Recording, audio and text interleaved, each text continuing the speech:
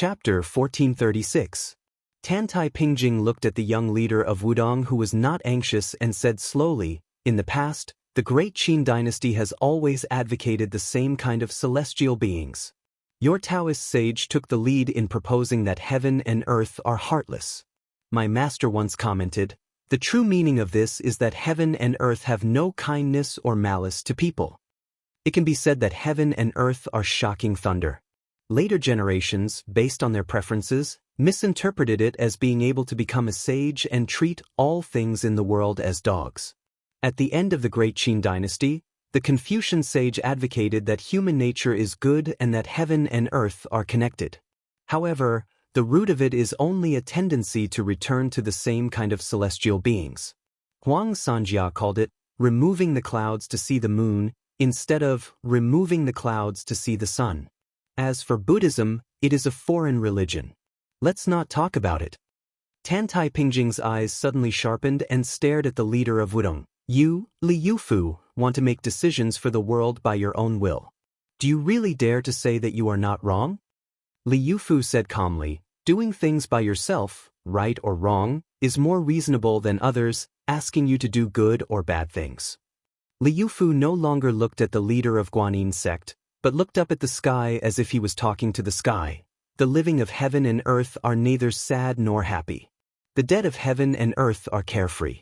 In between life and death, how can we control those superior people who have already transcended life and death? Born and dying in heaven and earth, we should not ask how to live forever. We should ask why we were born and how to live better. The courtesy of Confucianism, the purity of Taoism, or the mercy of Buddhism.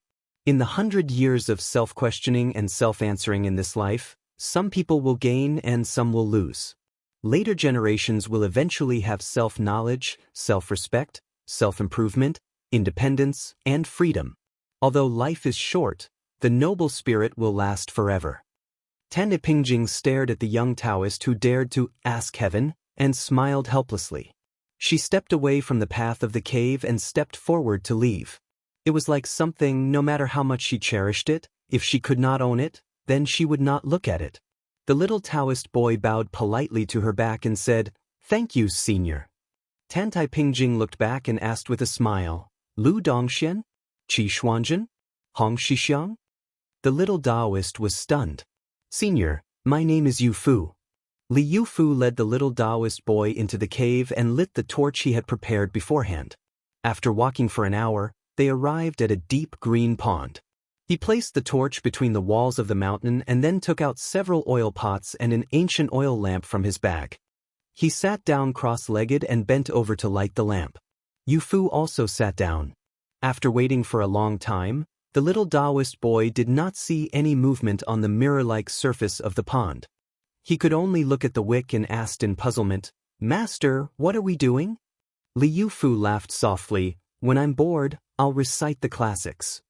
The little Taoist boy nodded and began to recite the Pearl Sack Catalog.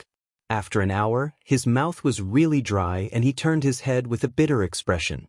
Li Yufu said softly, "Rest if you're tired." The little Taoist boy smiled happily. After that, Li Yufu refilled the oil lamp. Yu Fu, who had eaten some dried dates to fill his stomach, was already sleepy. Li Yufu let the child rest on his lap and slowly fell asleep. Li Yufu also closed his eyes to rest. The surface of the pond rippled slightly. Then a small fish with half red and half white jumped out. The shape of a carp could be vaguely seen and its 2 whiskers were extremely long. It swam to the edge of the pond and its whiskers swayed gently. The fish scales on its body were shining like dragon armor, shining brightly. Li Yufu opened his eyes and smiled. "After we parted at the Guangling River, you and I meet again." It swayed its whiskers and white tail cheerfully. Li Yufu said softly, "I'm willing to protect you from the river to the sea and help you become a dragon. If the future generations suffer from a drought, are you willing to create clouds and rain for the world? If there is a king who is heartless, are you willing to warn him on behalf of the heavens? If you feel lonely, will you still not stir up trouble? If you can't overcome each other, will you live in peace with the world?" It was still and motionless. Li Yufu laughed. "As the Baal Yang of the place where your dragon rises, You don't have to worry with him. The hearts of the people and the power of heaven and earth. It swayed its tail slightly and broke through the water surface, floating above the pond. Li Yufu gently pinched his fingers. 3 days later, you and I will go down the mountain and enter the river. We will say goodbye at the mouth of the Guangling River. It seemed to nod and slowly dived back into the pond. Li Yufu sighed slightly and looked down at the little Taoist child who was drooling. He listened to the child's vague ravings and murmured, "Youngest uncle, when you are enlightened, before Li Yufu cuts off heaven and earth, I will ask her to come back. After that, there will be no afterlife." Li Yufu closed his eyes and smiled. "In fact, if there is an afterlife, how good would it be if I could call you youngest uncle again? Unfortunately, there is no such thing." In the spring of the second year of Xiangfu, 2 Taoist priests of Wudong Mountain left Bailiang and began to walk eastward along the Guangling River. Wherever they went, there was a spring rain that was as precious as oil. When the mistress of Shishu's spring invitation cottage heard that the young vassal king's trip to Lingzhou was actually so cowardly that he had to bring several martial arts masters with him before he dared to leave Liangzhou, she sneered at him. Before they even met, she already looked down on the young man with the surname Su. Naturally, she felt more and more resentful towards the man beside her who rode into Shu alone. However, when she accompanied 2 of the most legendary men in the world and saw the 5 riders appear in her sight with her own eyes, there was no reason for this woman to recognize that person at first glance. At that time, she knew that the young man seemed to be really qualified to let the current king of Shu return to Lingzhou. He was qualified to let Mr. Xie go to Shu to catch a dragon and raise a dragon to deal with him. Of course, she also hated that guy called Su Fengyan more and more. However, the beautiful Xianxia, who had been on the Rouge reviews twice, was not only disgusted, but she even had the intention to kill. Because the first thing that guy said after he got off the horse was, "Aunt Xie, right? Why didn't you bring the child with you to Lingzhou? The red packet is already prepared." Chapter 1437. Compared to the 2 prefectures where the smoke of war was imminent, Lingzhou, which was the backyard of northern Liang, still had many handsome men and beautiful women going for a walk in the spring. Many young children in the city were happily flying kites, and the children of the wealthy would string colorful lanterns on the kite string. For example, near their courtyard, there were no less than 10 kites flying in the sky. The children's laughter unknowingly diluted the tense atmosphere after the 2 groups of people met. However, Su Fengyan's unexpected opening speech seemed to spoil the mood a bit. As the most beautiful woman in Western Shu in the past 20 years, Xianxia of the Spring Invitation Cottage had entered the Rouge Review at the age of 14. She was known for her skin as white as mutton fat jade and her hands as soft as lotus buds. 10 years later, she won the Rouge Review for a second time. Although her real age was 26, it was not an exaggeration to say that she was a 16-year-old beauty. Xiaxia's figure was like most women in Shu. She was thin and delicate with an extremely thin waist. Xiaxia's skin was especially white. No wonder she had the nickname of the Moon Palace Fairy. Many men in Shu dreamed of her. Su Fengyan was far away in Bailiang. He heard that the Western Shu administrator had been coveting her for a long time. If Chen Jibao had not been the vassal of Western Shu and became the guest of honor of the Spring Invitation Cottage, Xialingzhen would have become a caged sparrow in the administrator's mansion after she died at the hands of Su Fengyan by the Spring God Lake. After Su Fengyan teased him, he led the horse forward. He did not immediately look at the man in white standing in the middle of the 3 people at the door. Instead, he looked at Xie Guanying, who looked like a middle-aged Confucian scholar. His courtesy name was Shu Yang, and his nickname was Flying Fish. He and Li Shan were once called Northern Xie, Southern Li. They commented on each other's romantic life. Of course, what interested Su Fengyan the most was not this person's extravagance in catching and raising real dragons, but his identity as the father of White Fox. For some reason, White Fox Face said that he was dead. Moreover, he did not take Xie Guanying's surname, but Nangong. Naturally, this was another matter of confusion. As for why Chen Jibao wanted to meet him, Su Fengyan could guess a little. This was because the 3rd son of Heaven's favored son who had the potential to sit on the dragon throne was the king of Yanqi, His Royal Highness Zhao Zhu, the little beggar from back then. If Chen Zhibao wanted to legitimately walk out of Western Shu, he would have to make use of the situation in West Chu and become the key figure who would break into the capital of West Chu before the southern Xinjiang army. Bailiang would have to play a key role in this matter. If Su Fengnian was determined to contain Western Shu's military forces, then Zhao Zhu's chances of success would be far greater than Chen Zhibao's. Of course, this time Western Shu definitely did not come here to beg for help. Instead, they wanted to make a hidden exchange. As long as Bailiang did not drag Western Shu's entry into the Central Plains, then Western Shu would not cause trouble for Bailiang's backyard during the Great War of Liangmang. This would test the tacit understanding between the two sides. If both sides agreed, then everyone would be happy. However, as long as either Su Fengnian or Chen Zhibao was unwilling to take a step back, then after today, the two sides would completely fall out and fight to the death. Bailiang would be attacked from both sides, and Western Shu would also miss the opportunity to seize the throne in the Central Plains. Perhaps this would be an awkward situation where one steps slower than the next. This deal could very well decide who the entire Central Plains belonged to, or even the surname of the entire world. Otherwise, given Chen Zhibao's nature, why would he return to Bailiang and take the initiative to meet with Su Fengnian? Moreover, it was most likely Xie Guanyin who instigated this white-clothed military saint to leave Shu and enter Liang. It was probably because Xie Guanyin was Chen Zhibao's trusted aide and understood the importance of this meeting. Thus, even though Su Fengnian's teasing made her seethe with anger and hammered her weak spot with a hammer, she still didn't show any displeasure. The group entered the luxurious Jiangnan-style residence.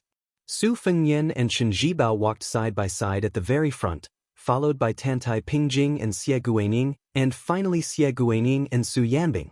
Huyen Daguan and Tai Mu Dai didn't follow. Huyen Daguan said that it didn't look like he was going to fight immediately. He had to go to the streets of Lingbei City to buy some strange objects for his wife and daughter. Then, this Beimeng martial grandmaster directly left.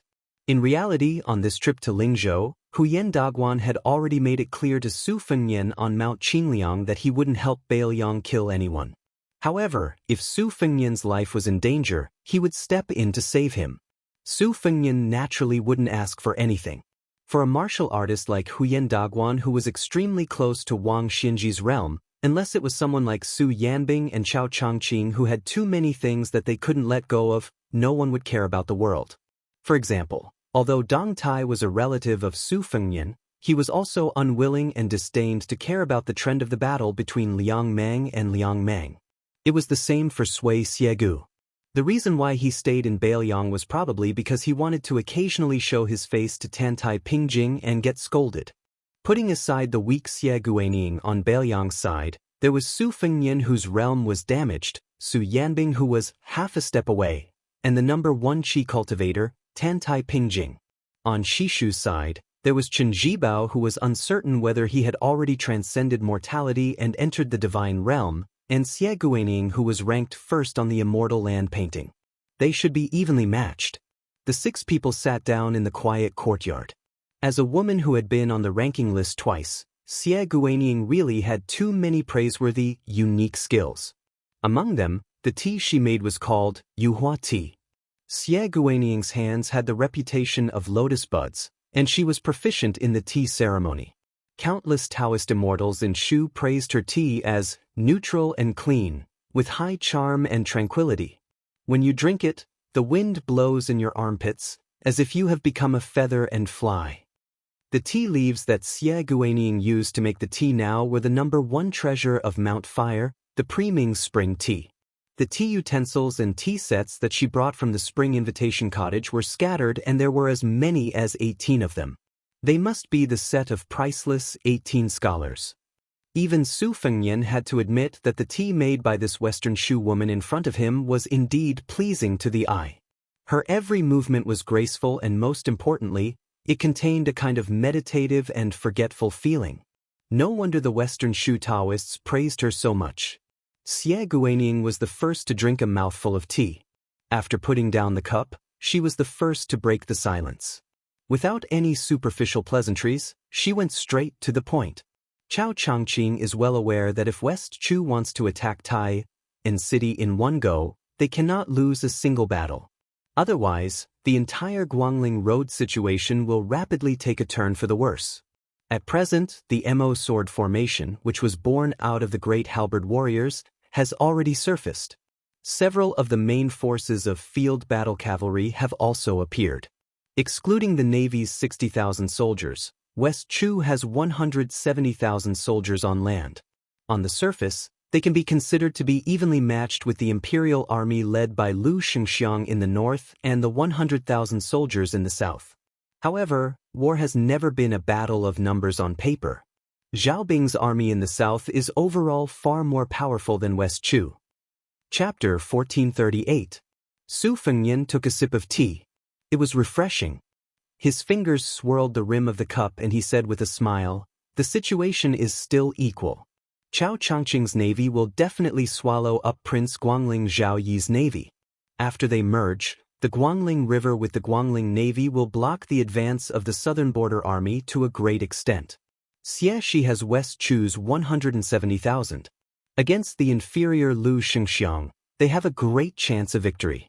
After that, it would depend on whether or not the Qing province navy could help the southern border's army cross that natural moat.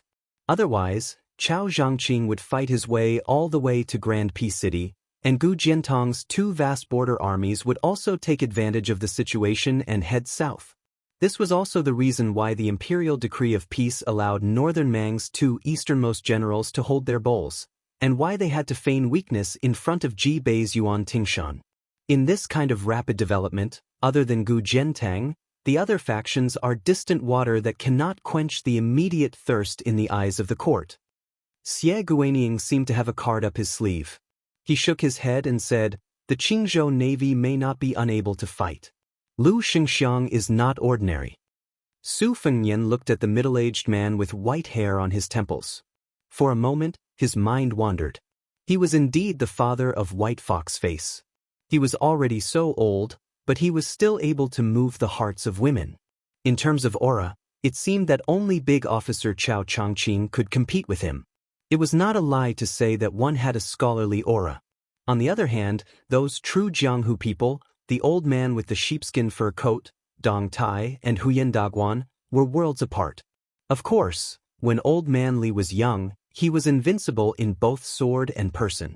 Xiegua laughed involuntarily at this young vassal king who was distracted.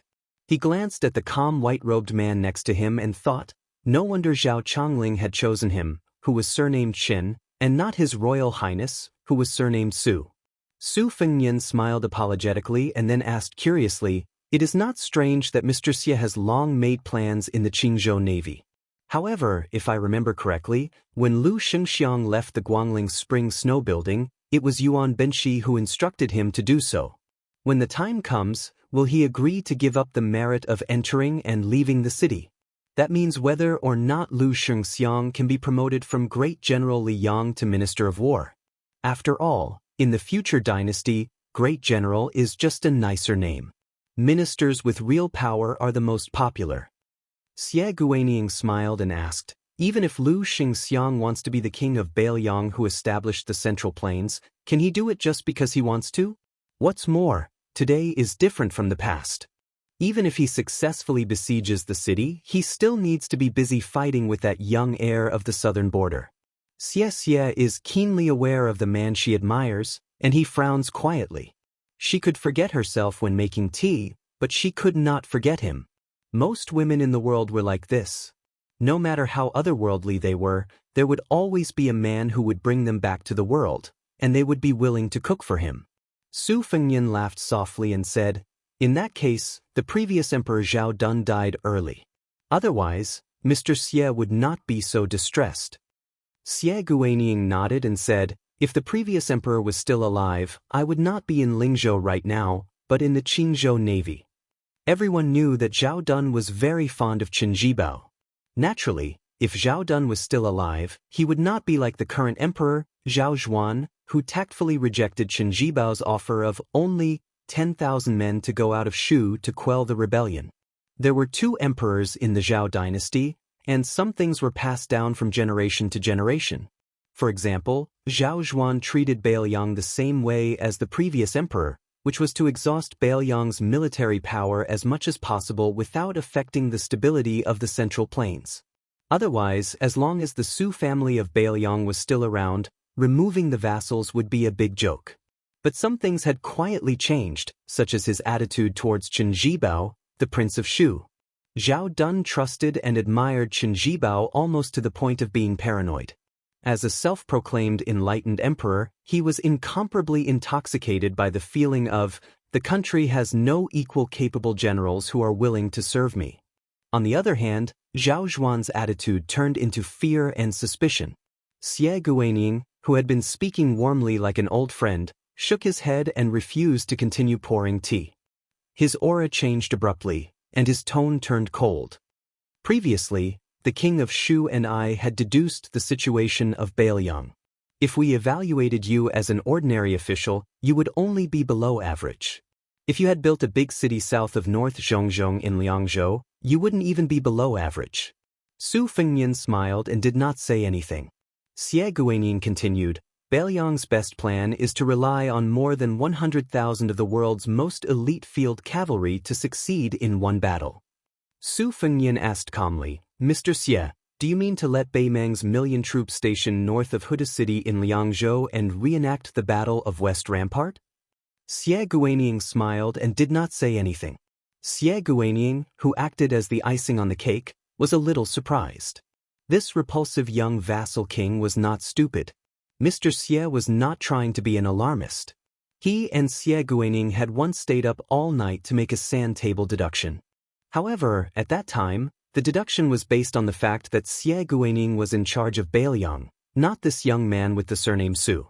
Under this premise, Beimang did not dare to divide its troops to attack the border from 3 fronts.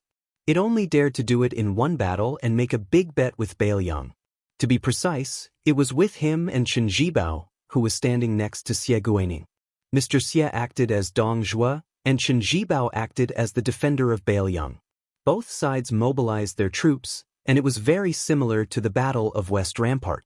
Both sides kept losing troops and increasing troops, competing to see who would be the first to be defeated. In the end, Mr. Xie tried his best, but still lost to Bailiang, who only had 30,000 cavalry and infantry left. In that shocking armchair war, Liuzhou, Yuzhou, and Lingzhou were all reduced to watching a show. All the tragic, treacherous, and exciting battles only happened in the north of Liangzhou. However, this was only the first move of that deduction, and it had not even reached the middle game. Next, it would be Bailiang forcing the heavily wounded Beimang to turn its spearhead to the Tu Liao. Bailiang would go from being Liang's vanguard to an idler, who had several years to recuperate. After consolidating the refugees of Liuzhou, they would join forces and break through the western regions in one go, and take over western Shu and Nanzhao. In the same tripartite balance, Liang and Beimang were constantly depleted, and Bailiang would quickly recover to a strength of 150,000 pure cavalry after regrouping. Then, Nanzhao and western Shu would raise 150,000 infantry, and once again have a total of 300,000 troops to participate in the struggle for the world. At that time, he chose to go up north from Liangzhou and Jizhou, and chose to flatten Beimang and Nanzhao before coveting the Central Plains. Finally, after becoming the master of the 6 major territories, Bailiang, Nanzhao, Western regions, Western Shu and Nanzhao, he would occupy the high ground and directly bypass the already heavily wounded Gu Jiantong's 2 Liao defense lines. He would fight a decisive battle with Liang's army in Huainan Dao territory and then go down south to Guangling Dao. He would not need to pay any attention to Tai'an City and then fight the Nanjiang army. At that time, whether Gu Jiantong's 2 Liao border armies fought or not, it would no longer affect the overall situation. Thank you smiled happily. Su Fengnian could probably only think of the first move of that deduction. How could he guess the soul-stirring feelings of the middle game and the ending game? Then she was stunned. She only heard that guy ask with a smile, according to Mr. Xie's deduction rules, won't Gu Jiantang be the minister of war of the new dynasty for another 20 years? Tan Tai Ping calmly glanced at thank you. This great Grandmaster Qi cultivator also smiled. The king of Shu, who had been completely aloof, finally looked at Su Fengnian seriously. This could be regarded as the king of Bailiang, whom Chen Jibao had watched coldly for many years, growing up little by little. Xie Guanyin raised his hand. "Thank you, immediately poured tea." He smiled and drank a mouthful of tea. This tea seemed to have the taste. Only in this way could the two sides be considered to be on equal footing. Before this, Xie Guanyin did not regard Su Fengnian as a real opponent at all. Chapter 1439. Xie Guanyin said softly, "His Highness wants to defend Bailiang and is willing to draw a circle around it. Whether outsiders understand it or not, it's a choice he has no other choice. I don't appreciate this, but since he's the son of great General Su Shao, I understand. Thus, after this choice, even if Bailiang and Western Shu can't become allies, they won't become mortal enemies. It's pointless to fight over personal feelings. It's meaningless and meaningless." Xie Guanyin stared at Su Fengnian and said with a smile, "It's just like how the six of us are drinking tea today. The aftertaste is endless and not wine. If a jar of strong wine is opened and finished, we'll be dead drunk. We'll drink to our heart's content, but we'll have a headache the next day." Su Fengnian only asked one question. "Has Sir Xie ever thought that millions more people will die in the Central Plains?" Xie Guanyin fell into silence. After a long while, he asked in return, "Then have you ever thought about how to truly inherit Su Zhao's deep will to destroy the foundation of the powerful clans?" Su Fengnian laughed coldly. "Sir Xie wants to say that from the great Emperor Qin's state to the great Feng dynasty and the 9 kingdoms of spring and autumn, there hasn't been a single legitimate emperor of the Central Plains born from humble beginnings? Only with such an emperor can Su Shao trample over the Central Plains be considered a success?" Su Fengnian put down his teacup and said slowly, "Or according to Sir Xie's words, it's meaningful?"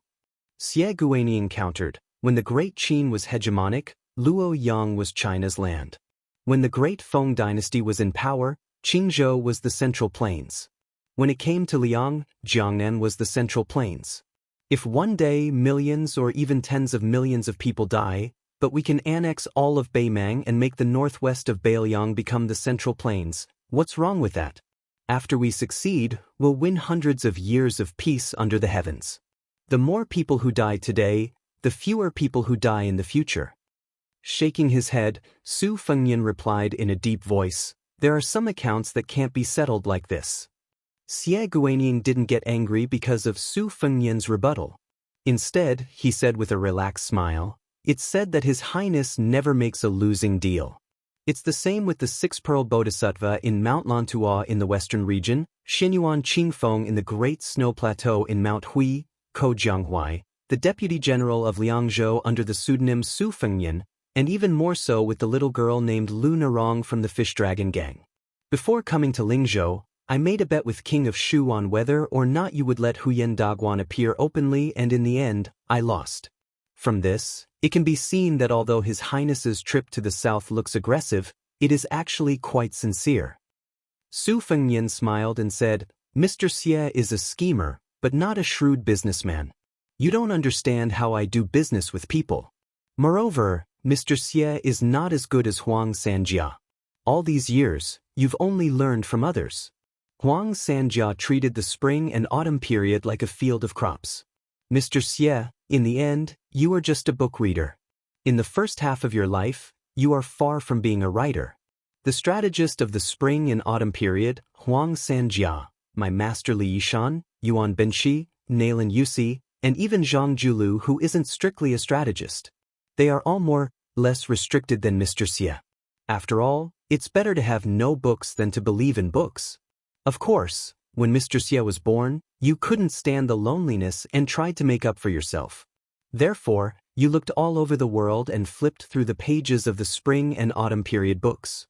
Only then did you come to the Western Shu that hasn't been successful since ancient times.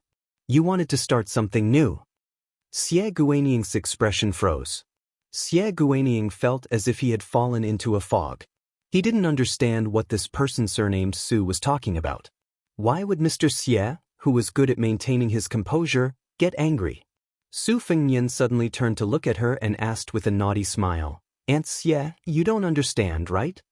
Xie Guaniying's chest suddenly felt stuffy and short of breath. Tantai Pingjing smiled knowingly. As the person best at observing energy in the world, she only needed a few clues to find the secrets of the heavens. For example, Huang Sanjia's identity as a writer and Xie Guaniying's responsibility as an endorser. Huang Sanjia did not change the overall situation, but changed the small details. In the end, he did not die early, but endured until he was 70 years old. This could be called a good death.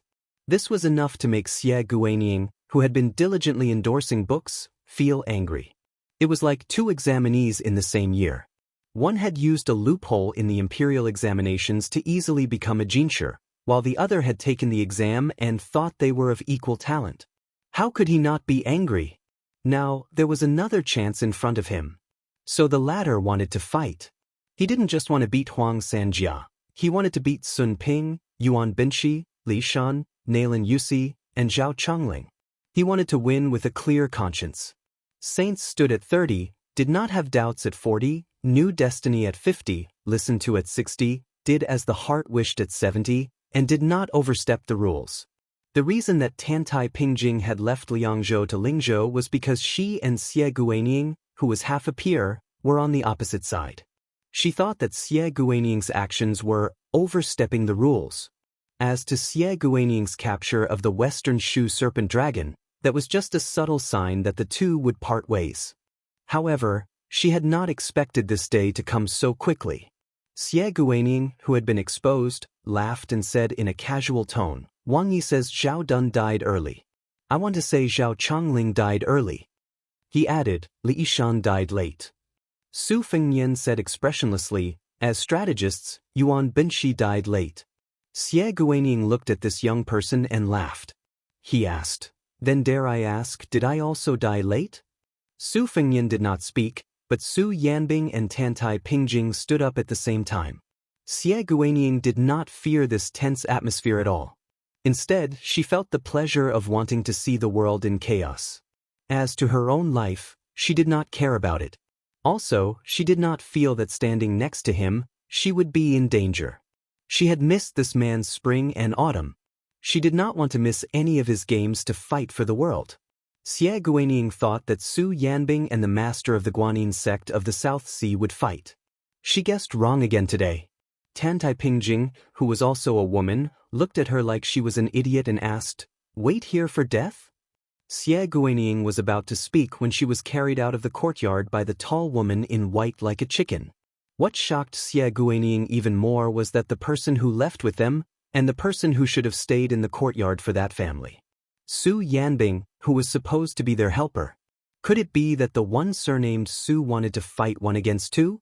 Was he crazy? Tantai Pingjing casually threw Xie Guaniying aside and looked at the courtyard. She asked, "Is there really no problem?" Su Yanbing said calmly, "The worst situation is for Huyen Daguan to rush back." Tantai Pingjing said emotionally, "Personally, this is the worst situation, but for Bailiang, this is the worst situation." Chapter 1440. Su Yanbing nodded and did not deny it. However, he turned his head and smiled. "However, don't you think that a king of Bailiang like this will venture anger?" Tantai Pingjing said helplessly, "Disregarding everything else, the impact of this anger on the world is definitely unprecedented." Su Yanbing smiled. "The more it is like this, the more it is worth it for someone like Su Yanbing, who doesn't understand the court and doesn't understand the situation, to choose to stand in Bailiang." Xie smiled coldly and said, "A martial arts grandmaster who has dropped a lot of realms and doesn't live up to his name is showing off his bravado. Does he really think that he is invincible?" Su Yanbing, who had never argued with a woman, scolded for the first time, "What does a woman like you know?" Xie was flabbergasted. She could not argue that she actually knew nothing, right? The trip to Lingzhou this time had indeed left a shadow in the heart of this great beauty who had all the men in Shu bowing down to her. If it were not for the fact that that man was also from Bailiang, she would have cursed him for being a Bailiang barbarian. In the busy market, Huyen Daguan, who had been busy picking out a few exquisite items for his wife and daughter, rolled his eyes. He stopped bargaining with the shopkeeper and left the shop angrily. He did not care whether or not he would attract the shock of the people on the street. He grabbed Tai Madai's arm and leaped up. In the blink of an eye, the two of them silently landed outside the house. She complained to Su Yanbing and Tantai Pingjing, "What is going on? You can even fight over this?" Xie finally found her place and sneered, "Oh, a capable helper is here. Are there going to be thousands of Lingzhou soldiers rushing over in a hurry?" Huyen Daguan could not be bothered with this woman. He looked in the direction of the courtyard and made a sound of surprise. He muttered, "That works too." Tai Madai wanted to say something but stopped. She probably wanted to ask but was too embarrassed to.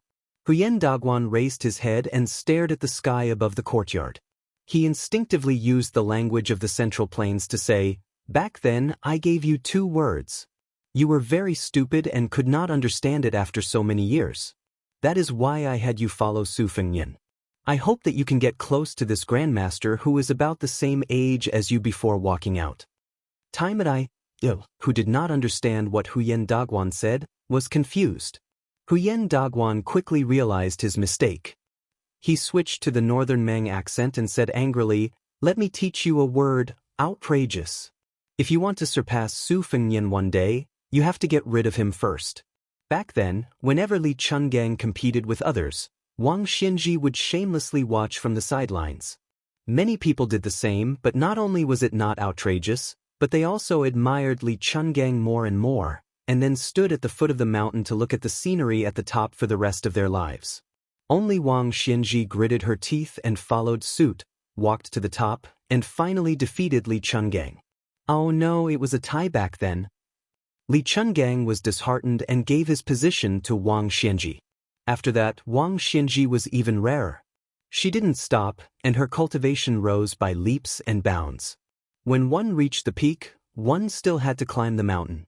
Actually, I also understood this principle, but I didn't have the heart to do it. There is a young man called Fuding in Liang. He has inherited half of Wang Xinji's legacy in Eastern Sea's martial emperor city. However, after he lost to Su Fengyan, he has not reached the level of ridiculous yet. But you are not much better. There is nothing you can do about it. Compared to me, your comprehension really makes one feel despair. Hearing Huyen Daguan's long-winded ramblings, Tai Madai smiled. In this world, the only thing that made him feel more intimate than the cheap sword at his waist was this old man's self-praise and belittlement. However, when he saw this man fight for the first time, after receiving 2 strikes from Su Yanbing, Tai Madai had to admit that Huyen Daguan was the most wasteful person in the world. Huyen Daguan suddenly sighed softly, "Silly boy, I don't expect you to surpass Su Fengyan in this life. But you must follow closely behind him." Tai Madai held it in for a long time. Finally, he mustered up the courage to say what was in his heart. Tai Mudi, my sword, my swordsmanship, from the very beginning, was the only one in the world. I don't need to learn from anyone." Huyen Daguan was stunned. He turned to look at this young man who came from Beimang like him. He patted his shoulder and said, "I underestimated you." "Very good." Huyen Daguan rubbed his chin and said seriously, "No wonder I, Huyen Daguan, chose you. It turns out that our temperaments are similar. You made me ask myself from time to time when I was in Liang. Was I blinded by lard and blind to give you advice back then? Just based on this, you will definitely be number 1 in the world." Xie, who was not far away, was completely stunned. This shameless and attentive fellow was that Northern Mang great-grandmaster who was respectfully referred to as one man, one sect? The martial arts genius who was said to have the potential to replace Toba Bodhisattva and compete with Wang Xinji for number 1 in the world? Then he felt a little dispirited and powerless. He felt that it was better to return to the land of Shu as soon as possible. The men of the outside world, from the one surnamed Su to Su Yanbing to this Huyen Daguan, were all bastards. In the courtyard, Qin Jibao still did not move. Xie Guaniying sat upright and still. However, this scholar who had reached a high realm did not show any signs of facing a great enemy. Su Fengyan looked at the tea in his cup. With a thought, the water rippled. There was once a Beimang whose sword aura was close to yellow and green. He delivered more than half of his sword and 16 Buddhas were born. Su Fengnian said sarcastically, "So there is such a scholar." Then, he gently raised his cup and drank the tea in one gulp. Then, Xie Guanying, who could be said to have seen the vicissitudes of life, could not help but gasp in amazement when he saw this scene. Countless guests appeared out of nowhere in the courtyard. There was an old man wearing a sheepskin coat who seemed to be standing on top of a mountain and shouting, "Sword, come!" There was a middle-aged swordsman riding a donkey and holding a peach branch. His flying sword circled around him. There was a burly old man with snow-white hair standing with his hands behind his back. An old man with a pair of long eyebrows sat cross-legged and looked like he was eating a sword. There was a short old man with missing front teeth who walked with a box on his back. There were 3 Taoist priests who were different in age but had similar expressions. They stood side by side. There were 3 Wudang Taoists who wore the same Taoist robes. One of them lowered his head and frowned to interpret the lot. One of them looked at the same level and stretched out his finger to break the river. There was an old man with empty hands. His sword arrived as soon as he came. There was someone standing in the middle of the thunder pool where purple gas rose. There was a talisman general in red armor who looked solemn. There was a woman in a green robe who seemed to be leaning on the railing and looking into the distance. There was a stalwart man who held a spear and faced the north. There was an old man in a python robe with his sleeves wrapped in red silk. There was a tall old man who wore a cold saber on his waist. There was a continuous stream of people appearing. The courtyard could be considered spacious. The ground was full of people, and the air was also full of people. In the end, there was even a sickly and haggard scholar sitting on the stone bench beside Xie Guanying. He seemed to be mocking Xie Guanying. These dozens of people spoke together about the free and easy style of the spring and autumn period. Chapter 1441. Xie Guanying was neither frightened nor idle. He was still in a leisurely mood as he spoke tirelessly, commenting on each of the distinguished figures. Finally, he looked sideways at the withered scholar sitting to the side. He raised his teacup and laughed. "When you and I parted in Jiang'an, your hair was still white. You said you would lead hundreds of old soldiers out of Liaodong to take a look at the army of the Su barbarians. At that time, you Lishan were in high spirits. After all these years, you ended up like this, neither a human nor a ghost. Even in death, you were not at ease. What are you planning? Do you really believe that if Bailiang defended the country, it could exchange for the so-called eternal peace of Mount Huanglongshan? You have to know that a dynasty that can last for 400 to 500 years is already an extremely long-lived dynasty." Xie Guanying seemed to be able to drink the wine and was drunk. He raised his voice and laughed boldly. "Lishan, oh Lishan, I told you a long time ago that if you really joined the army of the Su family, then the person you assisted in your later years would only be a northwest vassal king who died early. He would only leave a bad name in the official history after he died in battle. He would also drag you down to the bottom of the ranking of future meddlesome strategists, even worse than Nailan Yusi who traveled the Great River with you. It's a pity that you never believed in prophecies and ghosts. Even after I predicted Sun Ping's death, you still didn't believe it. You said it was only because Sun Ping's technique of ruling the country was wrong. His death was decided by man and not by the heavens. You've always been a stubborn person. No wonder in this life, the older you get, the more unhappy you become." Xie Guanying retracted his gaze and looked at Su Fengnian opposite him. He sneered, "What, you think you're so great because you have more people? Are you so forgetful that you forgot who was ranked before you on one of the most important treasures of the Guanyin sect, the immortal map of the Land of God? You used the fusion of the 3 sects of Ancestor Lu as your goal and used Buddhism as your foundation to make a great visualization. You invited so many people from your previous life. It's quite spectacular. But aren't you afraid that this kind of effort will only be a lamb entering the tiger's den?" Su Fengnian sat upright and still. He said calmly, "Among these seniors, some are scholars and some are not. Some are dead. Some were already dead, while others were still alive. Among them, the dead could continue to live, but they were already dead. The way they appeared today meant that in the eyes of Su Fengnian, they were truly outstanding.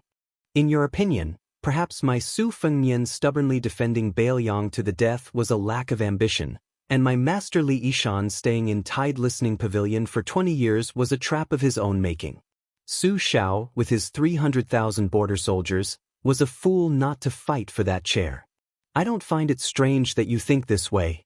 Everyone has their own aspirations, their own desires, and their own thoughts. I just want to tell you something. Everyone has their own way of living. It's not up to you, Xie Guaniying, to do it just because you think it's interesting. It's hard to live a happy life. It's hard to live according to your own wishes, and it's even harder to live according to others' wishes. If you want to do business with me, Su Fengnian, and Bailiang, you should at least figure out what kind of person I am. Since there's not much difference between our positions, how can there be business in the world that forces people to buy and sell? Su Fengnian suddenly laughed. Mr. Xie, you've been living a carefree life. You probably don't know what it's like to walk in the mud with your feet. Not long ago, he had teased Xie Guaniying about whether or not he understood. Now that he said this, it seemed especially murderous. Xie Guaniying looked around, his expression cold. Su Fengnian narrowed his long and narrow eyes. If Sir Xie thinks that these people of the council are just for show, you can give it a try. Let's see whether or not they'll become supplements for the king of Shu to ascend to the celestial realm. Chen Jibao, who had been slowly sipping his spring tea, suddenly put down his teacup. The teacup made a soft sound as it hit the table. Xie Guaniying snorted coldly. According to your highness's habits, shouldn't I say that the deal is over, but the benevolence is still there? Su Fengnian smiled and asked in return, you're really not going to fight? Then you'll be leaving empty-handed after coming here in high spirits. Xie Guaniying turned to look at the man in white, who shook his head. Xie Guaniying was slightly helpless, but he didn't show any weakness. Water without a source, no matter how much there is, it can't withstand squandering. Let me give you a word of advice. Your Highness's stance should be used to deal with Tuoba Bodhisattva. The people around Su Fengnian gradually dissipated. He stood up with a smile and asked, then let's stop here? Xie Guaniying sat still and said with a cold expression, forgive me for not seeing you out. From beginning to end, Chen Jibao didn't say a word. Outside the door, Su Fengnian was about to pass by Xie Guaniying, who had an inquisitive look on her face. He stopped and smiled. Aunt Xie, do you never want to come to Bailiang again? That's right. There's little water here, and there's a lot of wind and sand. It's bad for the skin. You weren't on the Rouge rankings in the first place. If another young woman stole the title of the #1 beauty in Shu, I'll feel guilty. Xie Guaniying sneered. The great king of Bailiang is fussing with a woman like me. How magnanimous of you. Su Fengnian smiled warmly and said, it's my fault. Finally, to tell you the truth, Aunt Xie's tea brewing skills are truly unique in the world. It's such a big technical job that I can't reward you. Xie Guaniying wasn't sure if this bastard was speaking from the bottom of his heart or if there was a knife hidden in his smile. However, deep in her heart, there was still a trace of self-satisfaction that she didn't want to admit. The 5 of them mounted their horses and left. Tan Taiping looked calmly at the pale Su Fengnian and glanced at Huyen Daguan. She frowned and said, why do you have to show off your courage? Xie Guaniying is much stronger than me in terms of combat ability and realm. If we really fight, your technique is more of a competition of realms. It's the strongest technique that Xie Guaniying can't be more familiar with. Su Fengnian waved his hand and interrupted Tan Taiping's words. He smiled and said, I'll just treat it as a warm-up so that I won't be flustered the next time I face Tuoba Bodhisattva. Although I didn't fight with Xie Guaniying, it's not like I didn't gain anything. The visualization that was originally leaking on all sides has been mended a lot. After Su Fengnian finished speaking, he turned to look at Su Yanbing and said with a bitter smile, Uncle Su, I'm afraid I'll have to trouble you to take a detour and tell Deputy General Han. Yes, tell him that he doesn't need to blame himself. Su Yanbing was puzzled, but he didn't ask much. His fellow disciple Han Lao's Han was now the Deputy General of Lingzhou. In name, he was guarding the southernmost gate of Bailiang. In reality, everyone knew that Han Laoshan's most important duty was to keep an eye on the movements of Western Shu. This was to prevent the Shu army from adding insult to injury when the battle at Liangmang was in full swing. The 5 of them had already parted ways before they left the city. They went in 3 different directions. Su Fengnian and Tan Tai Ping went north to enter Liangzhou. Su Yanbing went south to pass on a message to Han Laoshan. Huyen Daguan and Tai Madai could roam around Lingzhou. The 2 of them didn't have much to do with Bailiang. Su Fengnian didn't have the face to order them around. After Su Fengnian and Tan Tai Ping rode out of the city, he lamented, "Let's not talk about combat power. Just talking about the level of state, Tuoba Bodhisattva was the 2nd most powerful person in the world. Actually, there was an obvious gap between him and Wang Xianxi." Tan Tai Ping nodded and said, "Speaking of this, although Huyen Daguan has lost to Tuoba Bodhisattva, the former state is still higher than the latter. This is related to talent and fate. With Wang Xianxi's death, the gap between the 14 people of Wushu isn't as big as it used to be. Both the state and combat power are the same. Of course, Tuoba Bodhisattva is the number 1 in terms of killing. It's the sneaky Xie Guanyin who has been working for others for many years. His state is the highest. You and Huyen Daguan are close behind for the time being." Speaking of this, Tan Tai Ping paused for a moment. It was as if she was hesitating whether she should reveal the secret. Su Fengnian smiled and said, "Are you trying to say that Chao Changqing will be a flash in the pan and Chen Jibao will also surpass him later?" Tan Tai Ping did not know why, but as she stared at this young man whose hair had turned black again, she felt that he was more and more distant from the past. Su Fengnian's lips curled up. He did not hold the reins and habitually kept his hands in his sleeves. He looked into the distance. "Don't look at me with such a pitiful gaze. That Xie Guanyin has been looking at me for a long time." Tan Tai Ping blurted out, "If you really find it annoying, then beat up Xie Guanyin first." Su Fengnian did not know whether to laugh or cry. A woman was a woman. She was like a fairy. She could also be rude and unreasonable. Tan Tai Ping laughed. She should have realized that she was being unreasonable. Su Fengnian galloped more than 30 miles outside the city. He dismounted and fed the warhorse. During this pause on the way back to Liangzhou, Tan Tai Ping asked, "Why did you let Su Yanbing tell Han Laoshan not to blame himself? Did the Lingzhou army make a mistake?" With a complicated expression, Su Fengnian said, "I only had this guess after seeing him and Xie Guanyin. If I'm not wrong, the 10,000 soldiers on the surface of Shu have not left Shu, but secretly, I'm afraid there are more than 10,000 people who have already left Western Shu. This step was probably something that Chen Jibao had thought about before he entered Shu. Mobilizing 10 to 20,000 soldiers and maximizing their strength would be a headache for ordinary generals on the battlefield, but to Chen Jibao, it was no different from playing a game. Furthermore, we are just changing the location of these troops." The moment he started to talk, Su Fengnian started to mutter to himself, "Wait for it. These Shu soldiers who have not fought for a full 400 years will shock the entire Liang dynasty in the Guangling Road battle." Back then, Su Shao, who was known for his cavalry, used infantry to take down Western Shu. This gave the imperial court and the Central Plains a misunderstanding that the Shu soldiers were not strong enough. However, the Tide Listening Pavilion's secret files clearly recorded how the Shu soldiers dared to fight to the death. Western Shu, which had the natural advantage of defending the country, only had 120,000 troops. But do you know how many Shu soldiers died back then? Up to 90,000, a full 90,000. The intensity of the battle is the greatest in the spring and autumn period. Chapter 1442. Speaking of this, Su Fengnian gnashed his teeth and cursed, "Son of a bitch, if Bailiang could have Western Shu as a strategic depth and source of troops, would I still need to listen to the imperial court? Would I still need to personally go out of the calabash and lead 10,000 Yuzhou cavalry to their deaths? I could sit on a small stool in Huayang Pass and bask in the sun while eating melon seeds, waiting for those Beimang barbarians to attack Bailiang. Would they dare? Humph, if it weren't for Zhao Dun asking him, the Minister of War, to go to Western Shu, it would have been Gu Jiantong's Liangliao defense line to face those millions of troops." Looking at the young lord who lost his composure, Tan Tai Ping smiled and said softly, "You really don't want to be the emperor? I think you'll be a good emperor."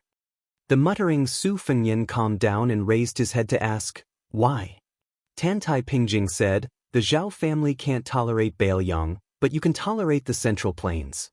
Su Fengyan said lazily, "There are definitely people who can do better than me when it comes to being the emperor and sitting on the dragon throne. However, I, Su Fengyan, am the only one who can be the king of Northern Liang in this world. This has something to do with my martial prowess and knowledge, but that is not the most important thing. As for whether I can be the king of Northern Liang, it has nothing to do with me." Tantai Pingjing asked, "Even Chen Zhibao can't?" Su Fengyan said softly, "Probably not. But Chen Zhibao can't do it, not because this white-clothed war saint can't do it, but because of my own selfishness. I don't care who sits on the dragon throne, but the position of the king of Bailiang must be mine." Tantai Pingjing said considerately, "It's natural to live for oneself. Every man for himself, and the devil takes the hindmost." Su Fengyan couldn't help laughing and said, "My master Tantai, I can tolerate such nonsense if others say it, but why are you also beginning to misinterpret the Buddhist classics? As one of the few chi-trainer gurus in the world, Tantai Pingjing is the one who catches the fish that escapes the net for the natural law. How can she not know the true meaning of this sentence of Buddhism that is taken out of context by the world?"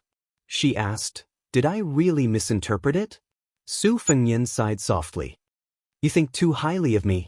After the two of them mounted their horses, Su Fengyan suddenly smiled brightly.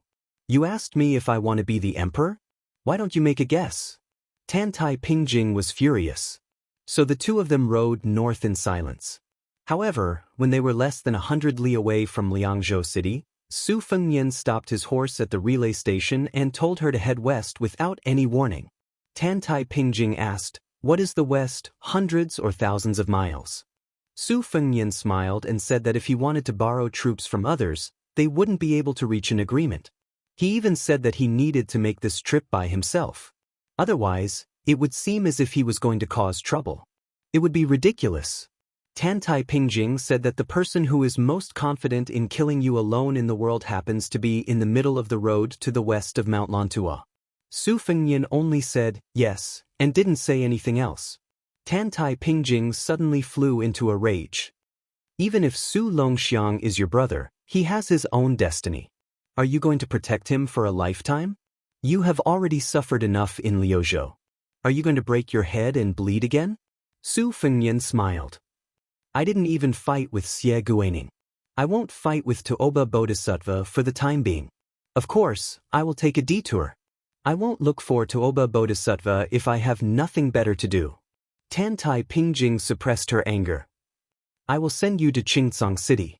Let me give you a word of advice. You better not fight with others in Mount Lantua. Otherwise, even if I foresee that Tuoba Bodhisattva wants to kill you, I can only watch him do it." Su Fengyan blinked. "Actually, I was waiting for you to say this." Tantai Pingjing's expression was extremely ugly. It was obvious that this Qi refinement grandmaster was enraged. Su Fengyan mounted the horse again. He smiled gently and asked, "Have you guessed the answer to that question?"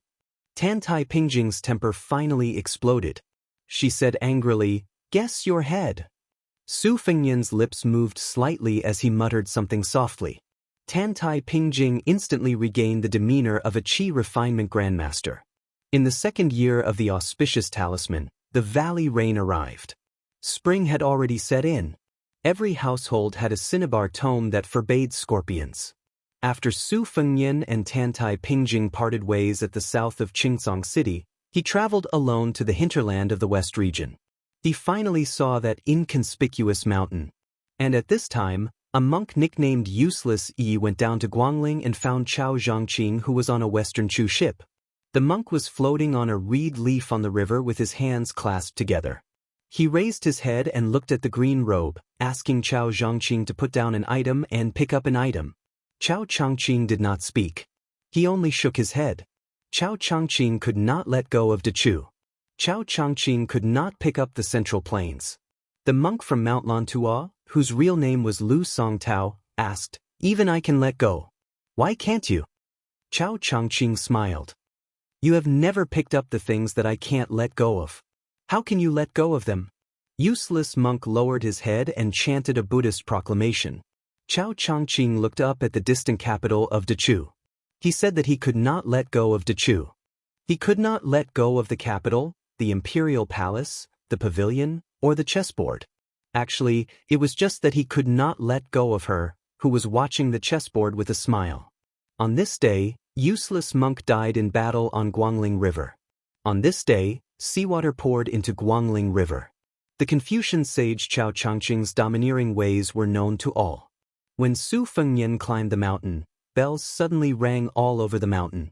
Su Fengnian sensed the melodious sounds of the bells. He stopped halfway up Mount Lantua and looked to the east, lost in thought. Su Fengnian slowly closed his eyes and lowered his head to put his palms together. He hoped that Bailiang would not be sad. After Su Fengnian and the others left, Chen Zhibao gently picked up his teacup and remained silent. Xie Guaniying stood up and could not help but laugh and scold. This guy is indeed Li Yishan's disciple. He's so stubborn. He even turned around and scolded me. However, I don't know if he listened. Su Fengnian's realm is like water without a source. Apart from the west, he'll have enemies on 3 fronts from today onwards. It's even more so for Bailiang. Chen Zhibao smiled. Anyway, we didn't ask for anything on this trip to Lingzhou. I just want to take one last look at Bailiang, which is still peaceful. Is it because the father-in-law pinches his nose and suppresses his anger to look at the son-in-law? Xie Guaniying mocked himself. I only have a son. How can I be a son-in-law? Chen Zhibao's smile grew wider. He was actually joking. Are you trying to make things difficult for the mother-in-law's attitude towards her daughter-in-law? Xie Guaniying sighed and changed the topic.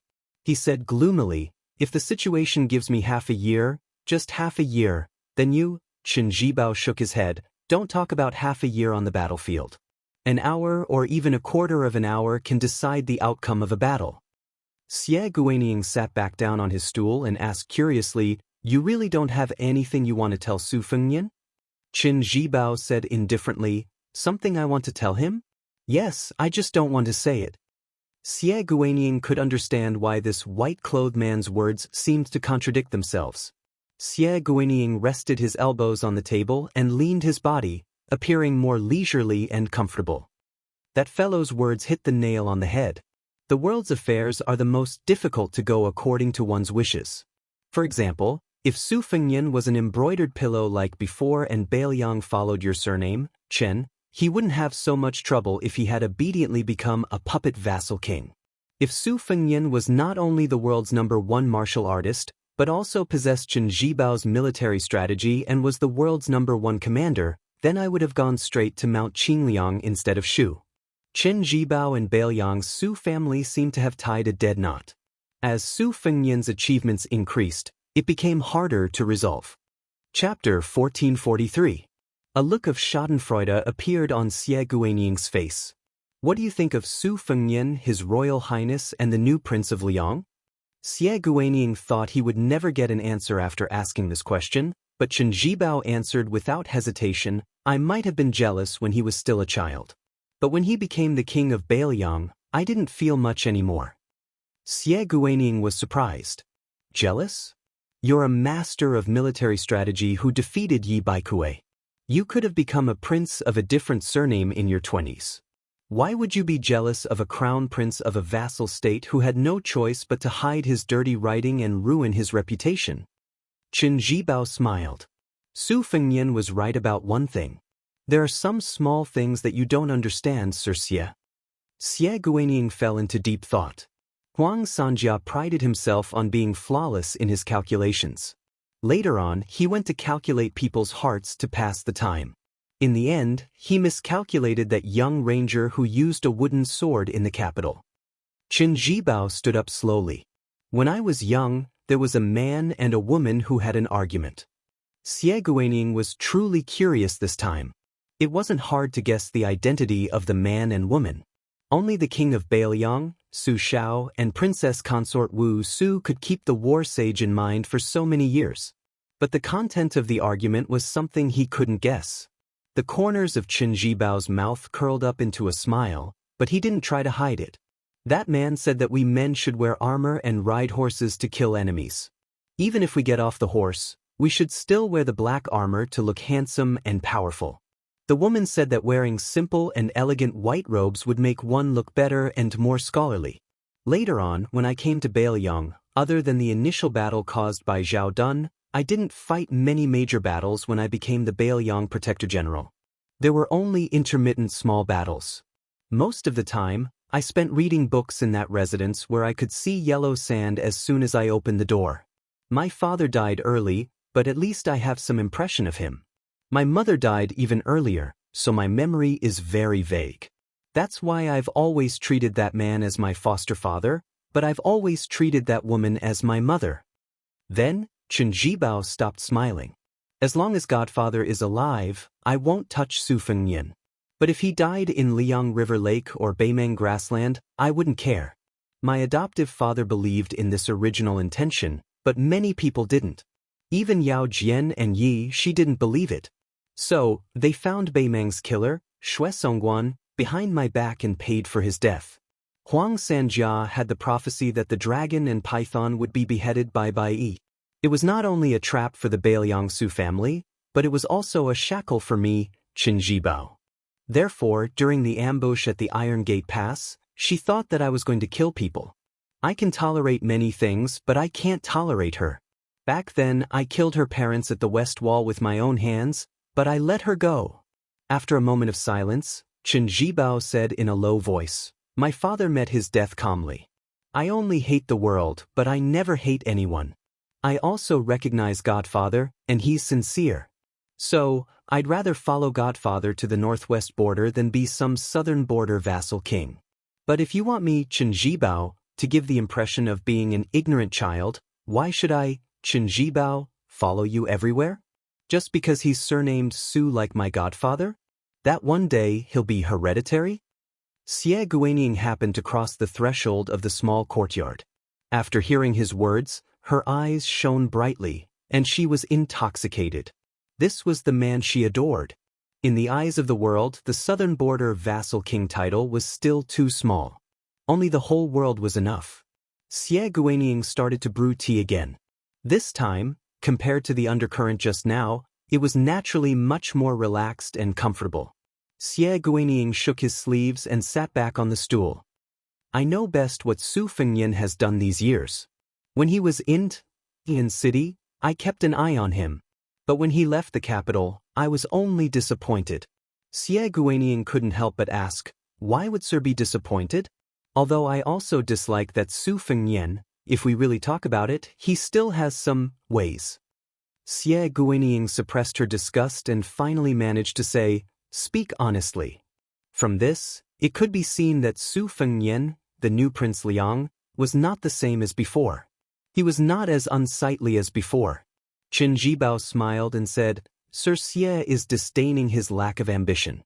He doesn't even have the thought of sitting on the dragon throne. Or rather, he suppresses it very well." Xie Guaniying's eyes widened. Of those extraordinary men in the world, who doesn't want to be the emperor? She raised her sleeve to cover her mouth, revealing a pair of beautiful eyes. She sneered and said, "Is Su Fengnian still a man?" On the stone table, steam rose in spirals.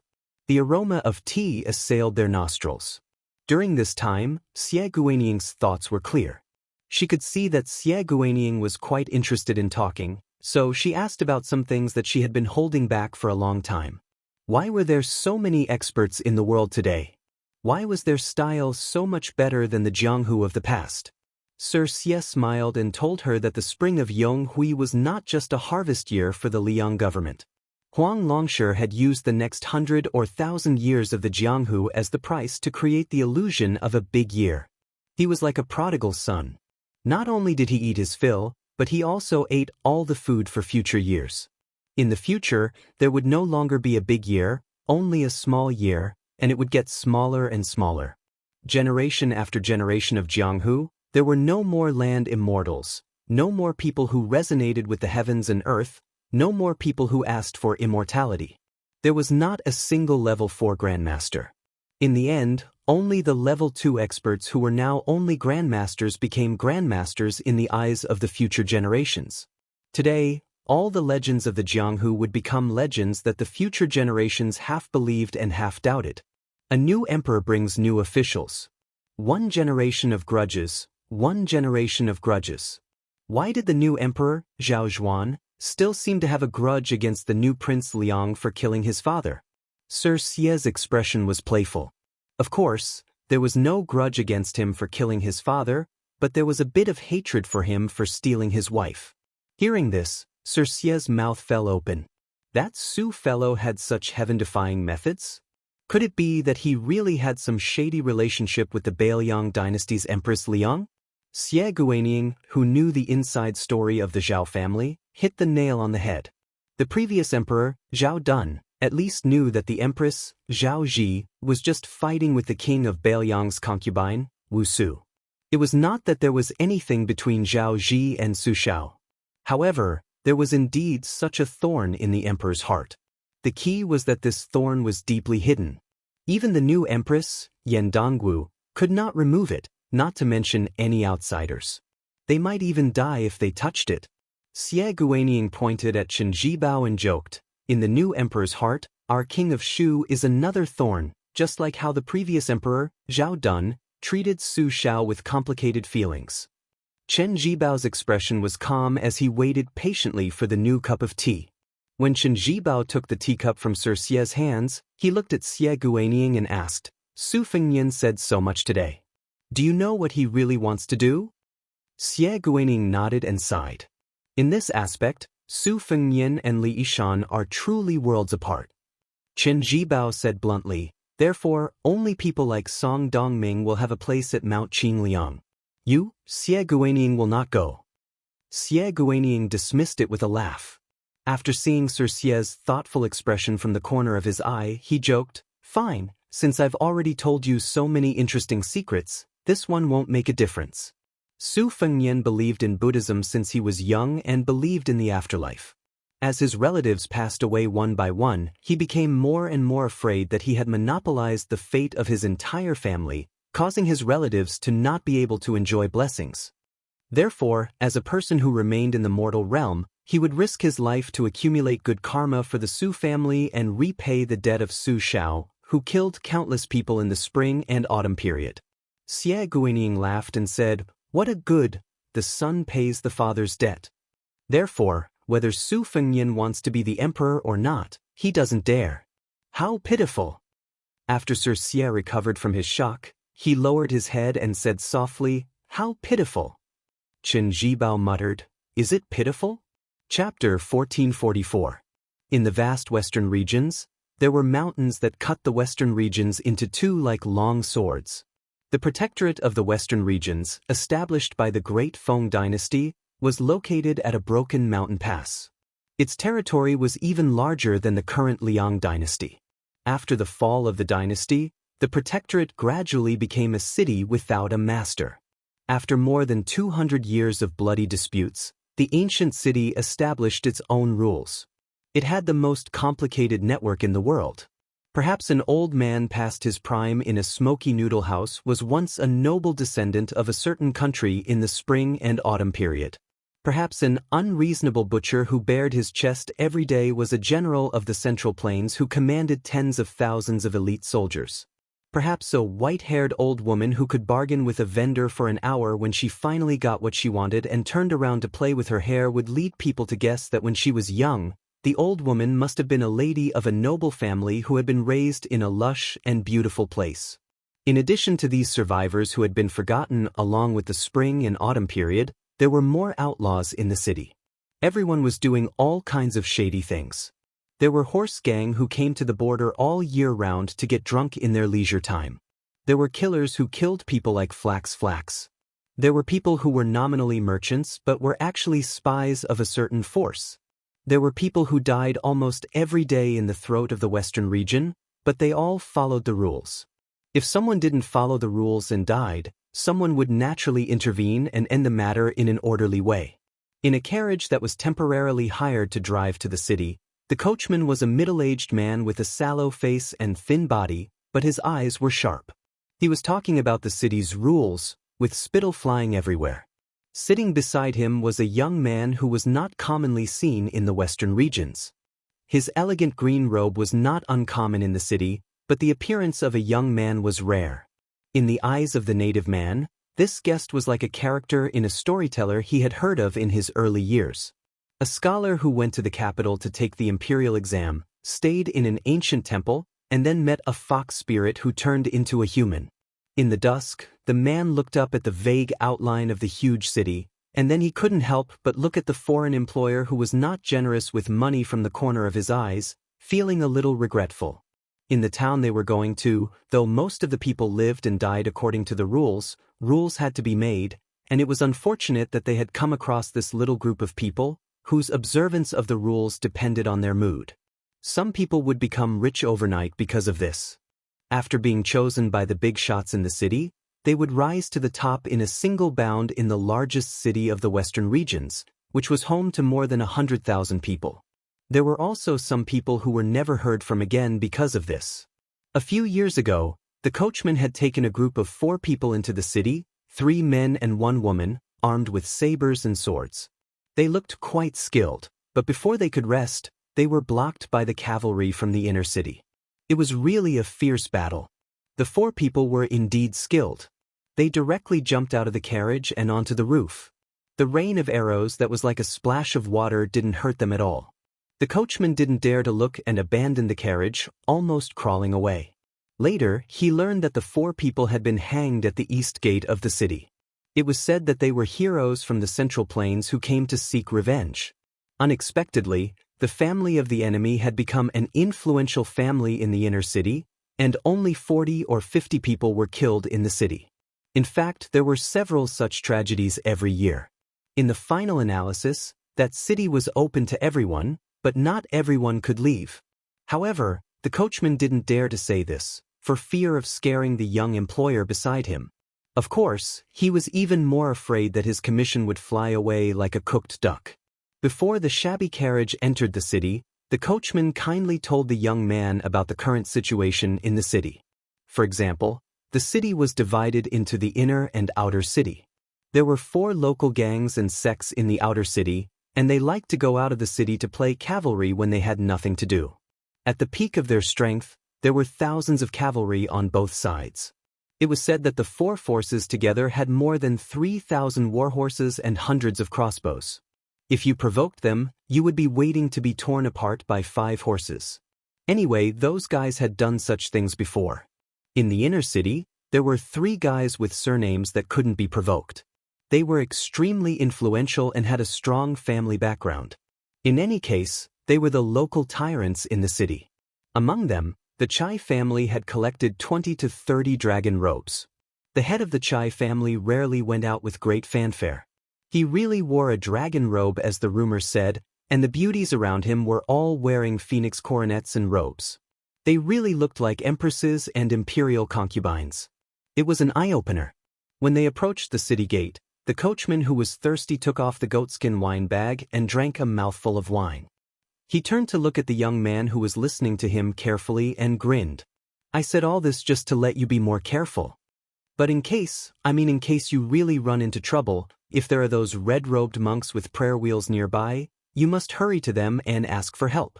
After all, in our western region, they are living bodhisattvas. No matter how unreasonable they are, they will always restrain themselves." After entering the city, the young man got off the carriage at a downtown inn in the east of the city that he recommended. He gave the coachman a few more taels of silver. Although there was some black rust on the silver, there was no twilight. It was pleasing to look at. This made the coachman feel that his words were not in vain. Good people will be rewarded. However, when he saw the young man walk slowly into the inn without any scheming, the coachman's eyes were a little complicated. In fact, his words were in vain. When outsiders entered this inn, whether they could come out alive was up to fate. Even if they were lucky enough to walk out, they would lose a few layers of skin. However, when he thought about how the inn would give him a little share of the profits after he killed the fat sheep, the coachman couldn't help but secretly laugh. However, at this moment, the young man also turned around and looked at him with a smile. The coachman's smile suddenly stiffened, but soon his smile returned to normal. He even waved his hand at the poor guy who was unaware that he was a sheep in a tiger's den. When the coachman cheerfully swung his whip and left, he probably didn't know that if this city was a local snake entrenched in the territory of the western regions and was feared, then he had personally delivered a great serpent with the power to easily swallow the snake. The person who hired the carriage to enter the city was Su Fengnian, who had not received a clear answer from Mount Lantua. There were more than 300,000 monks in the western regions, both on the books and not on the books. There were 40 to 50,000 monk soldiers affiliated with Mount Lantua. However, even if Su Fengnian personally came to Mount Lantua, he could not successfully take away a single soldier. However, it was not as if there was no turning point. Su Fengnian came to the protectorate of the western regions of the Great Feng dynasty to do his best for this bleak turning point, and then leave the rest to fate. In the center of the inner city, there was a small mountain no more than 20 feet high, known as Little Lantua. At the top of the mountain, there was the world's largest prayer wheel. Its copper body was gilded and weighed 120,000 pounds. The outside of the wheel was carved with the 4 bodhisattvas of Manjushri, Samantabhadra, Guanyin, Ksitigarbha, and 8,000 lifelike fairies. The inside of the wheel was engraved with 810,000 six-syllable mantras and all the Tripitaka. The prayer wheel had a large ring for people to hold on to. The reason why it was said to be empty was because no one had ever successfully moved the prayer wheel after it was created. Thus, each rotation was equivalent to 810,000 chants of Buddha. Until now, no one had been able to enjoy the great fortune of reciting Buddha's name. This anecdote had been circulating in the Central Plains for a long time along with Buddhism's journey to the East. It was said that the difficulty of this method is difficult to turn was first in climbing Little Lantua, then in the strength of dragons and elephants equivalent to tens of thousands of pounds. The third difficulty was whether one had the fate with Buddha. There was once a monk of Mount Lantua who said that even Lu Zhu and Wang Xianji would find it difficult to turn the prayer wheel. For Su Fengnian, even if Mount Lantua wanted him to turn the prayer wheel, it was not impossible for him to try. However, Su Fengnian did not dare to say that he would succeed. There were many eminent monks in Mount Lantua. There were 2 Buddhas like Lu Songtao in the mortal world, plus the Bodhisattva of 6 jewels and dozens of masters. Once they joined forces to defend against something or prevent someone from doing something, it would be as difficult as ascending to the sky. Su Fengnian believed that with the strength of the 14 Wu judges, it would not be difficult to move the prayer wheel. The real difficulty should be the Buddhist fate that seemed to exist but not exist. Mount Lantua gave a 4-word reminder to the young vassal king who personally visited the mountain, heavenly water-bathing Buddha. Su Fengnian checked in on the 2nd floor of the inn. He opened the window and looked worried. Guyu, March 2nd. However, the Buddha's birthday of 9 dragons spitting water, bathing in golden body, was not until April 8th. Logically speaking, it was impossible for Su Fengnian to waste an entire month in this isolated city thousands of li away from northern Liang. However, at the foot of the mountain, Su Fengnian met a stooped old woman who was holding a small prayer wheel in her hand. After chatting for a while, the old woman gave the ordinary prayer wheel to Su Fengnian. When Su Fengnian thought about it, the old woman's unintentional words reverberated in his heart like the roar of a large bell. At that time, she said that one could not rotate the prayer wheel too quickly. It was not that the more times one rotated it, the more merit one would accumulate. Instead, one had to be calm and steady. Su Fengnian knew that the old woman was just an ordinary person in the western region who worshipped Buddha. However, it was because of this that he truly felt that there was a God's will in the unseen world. Su Fengnian's mouth showed a trace of helplessness and bitterness. Did he really have to wait until April 8th? The war in Liangzhou's Huda city was in full swing. Liuzhou was also in the midst of a storm. People were dying in Beiliang every day. As the king of Beiliang, even if he could not personally mobilize the troops in the protectorate of Beiliang, he felt that he needed to stand there and see the smoke and hear the war drums with his own eyes. Only then could he feel at ease. If he could turn the prayer wheel, it would be fine. After Ko Jianghuai entered Liuzhou, there would be 40 to 50,000 fearless and brave warrior monks. Then, he could turn from seeking defeat to seeking victory. In this way, Huang Manor, who bore the brunt of the attack on the western front of Liangmang, would have more stability. This was Su Fengnian's selfishness when he acted under the nose of Tuoba Bodhisattva. This was also why Tantai Pingjing was so angry at that time. Chapter 1445. When Su Fengnian killed the real dragon of Beimang, his state dropped greatly. If he could, why would he be willing to take the risk and run out of the calabash? However, the Beiliang cavalry was different from other border troops. The whole world knew that these cavalry were surnamed Su, and so did the Beiliang frontier army. However, Su Fengnian had usurped the title of prince. How difficult would it be to convince the 300,000 armored soldiers? The army and Jianghu were two different worlds. Just because Su Fengnian had become one of the few grandmasters in the world, he did not have the right to order thousands of soldiers and horses around. Su Shao was only barely at the level of master of martial arts. Why was he the only one who could convince the masses? Why was it that Gu Jiantang was the world's #1 saber master, but his confidant Kainan led tens of thousands of soldiers under his command to see Su Shao, who was wearing armor and holding a spear, and at the risk of losing his reputation and being useless in the eyes of the civil officials of Liang, he still willingly knelt down and saluted Su Shao and turned around to ask Su Shao to inspect the army. The reason was simple. Su Shao could not kill many people single-handedly, but since Su Shao left Liaodong, how many big cities had he slaughtered? How many surrendered soldiers had he killed? Martial artists were not scholars. They did not have sentimental feelings like unjust spring and autumn, the sinking of the Central Plains. Even if you were the soldiers who once again wore armor for the Zhao family after the fall of their country, other than hatred, you would still have an indescribable respect for Su Shao in the depths of your heart. Su Fengnian knew that the prayer wheel might not be able to turn, but he still had to stand there obediently, feeling conflicted. The big dragon chair in city could be sat on by anyone except Su Fengnian. The big tiger skin chair on Mount Qingliang could not be sat on by anyone except Su Fengnian. This wasn't something that Su Fengnian could change just because his martial arts realm was extraordinary. In one's lifetime, there are bound to be concerns, and it is extremely difficult to become a self-proclaimed Han.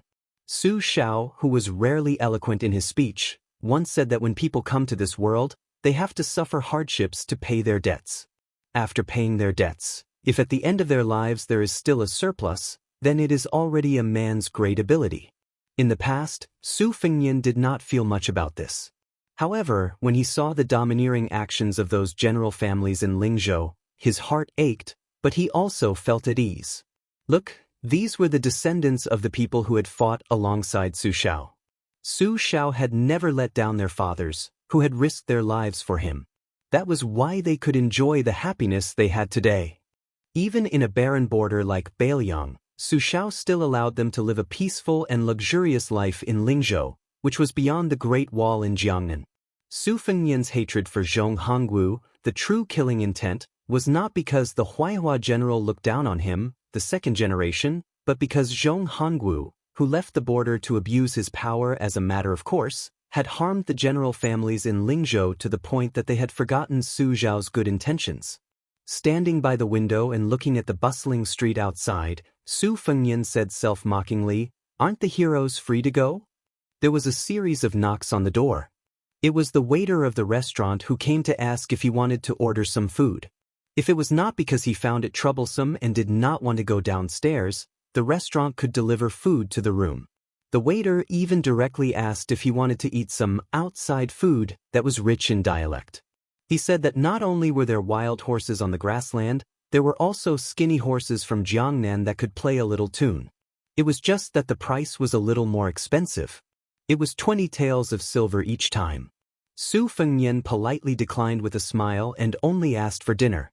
When the waiter saw that Su Fengnian did not look fat, he rolled his eyes on the spot and left resentfully. He complained that the coachman, who had not yet left the city to wait for good news, had poor eyesight. How many copper coins could he get from finding such a lean two-legged sheep? After that, Su Fengnian ate the food that was laced with knockout powder. The waiter who came to bring back the food box and chopsticks dawdled for a long time, but did not wait for Su Fengnian to hit his head on the table. He knew that he had encountered a difficult person. This was not a rare thing in this kind of unscrupulous restaurant that had been open for many years. Since soft methods did not work, then they would use hard methods. The restaurant had one or two treasures whose hands were stained with blood. If they really met a capable person who could not be persuaded by soft or hard methods, then they would admit defeat. Men who were able to take root in the western regions were particularly forthright in this kind of matter. They were able to put down their pride. If someone stepped on the ground, they would also be able to pick it up. Soon, a burly middle-aged man with a scar on his face pushed open the door and entered. 4 or 5 waiters who liked to join in the fun gathered at the corner of the corridor. They were either acting as the banker or placing bets on how long the handsome lad could last. One of them, who was a gambling addict, seemed to have lost many times. This time, he gambled big and used all his money to bet that the young lad would be safe and sound. The banker was the waiter who had delivered the food to the room earlier. He accepted the 3 or 4 taels of silver with a smile on his face and could not close his mouth. Unexpectedly, before the money had even warmed up, he had to give back 7 or 8 taels of silver. It was actually from a restaurant that was slightly famous in the outer city. Master Lu had just entered when he walked out. The restaurant waiter who was acting as the banker immediately tugged at his sleeve and asked bitterly, "Master Lu, could it be that you have taken a fancy to that handsome lad's appearance, so you went easy on him? This humble one will have to work hard for half a year for nothing." The burly man, who had the aura of a bandit for many years, but still had some of the arrogance of a soldier, flew into a rage when he heard the waiter's words. He kicked the bastard who had added fuel to the fire and sent him crashing into the corridor wall. Fortunately, he had used a bit of strength, but it was still enough to make the waiter feel better. He half knelt on the ground and gasped for breath like a fish on land, unable to utter a single word. The burly man lowered his voice and said angrily, "Go easy on your mother. If your mother was in the room, this daddy would have made her unable to get out of bed for half a month." How could the waiter dare to refute him? He endured the pain and groaned softly. Compared to that kick, this kind of vulgar words couldn't be any lighter. In the western regions, what did this amount to? It couldn't even be considered an appetizer. Even people like them, who were born and raised in this city in their 20s and 30s, more or less knew some inside stories. 20 years ago, there were many men and women who were unable to survive here with their own abilities. It was unknown how many noble women and jade leaves had to entertain guests in the dimly lit private kills. The men who guarded the door and solicited business for them might be their fathers or even the men in charge of the household. Therefore, many old men now, when they were sunbathing and waiting for death, liked to take a stance and say similar things to young people like them. "You young people are really born late. We are at the age where we are full of vigor and vitality, yet we have met a good age." Those women from the East, whether they are in their teens or 20s, or in their 30s or 40s, are much more beautiful than the women you see on the streets today. Their skin is really like fine silk to the touch. Although they are always bashful and like to make people extinguish the oil lamp before doing it, otherwise they will ask for more money, but this is not a big deal. Because when you really get on top of their bodies, you will know the pleasure. This kind of luck with women, you bunch of brats can forget about it. That man didn't pay attention to these young rascals whose eyes couldn't hold half a bowl of water and directly left. Even though he was far away from that room, he still had lingering fear. He had some words that he didn't have the face to say. When he stepped over the threshold, he just glanced at that person and almost couldn't take another step forward. If that person didn't smile and didn't continue to make things difficult for him, he would have already retreated and raised the flag high. But when he took 7 or 8 steps forward as if he was drinking milk, he was already drenched in sweat.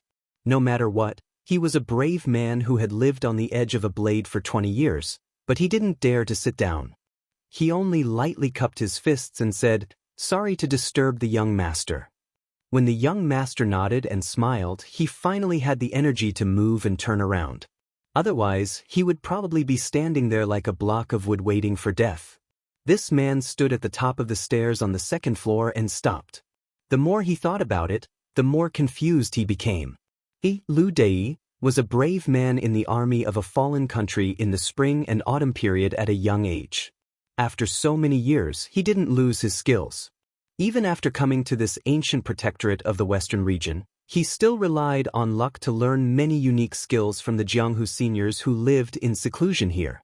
How many times had he waded through blood and thrilling battles? Now, he even touched the threshold of Master Realm.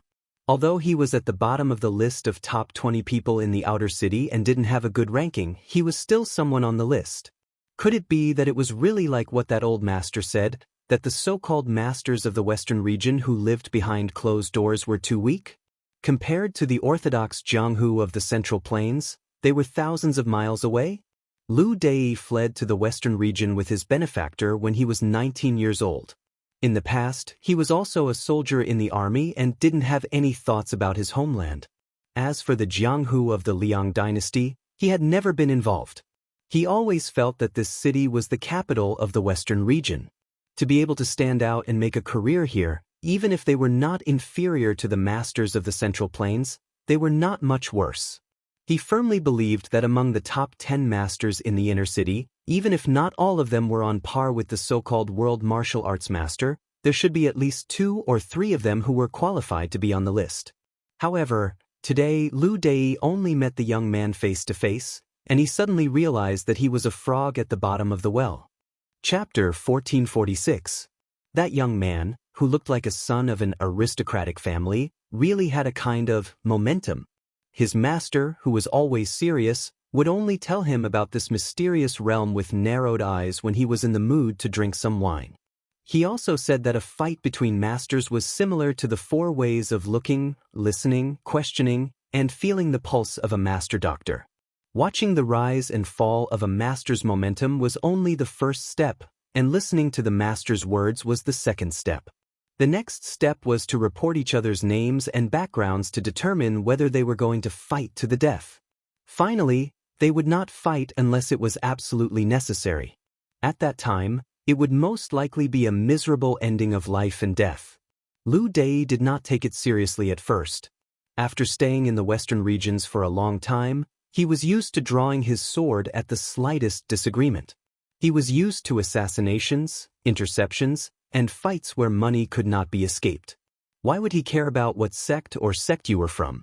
As long as someone's path to money was blocked, even if you were a king, you would have to suffer a blow. Men and women who made a living in the Western regions, where no one cared about anything, did not care about life and death. Since they did not even care about life and death, why would they care whether you were a dragon crossing the river or a son of a rich family? If Liu Dai did not cherish the hard-earned martial arts realm and finally had the hope of becoming a grandmaster, he would have recruited dozens of heroes to block the door after today's setback.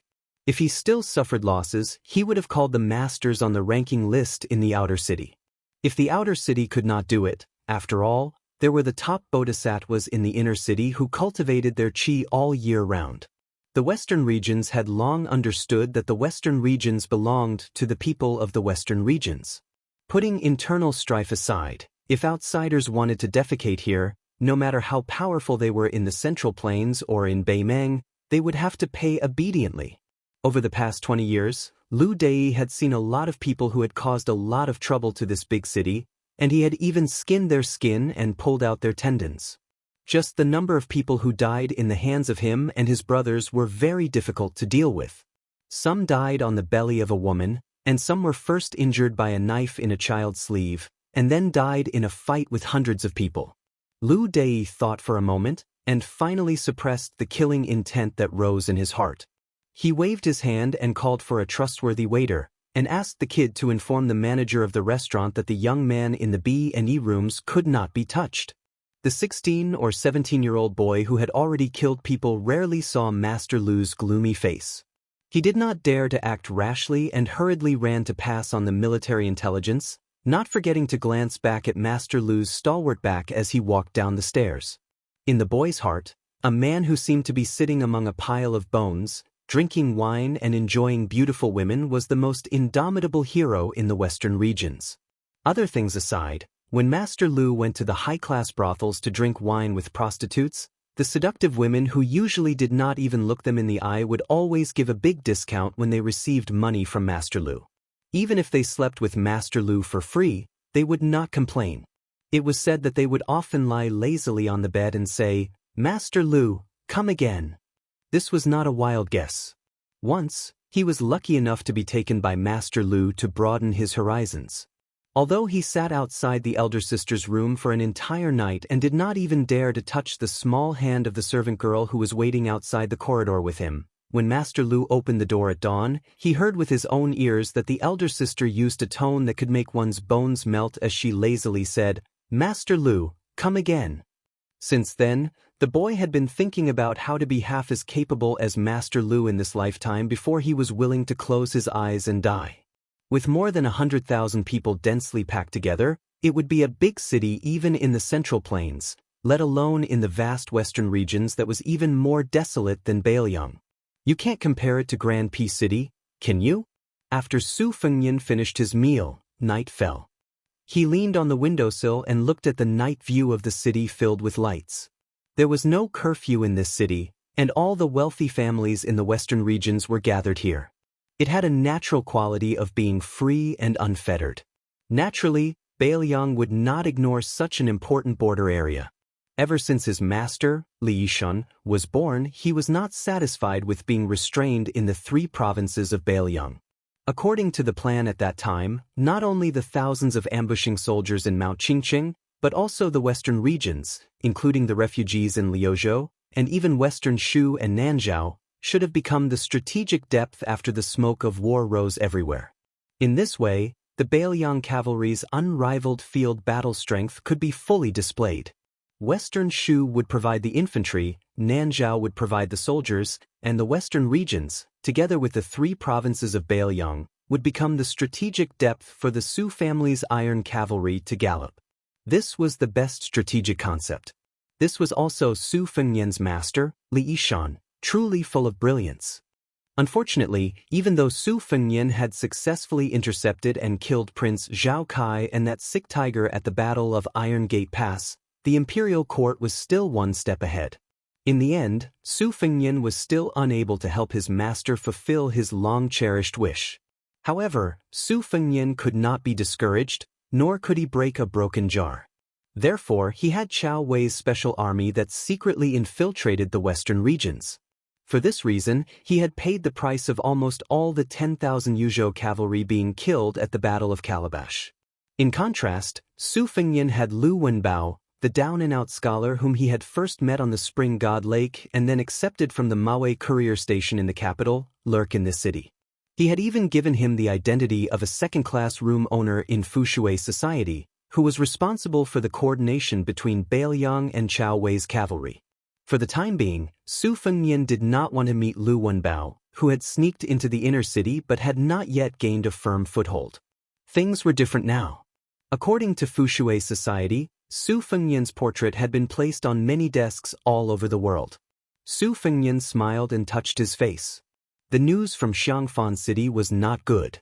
Xu Xiu, the girl who had left Mount Qingliang, should have turned her act into reality. She had shown signs of opposing Bailiang on the matter of Lu Su. However, she did not dare to openly offend Bailiang. According to the rules, she had to deal with Fushui society every half a month. She was respectful and cautious.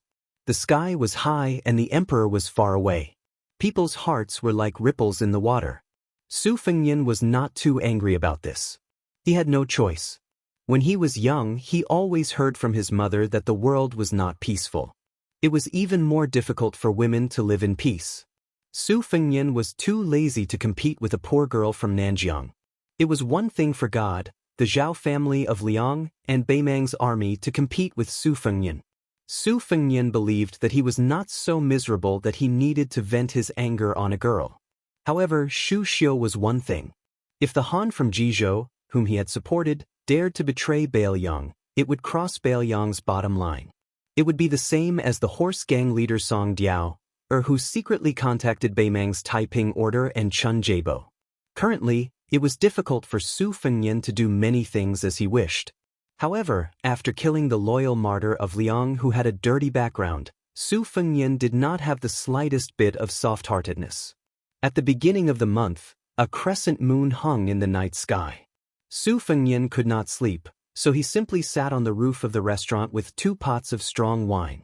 He looked at the center of the inner city. The night scene at Little Nalanda with a prayer wheel at the top of the mountain was particularly splendid. Surrounding this small mountain, there were lanterns and colored banners everywhere. It was a scene of luxury every night. For no reason, Su Fengnian remembered the verbal confrontation with Xie Guaning that day. This scholar, who was ranked first in the Lan Dynasty immortal painting, was not someone who only knew how to speak big words. Xie Guaning's words had indeed poked Su Fengnian's heart. That was, after Su Xiao left Liaodong, he had been unhindered for half of his life. His real achievement during the spring and autumn period was that he had smashed the foundation of the powerful clans that, although the country is broken, the family is still there. He had broken the old rule that, in times of peace, the aristocrats and the king ruled the world together. In times of chaos, the king changed but not the head of the family. There were many tragedides in the spring and autumn period, but there were also many inside stories. Su Xiao, who was a pawn of Liang, was able to defeat the great Dechu. How could there not be some unspeakable things involved? At that time, after Su Xiao completed the encirclement and suppression of the Western Wall, how many aristocratic clans shamelessly bet on both sides? Otherwise, how could West Chu suddenly become one of the powerful officials in the imperial court? As for the southern Tang aristocratic clans secretly colluding with Gu Jiantang, the commander-in-chief of Liang's southern expedition, for the sake of their family's continued prosperity, it was even more uncountable. These inside stories that could not see the light of day, the common people, who could only drift along with the general trend, would never know. Perhaps only hundreds or thousands of years later would this dusty past be brought up by the historians of later generations in the vast literature. The history books of the previous dynasty were always the servant girls and maids of the new dynasty, who could apply rouge and splash dirty water at will. If nothing unexpected happened, Su Fengnian would certainly belong to the latter fate. Su Fengnian did not care, nor did he care, whether the history books written in black and red in the history books thousands of years later would go down in infamy or go down in history. It was just like when he told the old stonecutter in the paradise of Lanyu not long ago that he would do his best. Su Fengnian was no longer the incarnation of Zhenwu Great Emperor, nor was he the reincarnation of the great Qin dynasty's emperor. He was just Su Zhao's son. The historians of the Central Plains could scold Su Fengnian for being arrogant but incompetent, losing the entrance to the Central Plains in the northwest, but they could not let the history books in just a few decades begin to scold the Su family of Bailiang, who originated from Liaodong, as slaves of 2 surnames. Since Su Xiao was gone, Su Fengnian could not let his father, who could not sleep well when he was alive, sleep well even after he died. In the end, Su Fengnian wanted to fight to the death with Beimang because of this selfishness. He wanted to leave a good reputation for Su Xiao in the history books and accumulate good karma for his parents, eldest sister, second sister, and Huang Manor. Su Fengnian took a sip of wine, raised his sleeve to wipe the corner of his mouth, but did not put it down. He smiled softly and said, "Su Xiao, as a father, you never ask for anything from your children, nor do you think that we have to have great achievements. But I'm a son who has never been filial. In the past, I only cared about going against you. I was so stingy that I only called you father a few times, for fear that my mother would be wronged if I called you father. In the future, you don't have to worry about it. Of course, you can't do anything about it. In the future, when people remember you, Su Xiao, and read about our Su family, some people will not follow the trend and sincerely say that the Su family of Liaodong, like a tiger roaring for 100 years, will not fall down even in death." Chapter 1447. A pair of black-clothed masked people with vaguely visible figures were lying on the roof tiles on the other side. They poked their heads out to look at the figure and whispered. One of them took off his headscarf and reached out to fan his sweaty cheeks. He stuck out his tongue and complained with a frown, "Sister, is there something wrong with that guy's head? He's been sitting there in a daze for almost 4 hours. What if he ruins our plan? Should I go and kick him off the roof?" The other head that covered his face shook his head and didn't say anything. "Sister, that wine smells good. There's still half a pot left. I'm really hungry." After the person who spoke received a glare in return, he felt a bit aggrieved. He lowered his voice and muttered, "That old pervert surnamed Dong in the inner city is really a great spy that the northern Mang has placed here. Grandpa Song and old Master Huang are risking their lives to lure him here. There are already quite a few top-notch experts in charge of the assassination. We are actually just putting on a show. Don't tell me that we really have to go into battle?" Old Dong is one of the top 3 masters in the inner city. Even if that old bastard escaped here with a broken arm and a broken leg, he can still kill us with one finger. My good sister, why bother? Even if you want me to die, you should let me walk on the road to hell drunk so that I won't be afraid of Oxhead and Horseface. The other woman was really annoyed by these unlucky words. She took off her headscarf and said angrily, "Why are you cursing yourself? Damn girl, do you have nothing better to do?" The woman who had caused the trouble giggled and stretched out a slender finger to point at the back of the figure. The angry woman hurriedly shut her mouth and looked up with some regret. She was unlucky enough to be involved in this disaster. Most likely, it would be difficult for her to see the sun tomorrow. Since she had such leisure time, she could have admired the moon anywhere in this big city. Why did she have to come to the roof of this unscrupulous restaurant to mourn for the passing of the spring and the passing of the autumn? Wasn't it an undeserved disaster? She sighed softly. In this city, if a few nameless pawns died, it would be a pity. No matter how hard-hearted a person was, their heart would have long been broken. Over the years, she had seen too many dead people. Even someone as soft-hearted as her was somewhat numb. She turned around and lay quietly on the cold tiles, closing her eyes to rest. It was no wonder that the old man surnamed Dong in the inner city could gather such a large family in just 10 years. He had 500 to 600 elite cavalrymen, nicknamed Black Crow, who specialized in assassinations in the city. Most of them were the lackeys of the Dong family. It turned out that his real identity was a very important spy leader in Beimangusai state. How could Grandpa Song, who had always been a good man, not be so angry that he wanted to kill? Although Grandpa Song regarded the Su family in Bailiang as his enemy, he had always hated the Beimang barbarians. Otherwise, he wouldn't have stayed in the western regions back then. Instead, he would have followed a large number of people into Beimang. Uncle Lu and the others often joked that with Grandpa Song's skills and reputation, if he really went to Xijing, he would be a noble in the Yi family. 7 years ago, they were still ignorant little girls. They only knew that Grandpa Song had made a deal with the Dong family's assassins. He had spent all his savings to hire them to go to a place called Qingliang Mountain in Bailiang to kill a young man surnamed Su from the Liang family. Grandpa Song had gone with them at that time, but for some reason he had been quiet for several years after he came back. It was also at that time that the rumor of Old Song, the drunkard in the outer city, spread. Their younger sister always said that her addiction to alcohol and her tolerance for alcohol were because of Grandpa Song's smell of alcohol, not because she was greedy. This time, if Grandpa Song hadn't insisted on going against the Dong family, the giant in the inner city, Uncle Lu and the others wouldn't have been willing to break this peaceful life that they had earned by enduring humiliation and working hard for more than 10 years. No one doubted that the Dong family's assassins were the real assassins in the world. There was once a second-rate assassin of the Dong family who had spent as long as half a year to kill a first-rate master in the outer city who had a personal grudge against him. It was said that the master was almost driven crazy before he died.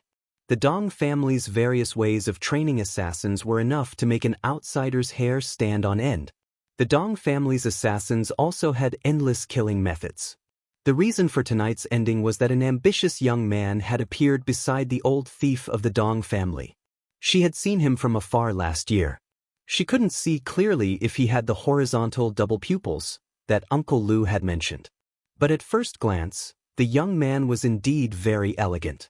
Her twin sister often talked about him. Although she gnashed her teeth like a little tigress who couldn't wait to eat his flesh every time, she and her sister had a telepathic connection. How could she not know the terrible signs that shouldn't have arisen? Which woman in the world would have such a special look in her eyes when a man was mentioned? She suddenly opened her eyes and grasped the long and narrow saber at her waist. She arched her back and was ready to attack. Her sister was only half a beat slower than her. She also grasped the hilt of her sword. When they were young, they looked like they were made from the same mold. When they grew up, it was difficult to distinguish them. Sometimes they could even fool Uncle Lou and the others.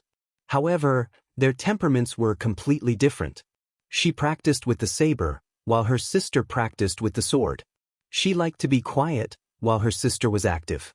Therefore, in the path of martial arts, although her sister was more talented, their masters said that she was better at killing enemies. Grandpa Song, who was ranked 6th on the master list in the outer city, and Master Huang, who was ranked 12th on the master list, both said that they were now close to becoming third-grade martial artists. In the future, they would have a chance to become second-grade master. In this city, there was no such thing as third-grade, second-grade, master, or great master. Ever since the sisters could remember, they had only regarded the city as a novel encouragement from the elders. She suddenly widened her eyes and almost shed tears. Then, a tall figure with sleeves as big as birds' wings moved like lightning. He swept across the roofs with an unstoppable momentum. He paused not far away and knocked down an elder that they were extremely familiar with from the roofs with one move. Then, he rushed over and his thunderous laughter rang in their ears. "Drunkard Song, Cripple Huang, you dare to assassinate this old man? This old man is the ancestor of the 3,000 assassins on the ground of the western regions. Tonight, this old man will make an exception and not do his old job. He will kill his way here openly so that you brats who don't know the immensity of heaven and earth will know what it means to strike a stone with an egg. By the way, where is the little girl who is known as the twin jade annulus of the western regions hiding? Hurry up and show yourself so that I can teach you that you are still vigorous despite your age." "What enemy? After experiencing this old man's meticulous training of women, I will make you call this old man husband on your own within a month." As the hoarse voice resounded through the night sky, they could clearly hear the tremors of the street caused by the hooves of the armored cavalry. In their field of vision, there were no less than 100 bat-like figures following the burly old man. She clenched the hilt of her saber, her face pale. Didn't Grandpa Song say that tonight's assassination would definitely not alarm the Dong family's assassins and cavalry? Moreover, the inner and outer cities had always minded their own business. The Dong family had clearly crossed the line and broken the rules by mobilizing all of their forces. Weren't they afraid that the intertwined forces in the inner and outer cities would unite and attack them tomorrow? The Dong family, which was a colossus in the outer city, was not even as powerful as the king of Helsima and the god of Fortune Li, let alone monopolizing the inner city. Even a new force that had recently risen in the inner city showed signs of replacing the Dong family, whose assassin business had been declining in recent years. The burly old man who was rushing over naturally saw an eyesore lying on the roof of the restaurant, pretending to be dead. He couldn't stop laughing. How could there be such an idiot in the world who was waiting to be killed? He didn't stop pouncing forward. He took a step forward and was about to land on the head of the guy who thought he was smart. He was sure to stomp the head into pieces. The black-clothed woman who was holding the saber knew that she couldn't escape death. She didn't know why, but at this critical moment where she couldn't even protect herself, she jumped over the roof ridge and ran along the slanted roof. Just as the old thief of the Dong family was about to step on the stranger's head, she suddenly stopped and grabbed the young drunkard's collar. She suddenly slid backward, causing the tiles on the man's back to clatter. In the night sky, the sound was particularly ear-piercing, especially when she was exhausted and had to stop near the towering roof ridge. Out of the corner of her eye, she saw that the guy didn't forget to hold a wine pot in his hand. She couldn't wait to throw this bastard who wanted wine more than his life to that old bastard of the Dong family. Chapter 1448. The old man from the Dong family was not angry at all. If he really wanted to kill that young man, how could that little girl pull a tooth out of the tiger's mouth with her sloppy skills? The old man was in a good mood because he had finally caught the twin jade annulus of the western region. He was happy to play with them for a while longer. Just as many outsiders said, the rules of this city were very strict. Even with the support of Beimang's Shijing, he was only one of the 3 surnames in the inner city. The Sima family of West Chu and the Li family of Southern Tang had always been above his Dong family. However, after tonight, the king of hell, Sima Jin, had gone to see the king of hell. Then it would no longer be a tripartite balance of power, but a confrontation between two powers to divide the inner and outer city. As for Drunkard Song and Cripple Huang, they were all small catalysts for this turbulence. They were nothing more than a smokescreen to deceive the Sima family. He had worked cautiously and conscientiously for more than 10 years but still failed to achieve this result. He had to admit that it was all thanks to that young man from Beimang. Whether it was the young man's background or his skills, no matter how many years Dong Tiling had looked down on the heroes of this city, he could only endure his temper and obediently work as an assistant for that person. There was nothing he could do about it. Who told that person to have such a good father? Dong Tiling couldn't possibly go dig his own father out of his coffin and challenge that person, could he? Of course, if that could make him look like that young man, Dong Tiling really didn't mind digging out his old man's bones. He had lived in this city for a long time in the western region. He had long since gotten used to not recognizing anyone. For example, he was now staring at that pair of beautiful women in their prime. Although the old man couldn't tell who was the older sister and who was the younger sister, he knew that it was one of them who had betrayed everyone together with her cultured and refined Uncle Lu. She couldn't be blamed for anything. Who told her to be blind and fall in love with that young and rich man whose father had a seat in the Beimang royal court? She was even more blinded to think that she could fly together with her lover. As for that one surnamed Lu, he was even less of a surprise. 6 years ago, he had tactfully sought refuge with the Beimang Zhu Yun. Otherwise, how could Dong Tiling think so highly of him?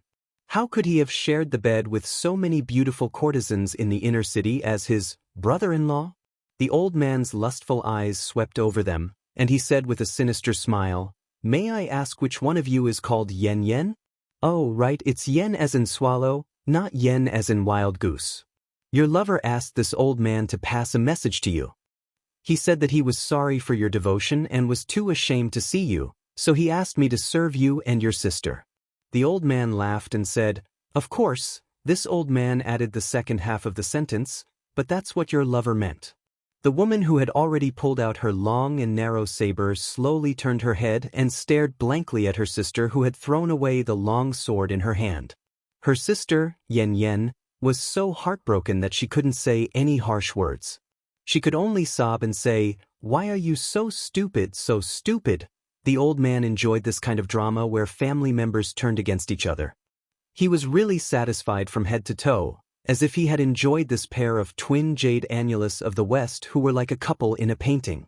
Therefore, the old man, who was in no hurry to kidnap them, returned to the luxurious mansion in the inner city that was comparable to that of the nobles in the Central Plains. At Dong Tiling's age, his knowledge of the matters between men and women was incomparable to those rash young men. One must know that Dong Tiling claimed to be a land immortal in bed. How many chaste women initially tried to kill themselves, and then they wanted to die? In the end, they gave up all their shame and became the plaything of this old man? Yen Yen, who was in a daze, looked at her sister Yen Yen. She actually smiled and shook her head gently. "Sister, that won't happen. Wang Lang won't let me down. Wang Lang promised to marry me, and he will find the most outstanding man in the world for you to marry. He also said that he will take us away from this place where people are killed and dying every day. He will take us to see the small bridges and flowing water in Jiangnan, the moonlight in Tao and City, the sandstorm in western Beiliang region, the tide in Guangling River, the rising sun in eastern sea's Martial Emperor City. Sister, I will take you to see him now, okay?" He will definitely nod his head. Yen Yen smiled miserably and said with an ice-cold tone, "Yen Yen, you are really crazy. You have been crazy ever since you saw that person." Yen Yan's expression was malevolent as she shouted, "I didn't." Dong Tiling looked at this scene and was really pleasing to the eyes. He extended his thumb and wiped the corner of his mouth. He squinted his eyes and smiled. "Yen Yen or Yen Yen, don't be anxious. I, Dong Tiling, have plenty of ways to make you happy. The two of you don't have to seek death like this. When the time comes, you will know that there is such a beautiful thing in the world that even the immortals in the heavens would be envious of. You are not even 20 years old yet. This old man likes the new, but he doesn't dislike the old. Ordinary men don't know the taste of a 40-year-old woman, but this old man is willing to endure it. At the very least, you will have more than 20 years of good fortune." At this moment, when one side was extremely happy and the other side was extremely miserable, an extremely untimely and pleasant voice sounded. "You are Dong Tiling? Then do you know that there is a woman called Xianyuan Qingfeng in the Central Plains who will come to the western regions to torture and kill you one day?" Dong Tiling was stunned for a moment. Although the old man, who was an ancestor of killers in the western regions, had been secretly paying attention to this young drunkard, after carefully sizing him up and probing his qi, he concluded that this person was just a nobody without the strength to truss a chicken. Otherwise, how could this person be a level 1 expert at such a young age?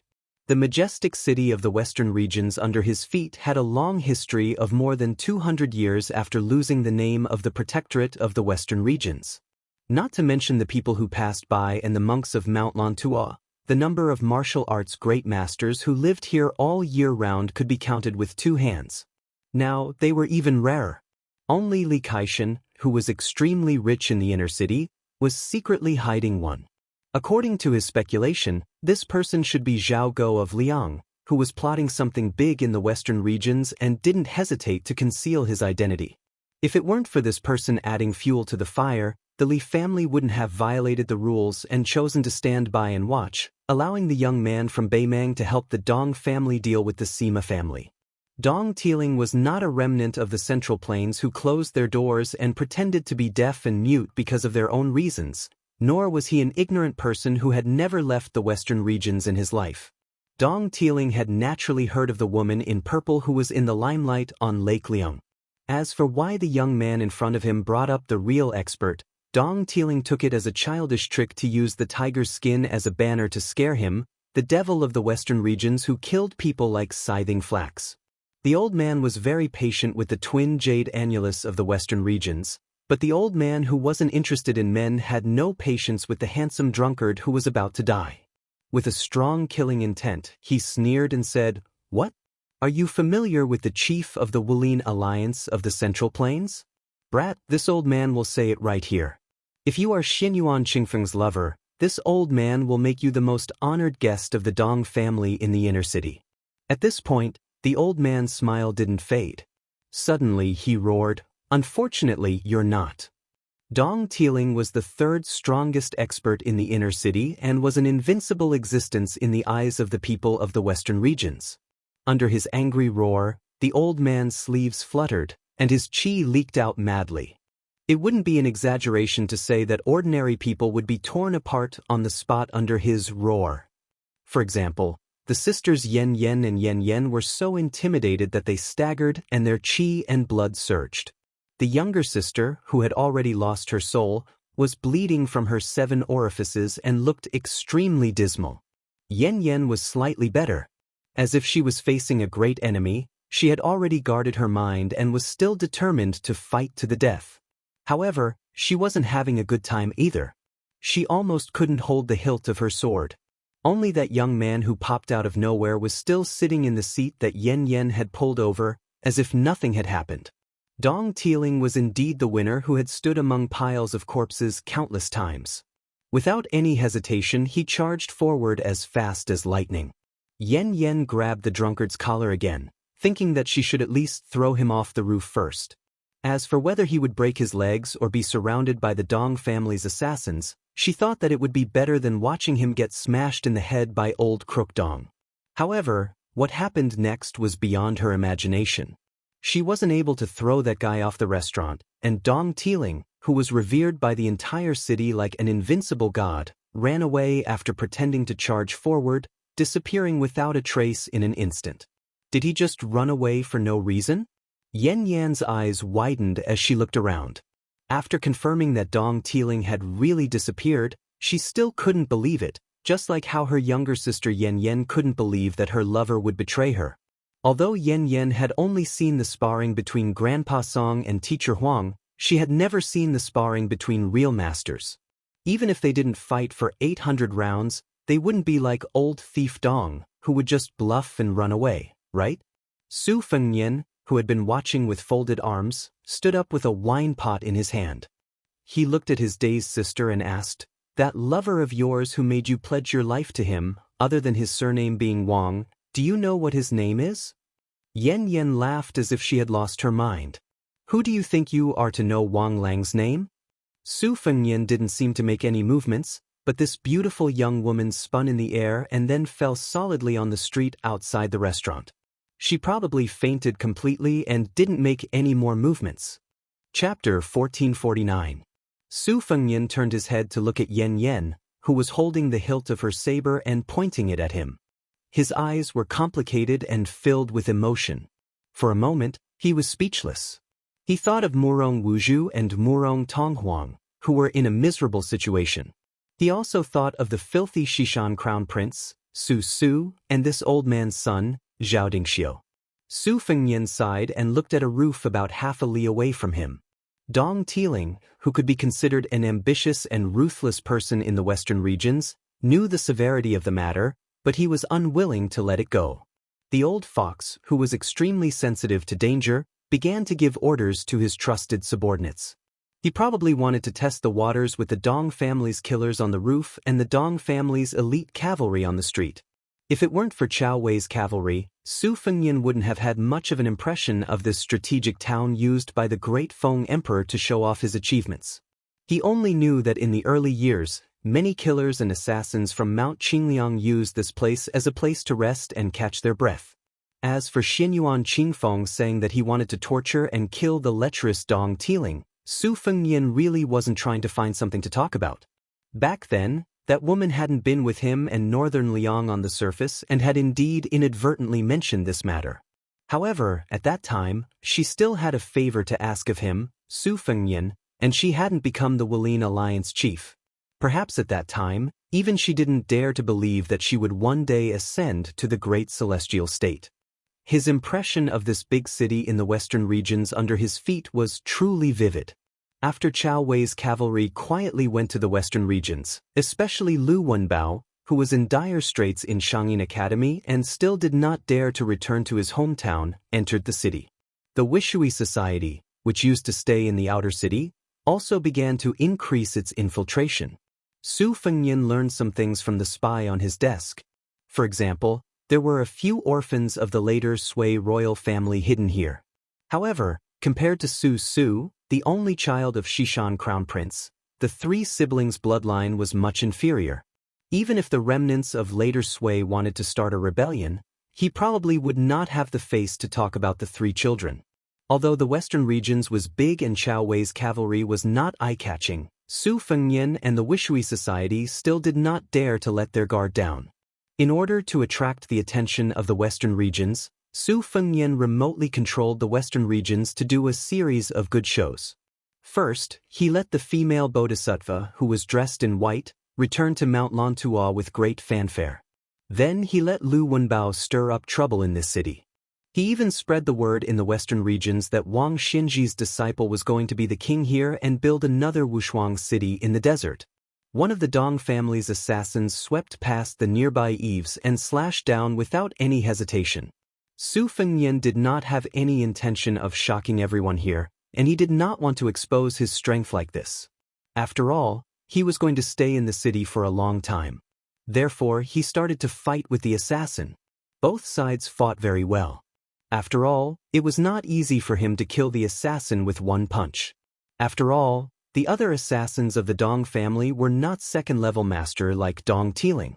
When they saw the hope of killing someone, although their intuition told them that it was not that simple, they still rushed forward. Su Fengyan did not reject any of them and killed them one by one. During this period of time, the Dong family's cavalry on the street did not differentiate between friend and foe and shot at the two people on the roof. However, they were all narrowly dodged by a hair's breadth. This scene made Dong Tiling so angry that he almost spat out a few mouthfuls of blood. He had seen many people pretending to be top experts, but where did this cunning bastard who was afraid that others would not know that he was an ordinary expert come from? After losing more than 40 lives, the old man finally felt the pain. He did not want to add more feet to a snake and ruin the great plan that the young man with the surname Wang had personally set up in the western region. He clenched his teeth and gave an order. The Dong family's men who were invincible in the battle tonight immediately retreated. The moment he turned around and rushed towards the inner city with his back facing the roof, he suddenly felt a chill down his spine. The old man seemed to be able to clearly feel the young drunkard's gaze. Dong Tiling was very sure that even if this person was not a first-level expert of the younger generation in Liang, his cultivation level was definitely not far off.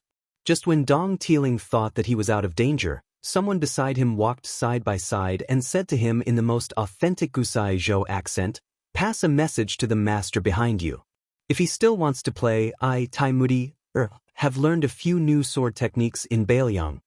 Dong Tiling did not dare to slow down his pace. Fortunately, he did not see that person's figure in the next moment. Yen only felt a blur in front of her eyes. After blinking her eyes, the young man from the outer city, who she thought was a drunkard, was still standing in front of her without moving an inch. Then she saw that person use his hand to wipe his face. In an instant, his face changed into a slightly stiff and old-fashioned one, like a ghost wearing human skin to travel in the world of the living at night. However, as his finger gently brushed across his face, he quickly looked like a living person. Yen was so scared that she took a few steps back. Su Fengyan had learned a little from Shu Xiu's process of making a face. Compared to Shu Xiu's two realms of rooting and enigmatic, it was much worse.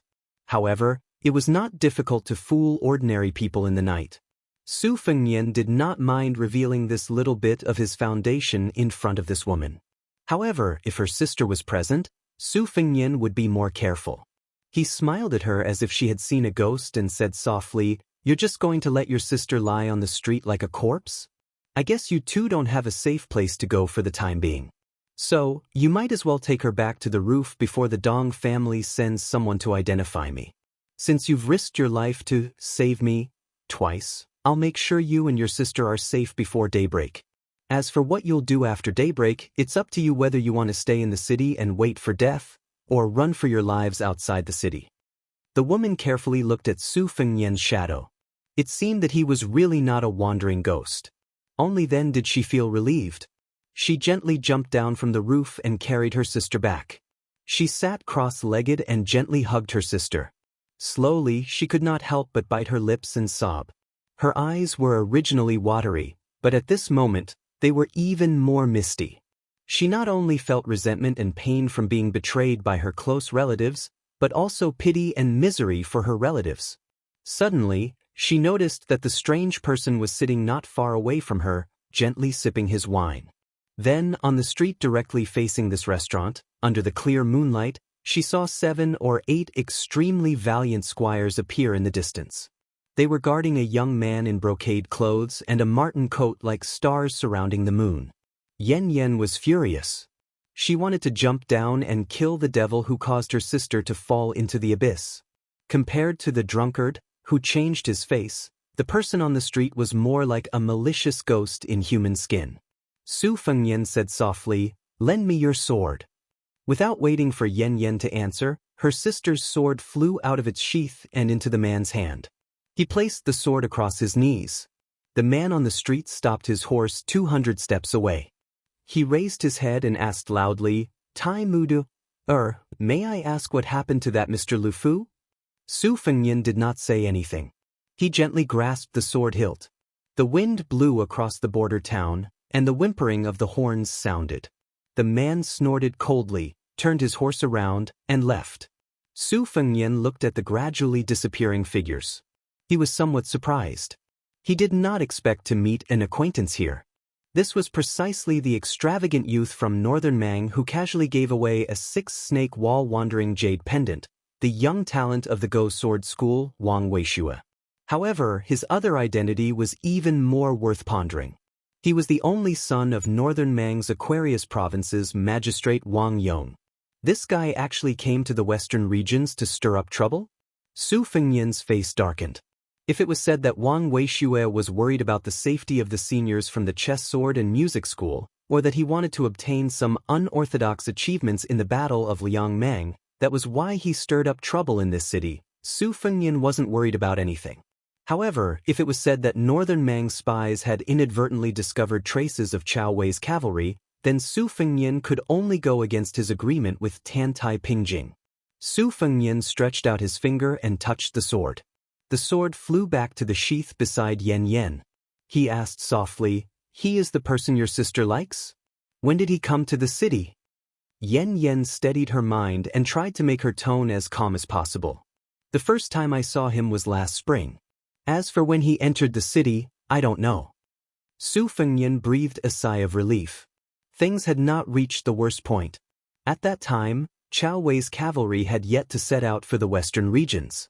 As for whether Wang Weishue, the second generation of the northern Mang with an extremely thick thigh, had sensed the cavalry's movements, he should have also come for the western region's monk soldiers. Su Fengnian was no stranger to Mount Lantuo. It was normal for mountains to stand in great numbers there. However, among those withered old monks who had spoken in front of him at that time, there were a few who did not seem to have a Buddhist aura. Instead, they were rather angry. Su Fengnian could personally go to the mountain to draw a big pie for the western regions. Naturally, Beimeng could foresee this and secretly undermine him. They could even draw an even bigger pie from Mount Lantuo. Who didn't know how to raise the price? As long as he could make Bailiang suffer, Beimeng would probably be happy to let Mount Lantuo wait for the best price. At worst, he could just let this matter drag on. For Beimeng, there would be no loss. Otherwise, he could kill Wang Weishue while he was at it and use the excuse of borrowing troops from Mount Lantuo to uproot the Dong family. At worst, he could just follow Tuoba Bodhisattva, who had smelled the fishy smell, and have a 1,000-mile battle in the western regions. Su Fengnian closed his eyes and weighed the pros and cons. Yan Yan was silent for a long time. Finally, she asked, "Young master, are you from the Central Plains?" Su Fengnian smiled and said, "My ancestral home is Jinzhou, Liaodong. I am not from the Central Plains." Chapter 1450. Yan Yan was not the kind of woman who was smooth and slick when it came to socializing with people. For a moment, she did not know how to continue the conversation. However, when she thought of the bleak future that would await her and her younger sister after daybreak, she found it difficult to breathe. She only wanted to distract herself and casually talk to the person who had mysteriously appeared here and acted unpredictably. Only by doing so could she not collapse. Su Fengnian looked into the distance and sighed with emotion. He said softly with a bit of self-mockery, "I used to know a woman who left home to wander the Jianghu. Just like you, she also had a chivalrous heart. I once went with her to Beimeng and watched her suffer a lot. I even told her some boring truths about fortune and misfortune. She was also stubborn. In the end, I helped her a little, but now I can't be sure if it was a good thing or a bad thing for her." Su Fengnian turned his head and smiled. "Don't worry, I've changed my mind. As long as I'm in the city, you'll be safe. As for the reason, there really is one, and that is this Jianghu. Without true heroines like you, even if there are as many experts as the clouds, how boring would it be?" Then Su Fengnian said bitterly, "There aren't many old people in this Jianghu anymore." Yan Yan stared at him with clear eyes. Su Fengnian suddenly laughed and asked, "What, do you think I'm the same kind of trash as that old pervert Dong? That I'm actually drooling over you sister's beauty? The only difference is that old man likes to use force, while I like to play tricks. Fine, I admit that you've seen through me. You've just escaped from the wolf pack and entered the tiger's den. Why are you crying?" Yan Yan smiled sweetly like a pear blossom in the rain. She shook her head and said, "I know that you're not that kind of person." Su Fengnian leaned back and lay down. "Let's talk about the city. You can choose the interesting things to talk about, such as that little rotten Tua mountain." Her voice became lighter, and the sorrow on her face faded a little. It was not the kind of joy that came from seeing the light at the end of the tunnel, but the kind of complete acceptance of fate. She knew that the person beside her, whose surname she did not even know, did not have any dirty thoughts. However, she also knew that he was just a passerby in this city, or rather, the place where they grew up. However, she still went along with his words. "Young master, you may have heard that there is a prayer wheel on the mountain that no one has ever been able to turn, but you may not know that there is actually an old monk at the foot of the mountain who is nicknamed Zen Master Chicken Soup. He is very interesting. He is not from the western regions, but a foreign monk who recites the Zen Dharma of the Central Plains. If someone goes to the cottage to ask about Zen, the old monk will definitely invite them to eat a pot of fragrant chicken soup. He will not drink it himself, but watch others drink it.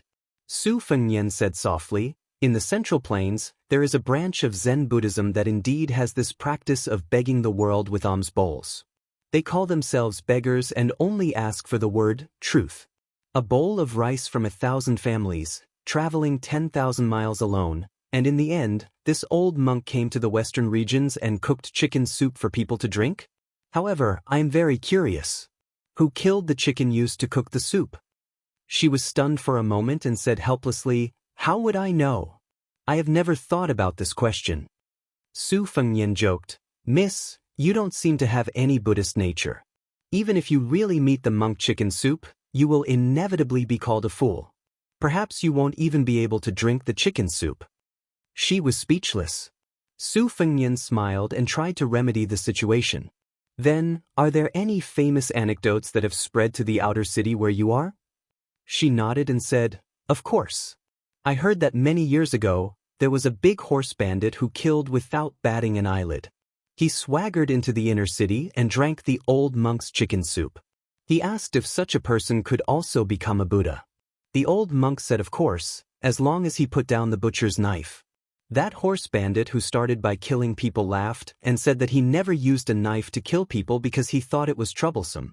He always used both hands to kill his enemies. What kind of butcher's knife did he have? Guess what the old monk said? He said, pick up the butcher's knife first and then put it down. Guess what?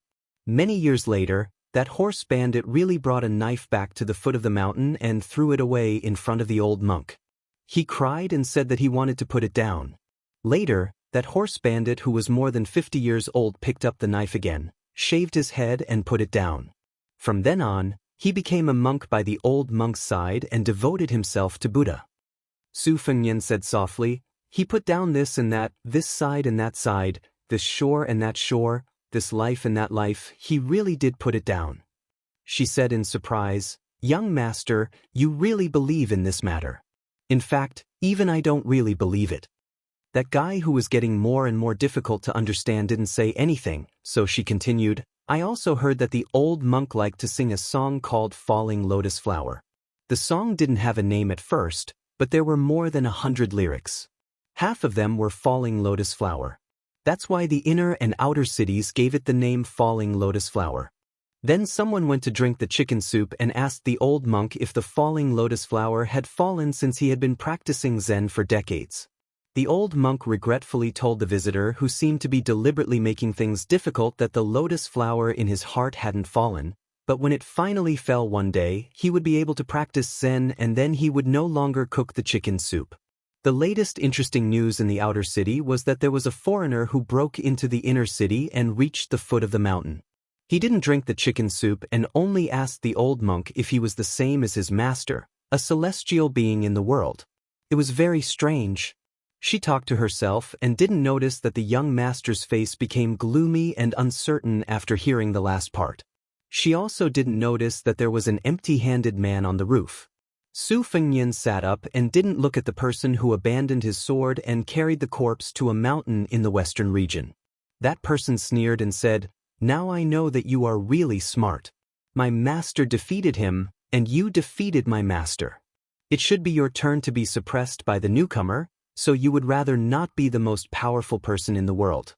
You simply gave up your own fate and became one of the more stable 4 great grandmasters. Su Fengnian smiled faintly and said, you are wrong about one thing. Back then, your master didn't defeat him, and I also didn't defeat your master. The two of them just didn't care about the Jianghu they were in, or the Jianghu in the eyes of outsiders. The truth is just as you think. Not to mention the level of cultivation, just based on the strength of combat power, your master could even fight ancestor Lu 800 years ago. Even if the 9 people of Wu Ping joined forces to fight, your master could still kill whoever he wanted. This is the true ultimate of martial arts. As for what your master was thinking at that time, you can think about it yourself. When you understand it one day, you can take back the Bodhisattva barbarian sword and take revenge on me. One of Wang Xinji's disciples, the dull man, martial emperor Lu Huang, said in a deep voice, I want to take away the child called Yu Dilong. Su Fengnian shook his head and said, even if I am willing, he won't go with you. Moreover, instead of relying on others, it's better to rely on yourself. Lu Huang was silent for a moment and said calmly, I can't defeat you. Chapter 1451. Su Fengnian laughed, then you can only wait for me to die. As for whether you stay in the western regions or go to Beiliang, it's up to you. As long as you don't rely on Beimang, I don't care.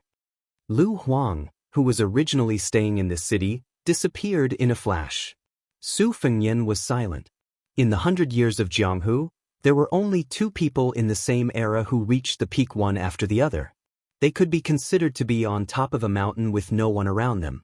Li Chungang felt that he had lost. Wang Xianji felt that she had won.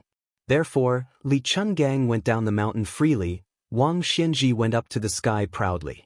They were both great romances that would not appear in Jianghu for the next 100 years or even 1,000 years. However, great romances in Jianghu could be encountered but not sought. People in Jianghu could not be without chivalry. It was like this 1,000 years ago and 1,000 years later. At this moment, Yan Yan, who still did not know and would not know in the future that she was a noble but could only wander around the city, subconsciously stroked her sister's hair and asked curiously, Gongzi, are you also here to seek revenge? Su Fengnian glanced at her, shook his head and laughed. My enemy is not here, but there are indeed many people here who see me as an enemy. Maybe one of your elders is like this. Yan Yan did not take it seriously, only said miserably, Grandpa Song and the others who should have enjoyed their old age are all dead. The elder who should have died the most will have a good life in the future. Su Fengnian laughed. This is like some people who are clearly awake but are actually sleeping like a dead person. Yan Yan did not lower her head and did not look at her sister who was awake but pretending to be asleep. Her clothes were soaked by Yan Yan's tears. Su Fengnian didn't look at the infatuated girl who had been slapped down the building by him. Yan Yan, take her and leave this place. Go out and take a look. Go around the chaos of Beiliang and go to Shishu to see the Sea of Bamboos. Then, go along the Guangling River to Jiangnan of the Central Plains. Then, go north to Nanjiang. Finally, when the world is no longer at war, you can go to the biggest city in the world. When someone feels that he has really let down those old people, you can come back here and kowtow to their graves. Yan Yan sat there and nodded heavily. Thank you, young master. It's a pity that I can't repay you. Su Fengnian looked at her and said with a gentle smile, you can repay me. In the future, if you accidentally become a heroine or fairy that countless Jianghu heroes admire, you can mention that it was a Beiliang barbarian with the surname Su who persuaded you to enter Jianghu. If you can say one more thing, that guy is much more handsome than all of you, then it will be perfect. Yan Yan was suddenly speechless and her face turned slightly red. She was pregnant with her sister who had caused a great disaster. She looked coldly at this strange man whose words were sometimes solemn and sometimes frivolous. To her, all men in the world were heartless and could be killed. But when she saw Su Fengnian raise his hand, she immediately shrank her head and hid in her sister's arms. A lover's heartache was heartache. And this bastard's slap was heartache. Both were very painful. Su Fengnian sneered. I knew it would be impossible to reason with a woman like you. You only remember to hit but not to remember. But there are also benefits to having no conscience. In the future, when you go to Liang Lake, help your sister be more careful. When you're inexperienced, thinking the worst of people isn't a good thing, but it's not a bad thing in the end. The 2 sisters didn't know what this Beiliang man with the surname Su did. That unsmiling but dignified middle-aged man came back. Lu Huang frowned. Su Fengnian wasn't polite to him. You, Groom Yu, Linya and the others are actually the same as them. When you go out of the city, you can be considered to have truly entered Jianghu. If you stay in that city of Donghai for the rest of your life, it will be difficult for you to have great achievements. If it was any other Jianghu person who said this, Lu Huang, who had already entered the Great Master Realm, would snort disdainfully. Even the other martial arts experts were no exception. But when it came from the mouth of this young man in front of him, even if he was extremely unwilling, Lu Huang had to think deeply. Lu Huang didn't shake his head and nodded. He looked at those pitiful people and took the lead to lightly jump down from the roof, landing on the street without any movement. Yen Yen let go of her sister and deeply bowed to the mysterious young master she met by chance. Her eyes were red and she bit her lips, unable to speak. Yen Yen looked at her sister with a complicated expression and then glanced at the drunkard whose back she only saw last night. She jumped down before her sister and walked to Lu Huang's side and stopped. Unknowingly, the sky was about to brighten. When Yen Yen finally couldn't say anything to say goodbye, she could only turn her head and look at the slender figure who was still standing on the roof. Yen Yen angrily whispered, "He looks so mediocre, what's there to look at?" Yen Yen didn't pay attention to her sister. After turning her head, she let out a long breath. She didn't know why, but she felt that from today onwards, no matter how far she walked, she wouldn't be able to walk out of that roof. She couldn't help but turn her head again and see that seemingly lonely figure waving at the three of them. Lu Huang slowly walked forward with a straight face. In his mind, a prophecy that the old monk at the foot of the mountain accidentally said appeared. The fierce tiger of Liaodong roared and killed the central plains. The northwest sky wolf lay alone on the big hill. But at that time, the old monk looked at the cold chicken soup in front of Lu Huang and said with a smile that wasn't a smile, sad and happy, "It's cold." Lu Huang was really annoyed with the old monk's sticky words and couldn't help but ask, pretending to be mysterious, "If it's cold, then it's cold. Don't you know how to heat it up?" The old monk slapped his thigh and laughed. "Time and place are not as good as people, and that's right." After Lu Huang left the city, he looked back at the city wall almost at the same time as Yen Yen and Yen Yen. The three of them didn't know that in the city, there was an old monk running around with an alms bowl full of fragrance. He went straight to the restaurant, jumped up and rushed to Su Fengyan. He laughed loudly and asked, "Chao Chongqing is not willing to pick it up. Su Fengyan, are you willing to pick it up?" For the first time, Su Fengyan was a little uneasy. He smiled and asked, "Can you pick it up?" This chicken soup monk who traveled thousands of miles with alms bowls smiled like a senior monk. Instead, he looked a little shifty, "Take it first and then we'll talk?" But when Su Fengyan solemnly took the Buddha alms bowl, the old monk suddenly sat down cross-legged, facing the east and back to the west. The old monk put his palms together, as if he was free, as if he was seeing Buddha. He lowered his head and said softly, "Junior brother Dragon Tree, the law does not depend on external objects. The law does not depend on words. My lotus flower has fallen." On Little Lawlanda Mountain, there was no one pushing it. The huge prayer wheel rotated on its own. The goddess on the wall of the wheel swayed and the six-syllable mantra was transmitted over and over again. It resounded throughout the western region and Bailiang. The Buddha said that if the prayer wheel was rotated on the top of the mountain, the surrounding area would be auspicious and perfect. If the monarch rotated the prayer wheel, the people would be able to eliminate karma and get rid of obstacles. The old monk closed his eyes and passed away peacefully. His last words were, "Good." In an instant, the scattered fate between heaven and earth gathered together like rainbows and lotuses blooming in the sky. They all poured into the alms bowl at the same time. Chapter 1452. The six-syllable mantra on the prayer wheel at the top of the mountain was already spreading with great momentum, but it was a pity that ordinary people were unable to see the bigger phenomenon related to the flow of fate with their naked eyes. After the pedestrians near the restaurant were shocked by the sound of the little rotten Tua mountain, they even let out some ridiculing laughter after finding it absurd and comical. In their field of vision, an old monk sat on the roof and a young man stood with a single hand holding an alms bowl. They stood and sat for a whole hour. More and more spectators from the outer city who heard the news gathered below the restaurant and rushed over. They pointed and whispered, and many mischievous children mustered up the courage to climb to the roof nearby. Soon, a group of elite cavalry from the inner city galloped over, escorting important figures. The cavalry carried swords, bows, and spears, and their mounts were purebred horses from the western regions that far surpassed wild horses in terms of charging power. The cavalry brutally rammed through the crowd, and many innocent spectators who were unable to dodge in time were killed on the spot by the warhorses. It was not that there were no people from the outer city who relied on their martial arts to fight in anger after seeing their good friends killed. Even if there were cavalry at the front who knocked them off their horses, the cavalry at the back borrowed the huge inertia of the warhorse's charge to ruthlessly stab their bodies with a spear.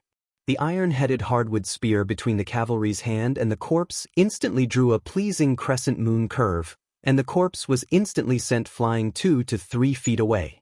However, the hardwood used to make the shaft of the spear was ultimately not the kind of priceless first-rate wood that could not be bought on the market. Its hardness and toughness were still insufficient to withstand such a degree of impact, and thus it was destroyed. The cavalry seemed to have not had enough. Taking advantage of the situation, he abandoned the spear and switched to a saber. He slightly bent his waist, and instead of slashing downwards, he seemed to carelessly hold his saber horizontally. Just like that, he spurred his horse towards a man from the outer city who was running wildly. There was no need for him to use any strength. Just by relying on the momentum of the warhorse, the tip of the saber easily drew a deep wound that was more than an inch long on the man's neck. From this detail, it could be seen that these Western region cavalry who were raised by the inner city's influential officials were all experienced soldiers who were very familiar with fighting on the battlefield. Cavalry battles on the battlefield were never a one-time deal. If they wanted to live to the end, they had to know how to use the least amount of strength to achieve the greatest results. The Western region didn't lack good horses, but craftsmen and ironware were scarce. Moreover, the hardwood used to make good spears was strictly restricted by the Bailiang Frontier Army and the Liang Imperial Court, so it was very difficult to obtain. This greatly limited the combat strength of the Western region cavalry. Although they could take a step back and choose the second best option, except for the strong who were equipped with fine iron spears, most of the rest were disposable spears. Even if they could be used as throwing spears, it was enough to deal with Jianghu people. Once they were faced with a genuine cavalry army, they would definitely be unable to handle it. As early as 20 years ago, there was a bloody lesson. At the end of the spring and autumn period, this city once had a cavalry army of more than 5,000 people. They were invincible in the Western region. At that time, a certain ambitious and ruthless overlord in the city had the intention of annexing the 3 towns of Linyao and relying on them as provisions. Then he would point his spear at the cool land and occupy the high ground of the world, coveting the central plains. Unexpectedly, the Su family, who at that time was a feudal vassal of Bailiang, only sent out 3,000 cavalry and almost completely annihilated the 5,000 Western region cavalry. Only a few hundred managed to escape, while the other side's casualties were less than 500. Those escapees still had lingering fears and nagged for many years. They all said that the cavalry army of the Su family was really King Iron Cavalry.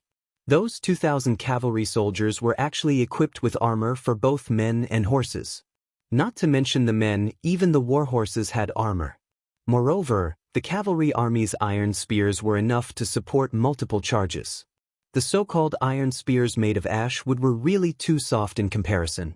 As a result, over the past 20 years, even after the large families in this city who had too much money and nowhere to spend it had obtained a cavalry army, they only dared to close their doors and make small fuss. They absolutely did not dare to find trouble with the Bailiang Frontier Army. After the Bailiang Frontier Army formed a custom for small groups of cavalry to enter the land of refugees to practice martial arts so that they could become white horse crossbowmen, there were people who led 800 elite cavalry to the present Liuzhou to fish in troubled waters. At the beginning, they relied on their advantage in numbers to surround and kill 30 to 40 Bailiang barbarians. However, very soon, they suffered a cruel and ruthless retaliation. At that time, the commander of the Lai Torch Cavalry, Hu Kuei, who had not yet become the Lingzhou provincial governor, and the deputy general of Hutu City, Lu Jinu, each led 1,000 light cavalry and slaughtered their way into Liuzhou. After slaughtering the 800 cavalry of the western regions, they hung their heads one by one on the tip of their spears and rushed all the way to this city that was 1,000 li away from Liangzhou. The reason many people in the city did not know of this tragedy was because the person who went to Liuzhou on his own initiative to pick a fight had more than 40 clansmen and more than 900 retainers in the city were all wiped out by the other forces in the inner city in one night. He then took his head and went 30 li out of the city to ask for forgiveness from the Bailiang Frontier Army.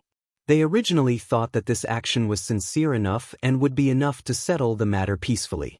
Unexpectedly, Hu Kuei, who had single-handedly created the Baoyang White Horse crossbowmen, when the two sides were in a standoff, especially when Lu Jinu had almost agreed to lead the army back to Baoyang, he brazenly launched an attack without any sense of morality. He slaughtered the 3,000 cavalry in the city that the family heads had only pulled out to bolster their courage. If it were not for Lu Jinu charging into the battle formation and intercepting Hu Kuei, who was in the middle of a massacre, perhaps the situation in the city would be completely different right now. Su Fengnian did not pay attention to the spectators on the streets. After carrying the body of the chicken soup monk, he carried the alms bowl with one hand and flew toward the center of the inner city. He then buried the old monk near the hut at the foot of the mountain and placed the Buddha bowl on the grave. Su Fengnian began to wait for the person who was about to arrive. Tuoba Bodhisattva. In the second year of Xiangfu, at the end of spring when the sun was gradually warming up and causing people to sleep and have heavy thoughts, the capital suddenly held two ceremonies that did not conform to the rules of etiquette. This caused the Ministry of Rites, the Directorate of Rites, the Prefect, the Minister of Rites, and the Divine Palace Supervisor who was in charge of the affairs of the Imperial Ancestral Temple to be in a panic. Everyone was extremely tired. Those who paid attention noticed that other than the heavy-faced head of the Secretariat Qianglong, there was also an unfamiliar youth wearing the clothing of the Imperial Astronomer. His expression was even more gloomy. After the two heavy ceremonies, it was close to dusk. The emperor still did not let go of the group of exhausted central officials. He moved the small court meeting to the military council hall of the Ministry of War of the Six Ministries.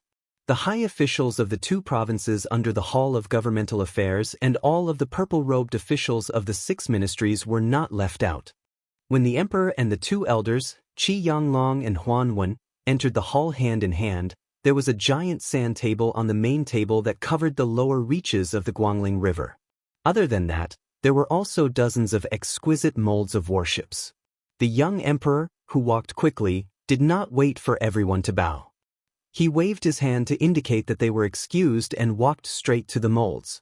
The Minister of War, Lu Baijie, gave a look to Gao Tingshu, the manager of the Wushuan Department for Purging Officials. This second-ranked official, who had become famous after the Ministry of War's observation of politics, quickly moistened his throat. He took 2 steps forward and introduced the comparison of the strength of the two Guangling navy to the emperor. Reporting to your majesty, at this time the Prince of Guangling's navy has 80,000 people. There are 3 types of large-sized warships, Huanglong, Fengyi, and Fuyao, totaling 35 ships. There are 7 types of medium-sized warships, including Mengwu, Maotu, and Xiandeng, totaling 140 ships.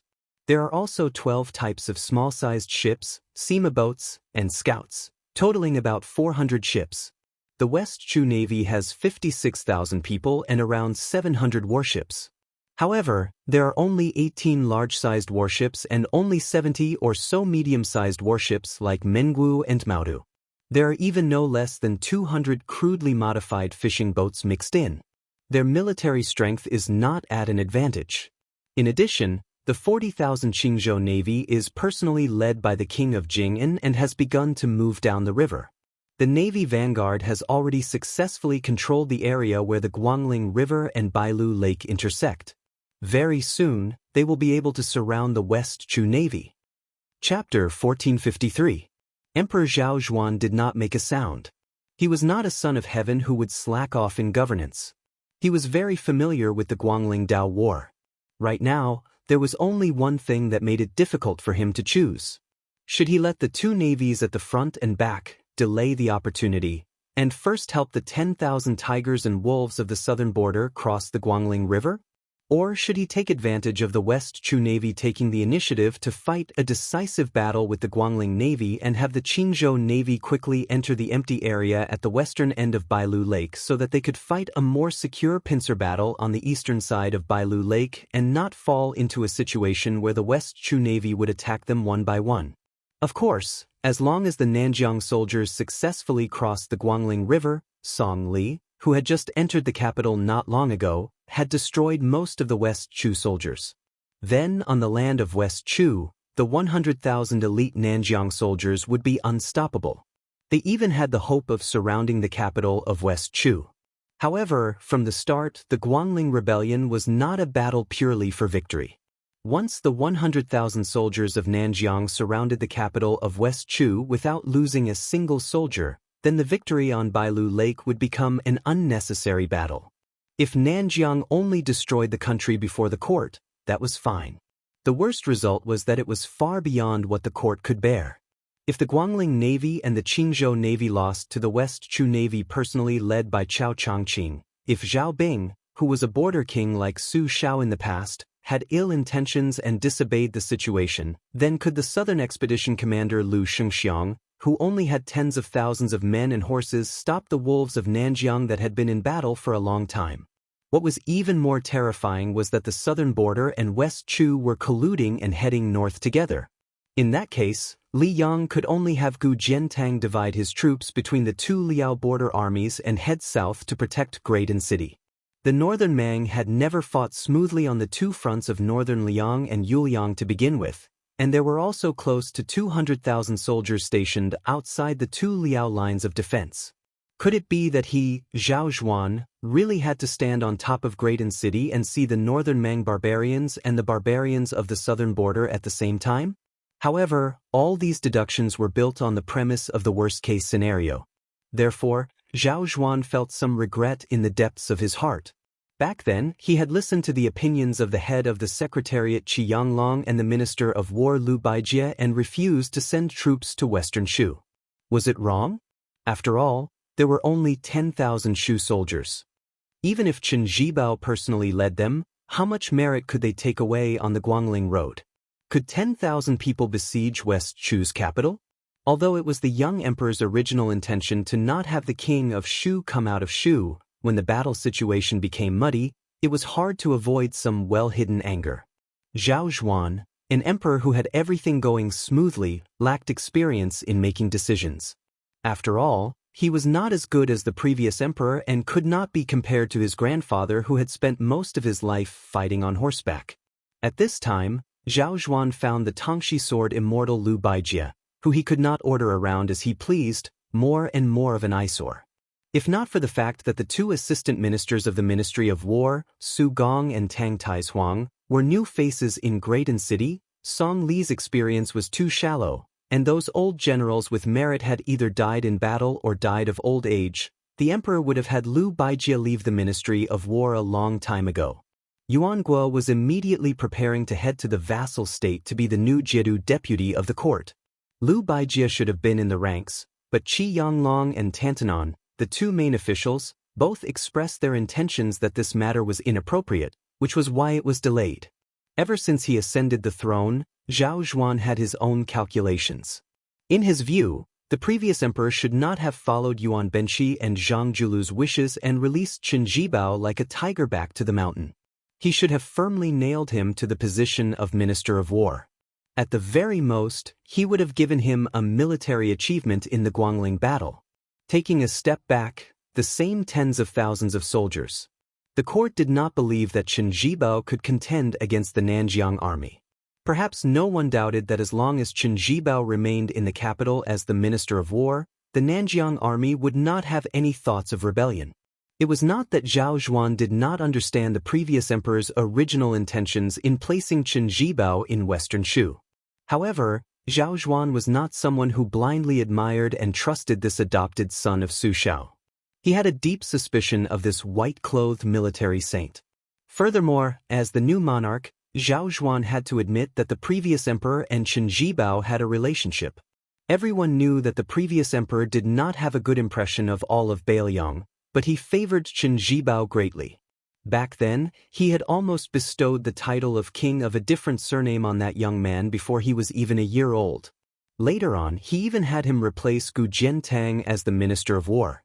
In the end, he was 10 years late and still let Qin Jibao become the king of Shu.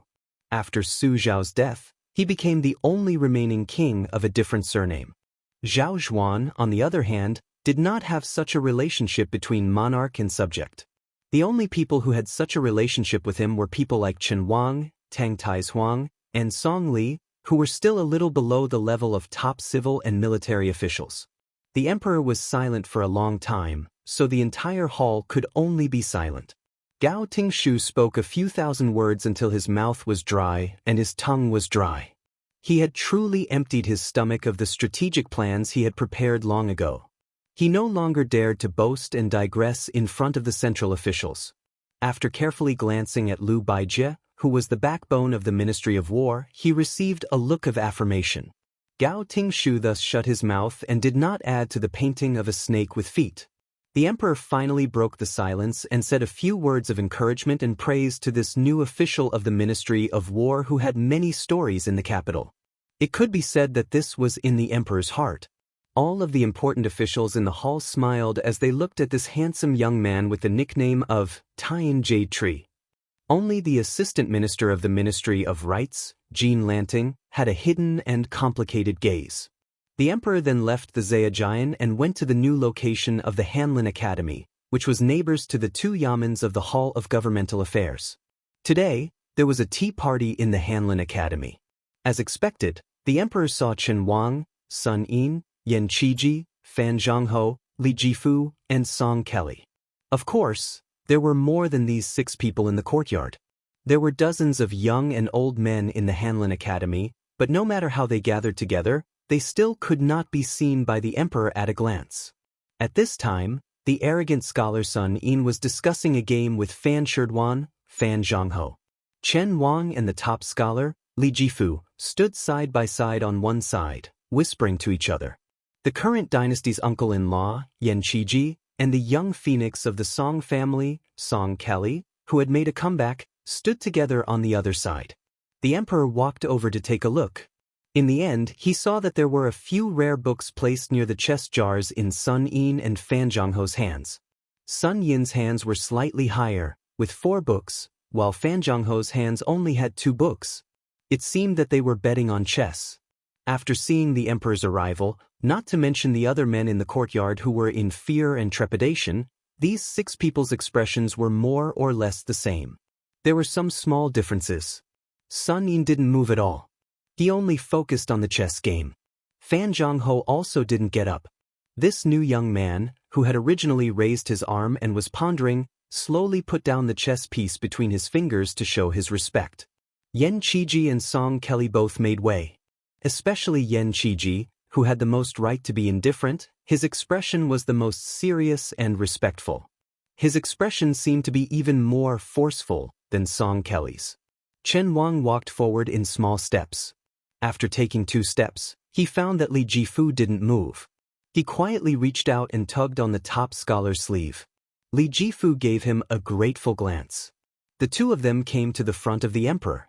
Chen Wang smiled and explained to the emperor, it was agreed a few days ago that Yuetian would let Sun Yin play 2 pieces. Including them, a total of 6 people would use 3 months' salary to buy books from Gu Fang Zhongho Tibet.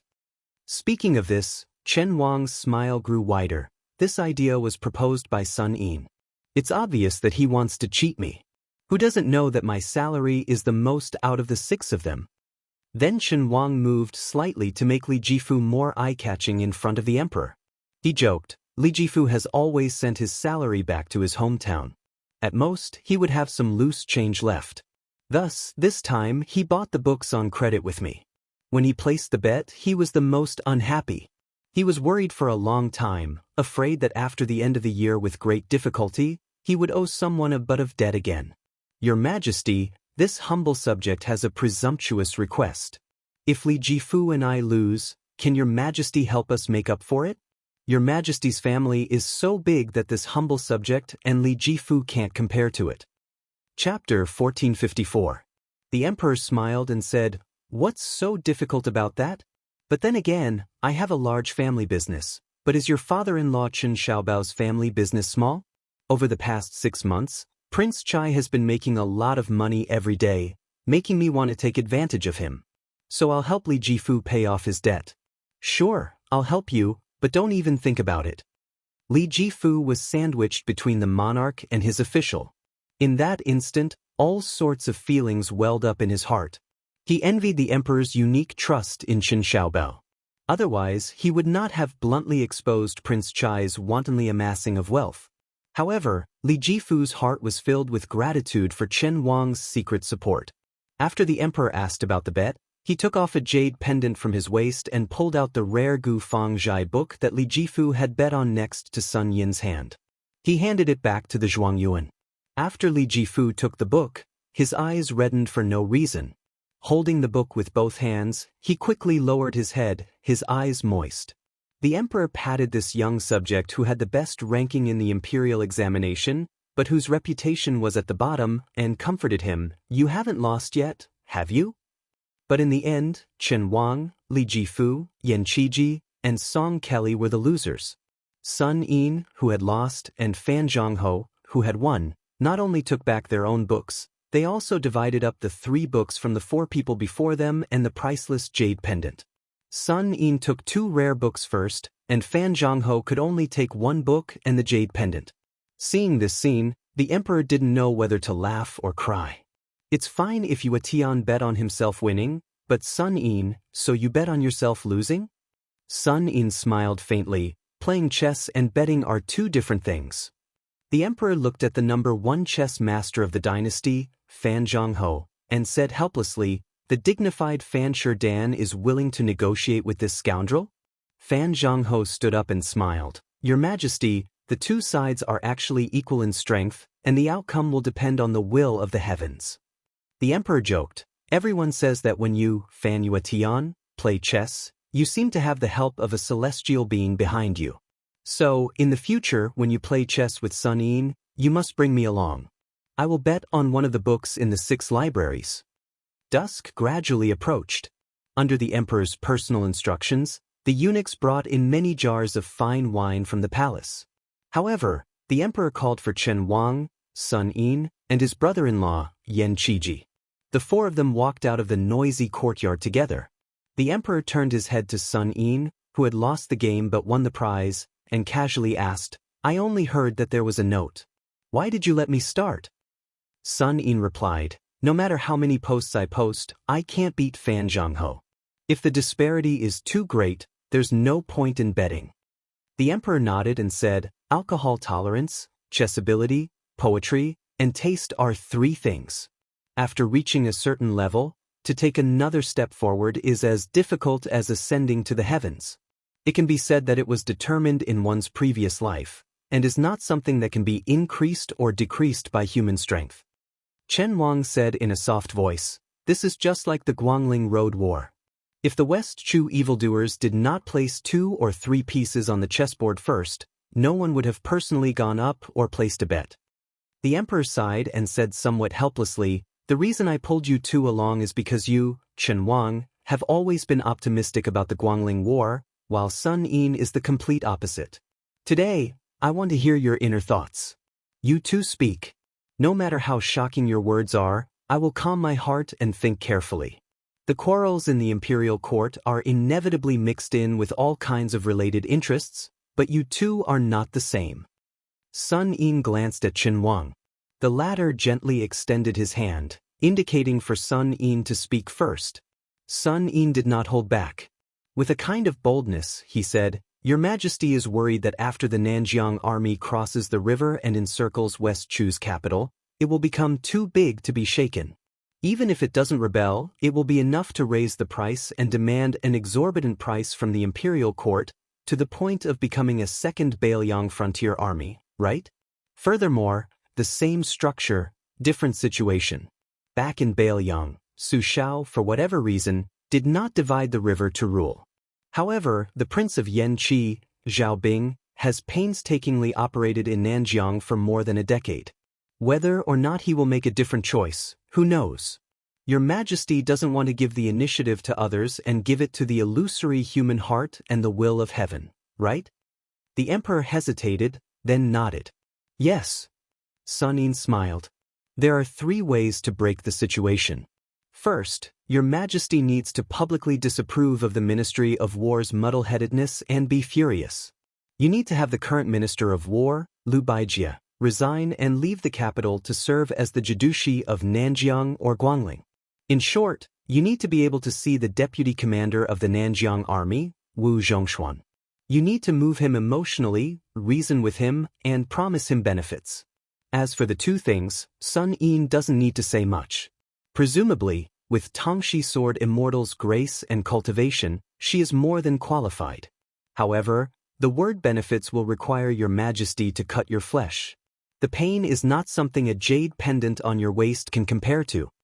The emperor frowned. Is a jadushi enough? Sun Yin boldly sneered. The emperor said softly, promise that Wu Zhongshuan will enter the capital and become the minister of war in the future? Sun Yin laughed coldly. The emperor asked, is my Liang going to have another prince with a different surname? Sun Yin asked back, why not? How can the future prince with a different surname be mentioned in the same breath as the Prince of Liang and Prince of Shu? How can the imperial court not be able to handle him? Wu Zhongshuan is already 60 years old, his 3 sons are mediocre and unaccomplished. How many years can he, Wu Zhongshuan, be the vassal prince? The emperor nodded, but did not say anything. Sun Yin continued, secondly, after Liu Baijie stepped down as the Minister of War, allow the Prince of Shu to take 10,000 elite troops out of the country. Moreover, issue an imperial decree to take the title of Minister of War and rush to Guangling Road to quell the rebellion. It is possible to allow Chen Zhibao to give half of the Qingzhou Navy under the command of the King of Jing and Zhao Sun to him. Chen Zhibao cannot wield great power, but at the same time he cannot not wield it. If his military power is too heavy, it will be difficult to suppress his ambition. If he does not wield the least bit of military power, he will be resentful and have the intention to rebel. The number of troops given to Chen Zhibao is 30 to 40,000, but it cannot exceed 50,000. Just because the imperial court does not allow him to leave Shu, does he really think that Chen Zhibao can only train 10,000 troops? It is better to let the water out than to block it. The late emperor and Liang have already done a good deed by allowing him to go to western Shu. Beimang's million-strong army is pressuring Beiliang's western front. Thus, it is time to move Chen Zhibao back under the nose of the capital. This time, the emperor grunted in agreement. Sun Yin took a deep breath. Lastly, it is to let Beiliang go all out and fight Beimang to the death. Not only must the imperial court release Guangling's water transport, but they must also stop the changing of titles. Moreover, they must have Gu Jiantang and Jizhou on the eastern front send troops to suppress Beimang's front lines and drive the wolf to swallow the tiger. In this way, no matter how bad the Guangling Road War is, it will only be a small matter of winning or losing. In the end, Liang will be able to clean up the mess. At that time, Beimang will at most have half of its national strength left, and West Chu will be even more dilapidated and spent. Chao Changqing will only be asking for death. The young emperor muttered to himself and looked at Chen Wang. The latter smiled bitterly and said, I have nothing to say. Sun Yin waited for the emperor to continue, but he did not get the answer he wanted. He chuckled and said, I'm going back to drink. If I pass out in the Hanlin Academy, I'll have to trouble Chen Xiaobao to drag me back. The emperor looked at the back of this arrogant scholar and said softly, Chen Wang, Qiji, I'll take you to a place to meet someone. This time, the emperor did not even have any guards accompanying him.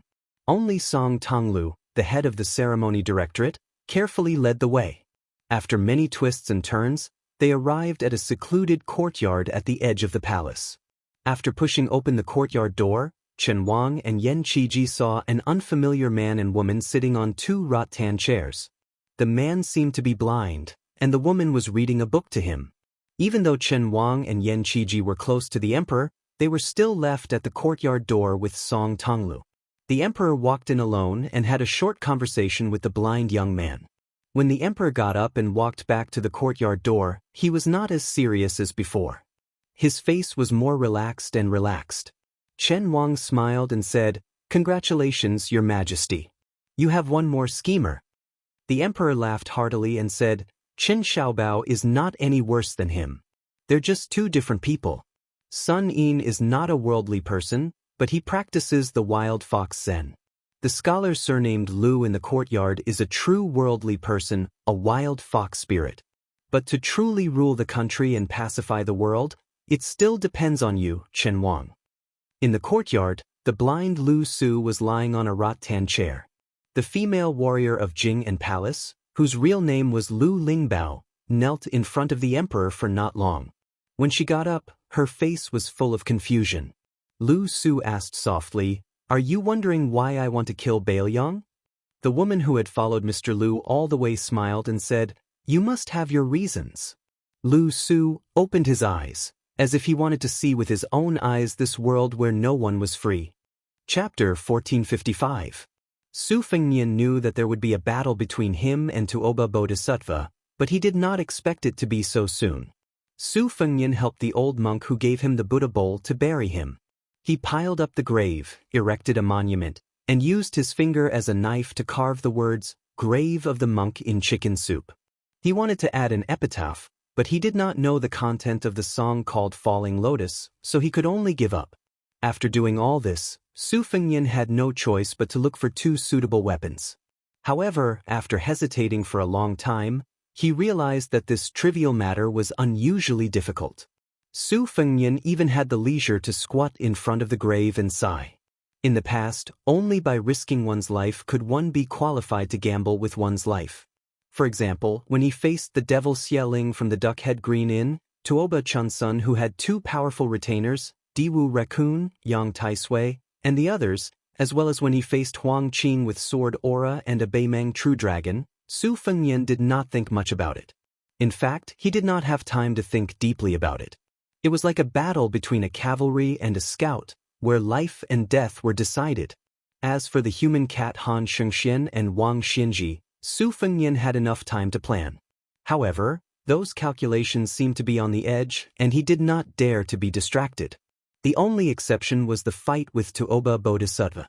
Once the fight was unavoidable and there was a few hours to half a day of leisurely travel, Su Fengnian did not have any complicated feelings. Instead, he felt somewhat relaxed, as if he was waiting for a friend he had never met before.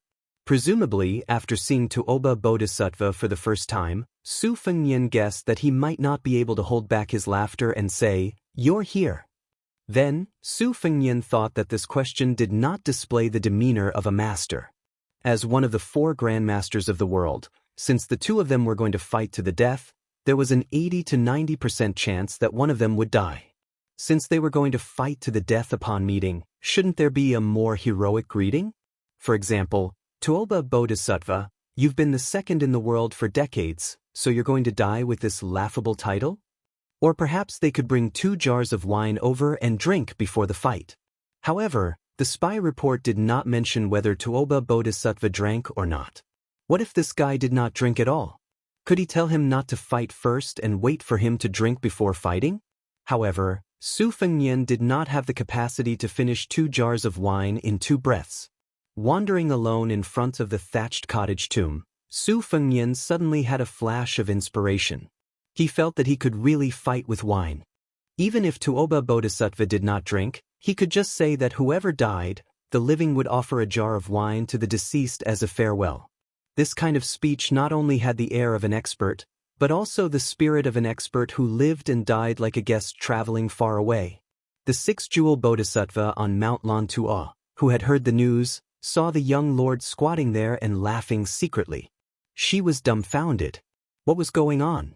Don't you know that the entire Lantua mountain is about to explode? She calmed herself down and said with a cold face, "The first group of 20,000 monk soldiers near Lantua mountain can be gathered in 2 days and rushed to Liuzhou." Su Fengnian walked into the thatched cottage and brought 2 small wooden stools under the eaves. He threw one to her and the 2 of them sat together in the afterglow of the setting sun. He smiled and said, "You guys are really insincere. The prayer wheel has already been pushed, but you still want to wait for me to defeat Tuoba Bodhisattva before sending the troops?" The 6-jewel Bodhisattva did not hide anything. 1 generation after another, at most 300 to 400 years of life. But do you know how long Lantua mountain has existed in the world? Su Fengnian stared at her face that seemed to be unmarked by time. Back then, the top 10 aristocratic families of the spring and autumn period also thought the same. They always felt that the throne of the country could be broken, but the family's incense could not be extinguished. I originally thought that the monks of Lantua mountain would be more worldly. She sneered and said, If they were worldly, why would our Lantua mountain care about you, King of Baelyang? Why would we get involved in this mess? Don't push your luck.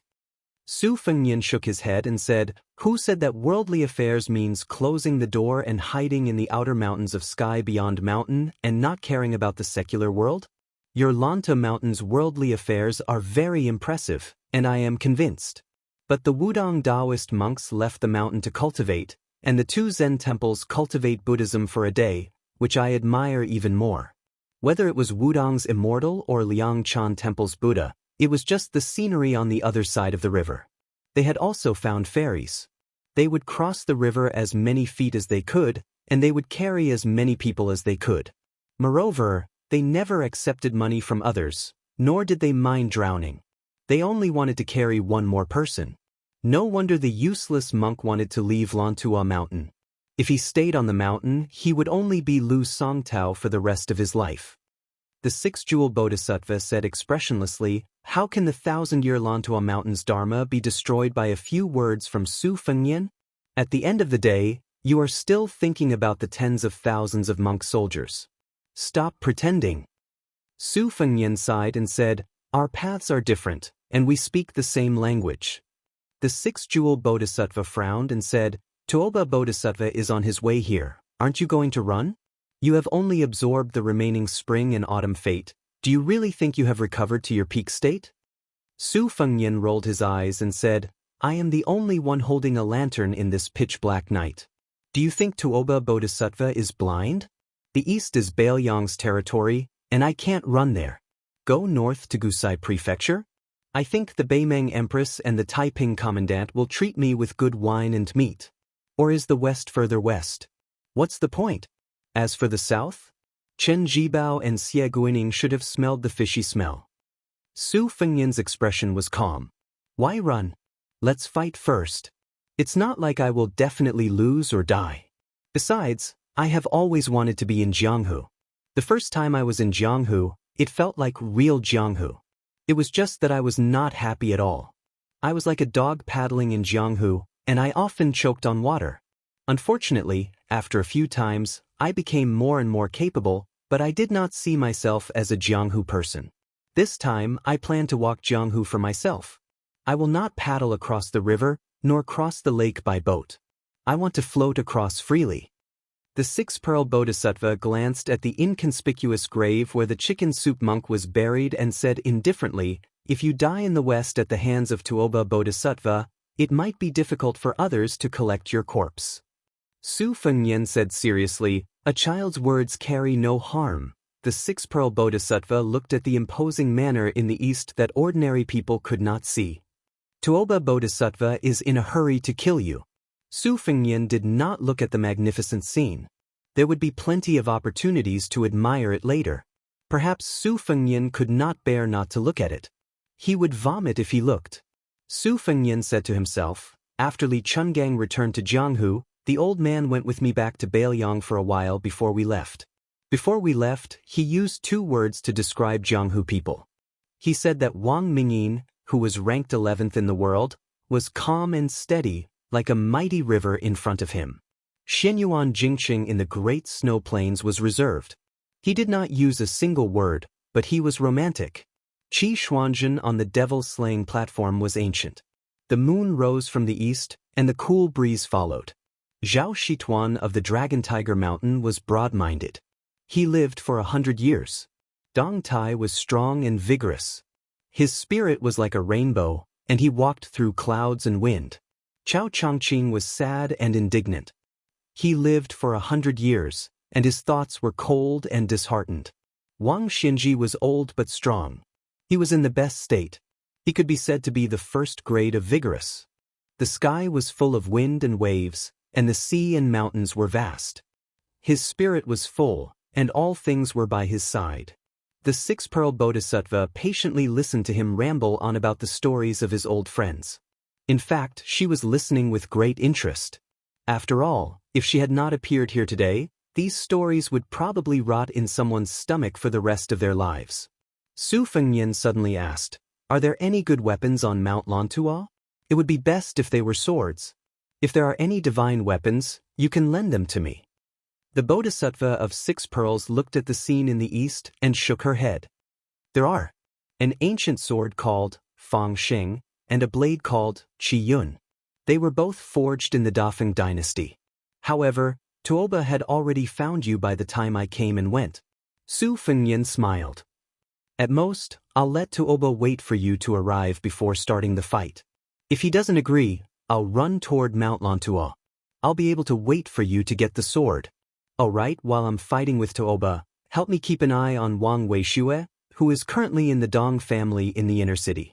As long as he doesn't leave the western region, you don't have to interfere. The Bodhisattva of 6 pearls stood up slowly. Her gaze was complicated. Why don't you disperse your fate energy? Tuoba will lose his target. You don't have to fight this battle. Su Fengyan said helplessly, how long has it been since the old monk was buried? Aren't you afraid that he'll jump out and smash your face with a bowl? You're not afraid, but I am.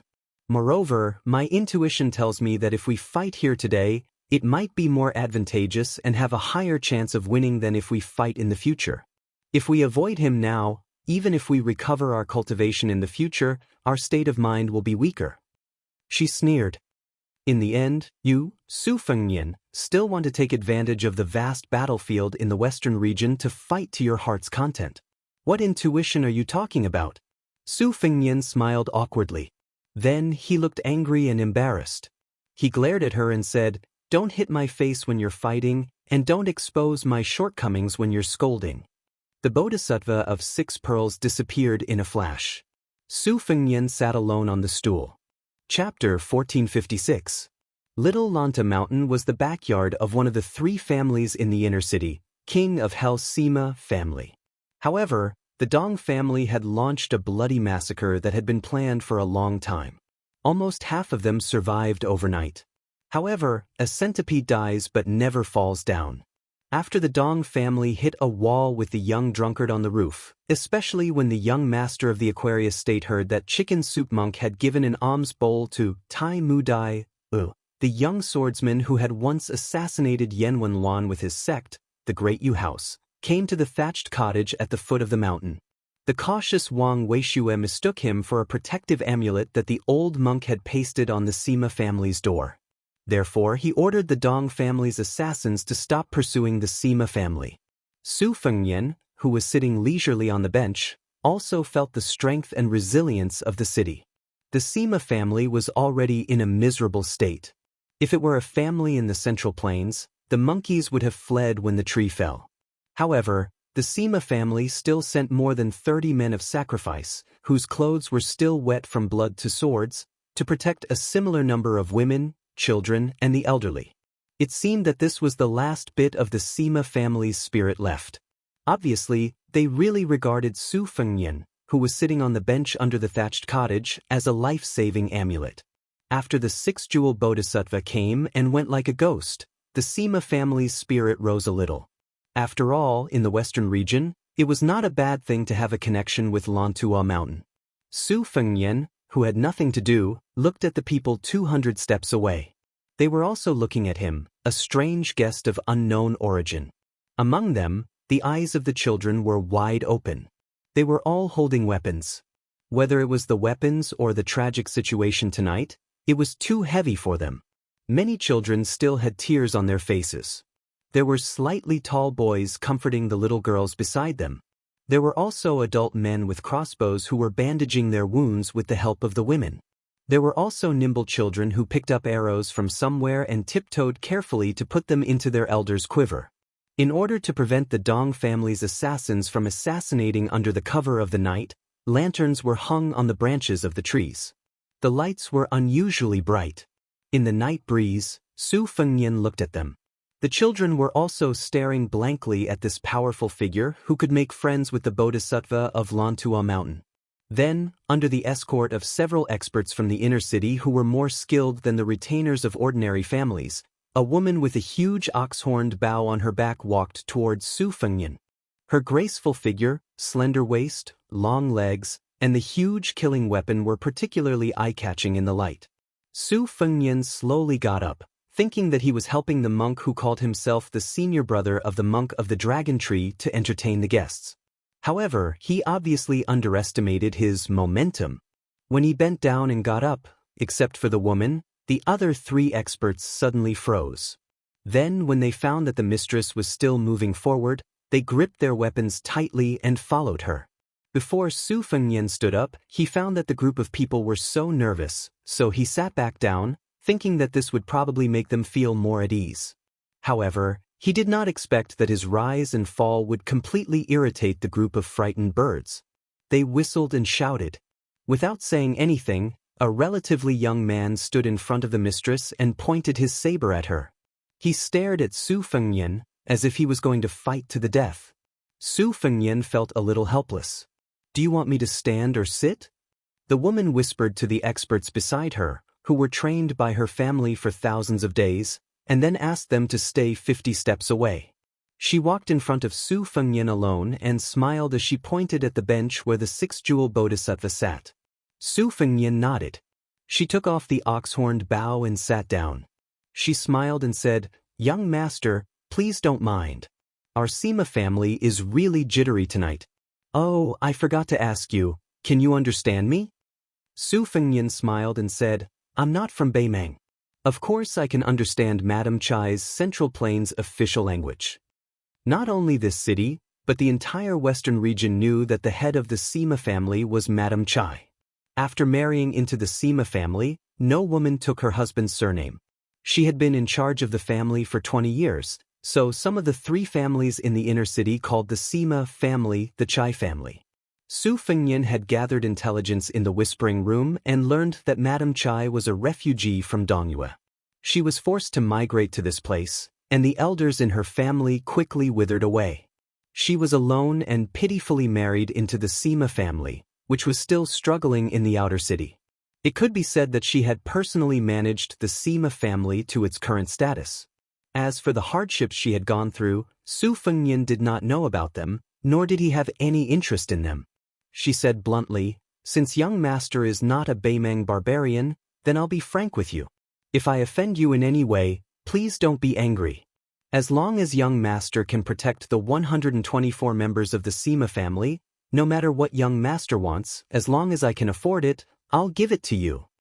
Su Fengnian did not say anything.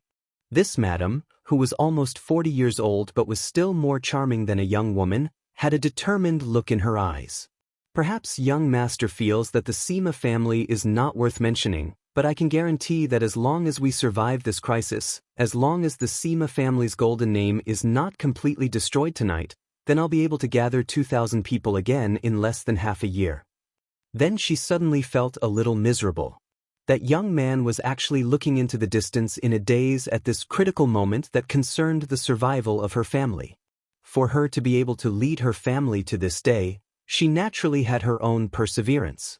She said in a more serious tone, "Maybe young master is a man from the Central Plains who happened to pass by the western regions, or maybe you are a first-rate talent from the most prominent sect in the Liang River Lake. You have the ambition to reach the peak of martial arts, and you don't care about the glory and disgrace of 1 or 2 families in the western regions. However, I sincerely ask young master to help us this time. The Sima family will definitely be grateful to young master. In the future, as long as young master sends a message back to the western regions, even if it is the southern Jiang, the Liao kingdom, or the Liang capital, if I am still alive, I will personally lead my family's elite forces to young master. Even if I am already dead, the next head of the Sima family will definitely not refuse to help young master.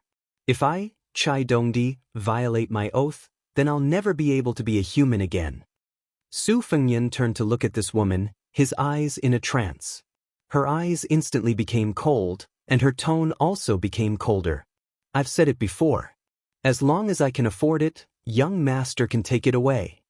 In her life, she had seen too many men show this kind of expression in front of her. In the early years, it was the influential people in the outer city, and later, it was the ambitious people in the inner city, such as Dong Tiling of the Dong family, the father and sons of the Li family, and those men who were arrogant because they were masters on the ranking list. She said expressionlessly, "But I'll only give young master what he wants once." She was no longer the ignorant girl who thought that there were chivalrous people everywhere in Jianghu. For so many years, for the sake of this family, she followed the rules of the Western region and did many things that went beyond the bottom line of morality. She was cruel, bloody, dirty, scheming, and trapping. But for herself, there was one thing that she had always kept to her bottom line. She originally thought that in a few years, or at most 10 years, the Western region would no longer talk about her appearance as Madame Chai, and there would no longer be any young people who would drool over her figure. Then, she would be able to live up to the memory of her husband, who only had a surname left. Su Fengnian did not become angry because of the misunderstanding. He only smiled. Madame Chai is thinking too much. It's just that you reminded me of a very important person. He turned to look in the northeast direction and said softly, I miss her very much. In fact, I've always missed her. She was stunned on the spot as she looked at the side of his face that was filled with warmth. She could see that this man's longing at this moment could not be faked. She suddenly felt sad and self-deprecating for no reason. The things that appeared on his face were the most extravagant things in the Western region. She, a woman who had rebuked the winds and clouds of the Western region for 20 years, had never felt this way before. Su Fengnian retracted his gaze and smiled. The person I'm waiting for hasn't arrived yet, so I do have some time left. Instead of sitting here in a daze, I might as well make a deal with you. Even someone as calm as her could not help but reveal a pleasantly surprised expression. However, the young man's next words made her feel as if she had been struck by lightning. Madame Chai, is there really only one time? Can we talk about it again? Whether it was her imposing manner, her arrogance, or her temperament, they were all exhausted at the first spurt of energy. Although Madame Chai was still angry this time, she was no longer as solemn and stirring as before. On the contrary, it was probably because she was too old, so even if she was angry, she still had a different kind of charm. At this moment, she seemed a little shy. Su Fengnian laughed heartily and waved his hand. All right, let's stop joking.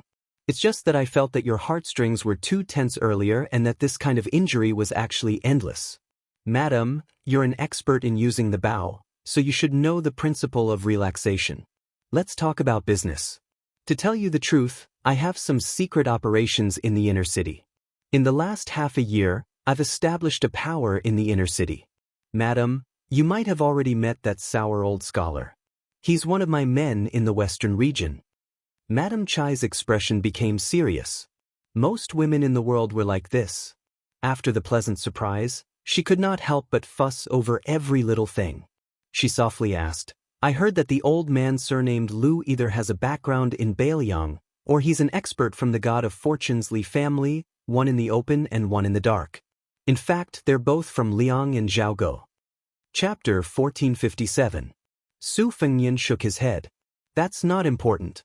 I can guarantee that the Sima family will continue to be one of the great families in the inner city. As long as you work with that old scholar, not only will you be able to struggle at death's door under the Dong family's nose, but you will also be able to squeeze out the Dong family. If you want people, I can give you people that are not inferior to those on the inner city's expert list. As long as you dare to ask, I can give you a lot. If you want armor, crossbows, spears, I can give them all to you. As for my request, it's very simple. The Sima family must have a cavalry of no less than 5,000 people in this city. When they are willing to put their heads on their belts to fight for riches and honor, when there is hope for riches and honor, you must make them believe that your words are not empty words. Su Fengnian paused for a long time.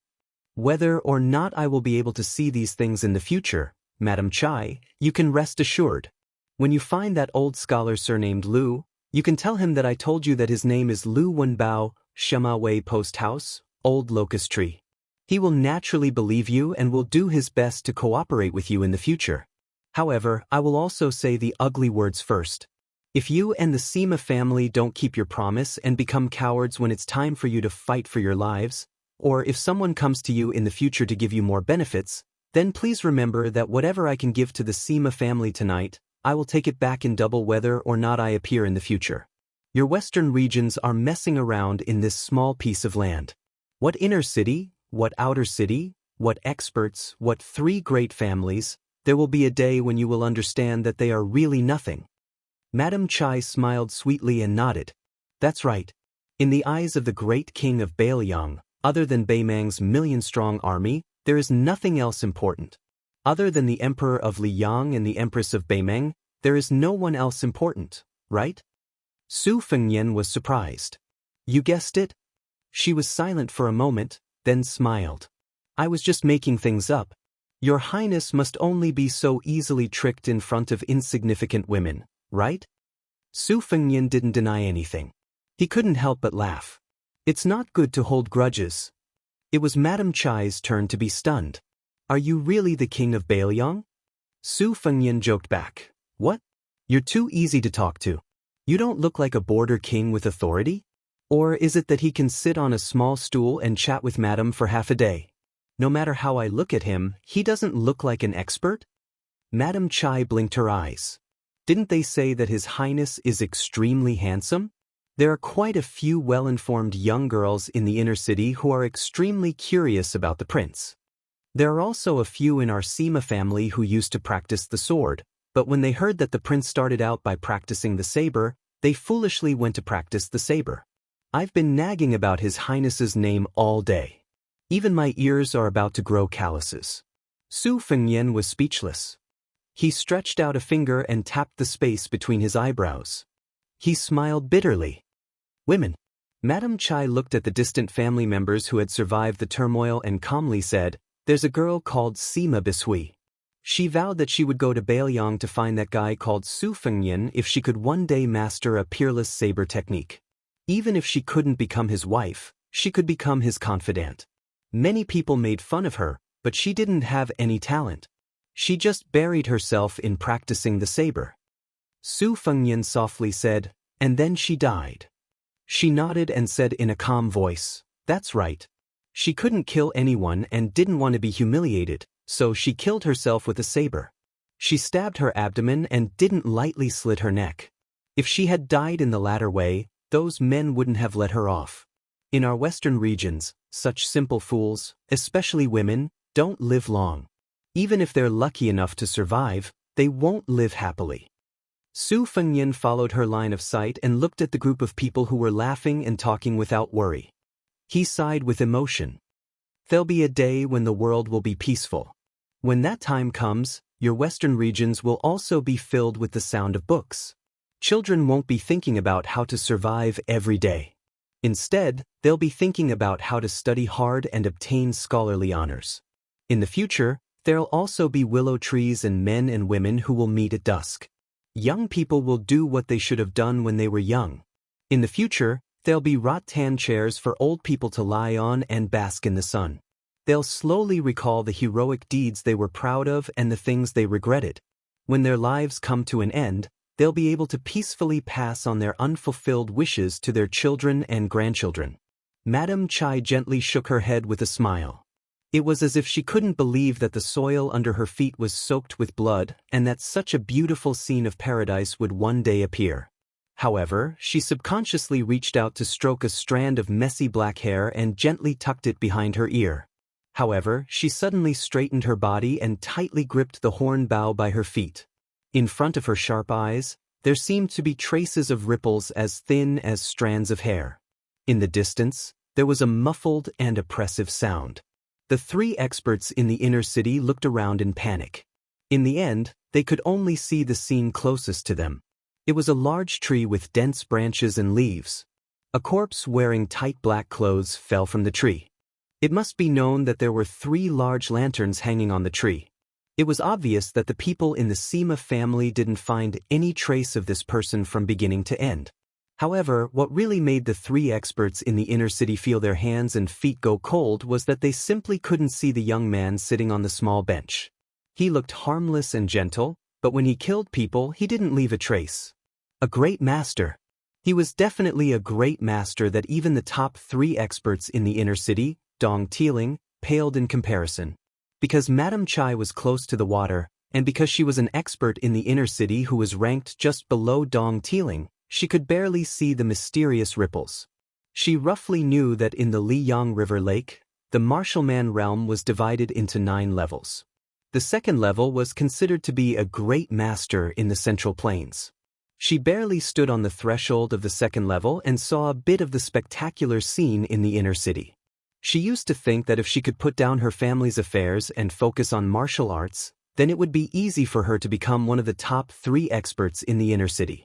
She might even be able to compete with the legendary first-level experts in the Liyang River Lake.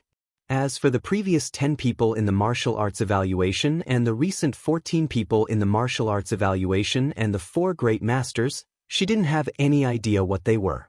She only knew that they were very strong. It was like looking at a mountain from afar. You know that the mountain peak was very high, but you can't imagine how high it was until you get close. Then, the young man beside her, whose identity she was still doubtful about, opened the door to the first level for her in a slightly stingy and obscure way. Then, she suddenly realized that in the eyes of the small group of true martial arts masters, the first-level experts who considered themselves to be extraordinary were no different from ants. Then, even the children of the Sima family could see a strange scene. From the shadows in the distance, a ghostly figure suddenly appeared, running as fast as thunder with an aggressive aura. They thought that it was an expert from the Dong family who came to kill people in broad daylight, and that it might even be the infamous Dong Tiling himself. But soon, everyone was confused. The expert with a very strong figure did not seem to be here to cause trouble, but was pushed here by someone. He seemed to be avoiding something invisible, except for the period when he was constantly approaching the thatched cottage. At the same time, his footsteps were disorderly, and he flapped around in all directions. He was in a very sorry state. Obviously, no one was fighting with him, but he made a few dazzling front, back, and side somersaults. In short, there were all kinds of somersaults. He was originally a very strong expert, but in the end, he was reduced to a sideshow in the eyes of the children of the Sima family. When he was about 30 steps away from the thatched cottage, he finally stopped to catch his breath. At this time, Madame Chai finally saw the old man. He was actually the god of Welfly family's most honorable consecrate. At this time, his clothes were ragged, as if they had been cut into pieces bit by a sharp weapon, dripping with blood. He glared at the young man sitting on the stool and said in a hoarse voice, "Dong Tai's nurturing sword and controlling sword, I finally know who you are." Su Fengyan looked at Zhao Go, one of the founding members of Liyang. "The only reason you're still alive is because you had a colleague in Azure City. Before he died, he said a few words, which was equivalent to him dying in your place. You can go now, but remember to tell Li Feng Mao not to compete with the Sima family in the future. As for your plans in the western regions, they have been following the rules these past few years, so I can pretend that I didn't see them." The thin elder roared and rushed forward, causing the dust under his feet to fly up. The tip of his foot created a hole in the ground, but the elder quickly stopped. Madame Chai squinted her eyes and saw a flying sword that was less than an inch long, hovering in front of the elder's forehead. The sword's body was dark green, sparkling and translucent. It was a beautiful little sword that could make people feel happy. Madame Chai's lips curled up slightly as she thought of a certain person's sigh. Women. The old man, who could cover the sky with one hand in this city, glanced at the young man who was mostly covered in skin. He snorted coldly and retreated. He leaped onto a branch and quickly disappeared into the ink-black night. Su Fengyan's mind moved, and he put away the flying swords into his sleeve. He then pointed at the 30-year-old man who had pulled out his sword and asked with a smile, "What's his name? How long has it been since he joined the Sima family?" Madame Chai's mind was very sharp, and immediately a haze appeared in her heart. She looked sadly at the man who she had high hopes for. He's the youngest person on the inner city's expert list. He's known as an assassin who's better than the Dong family's assassins.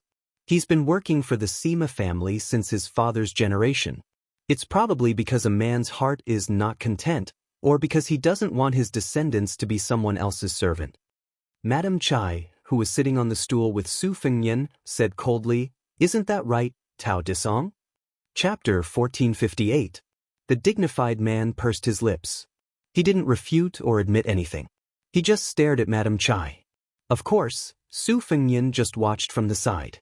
Previously, when Tao Disong saw him stand up, his killing intent was still within reason, and could be understood as him wanting to protect his master. But after seeing the Dong family assassin fall from the tree, the killing intent of a martial artist in a dangerous situation was not something that could be explained by a loyal servant of the Sima family. Su Fengyan sighed. He lowered his head and rubbed his cheeks. He felt a little bitter. The Wutongin county had been living in harmony for so many years. How could the Sima family in the western regions be so unpredictable? Tao Disong didn't reveal his true intentions. He just looked at Madame Chai, who was 8 years older than him. Madame Chai seemed to realize the truth. She was furious. She scolded, "When did the Sima family ever stop you from being a superior person? They have spent so much effort to cultivate you. Are you heartless and unscrupulous? In the western regions, there is no benevolence, no righteousness, and no loyalty. But don't forget that everyone in the western regions believes in the word trust. No matter how evil you are, as long as you promise something, you will keep your promise.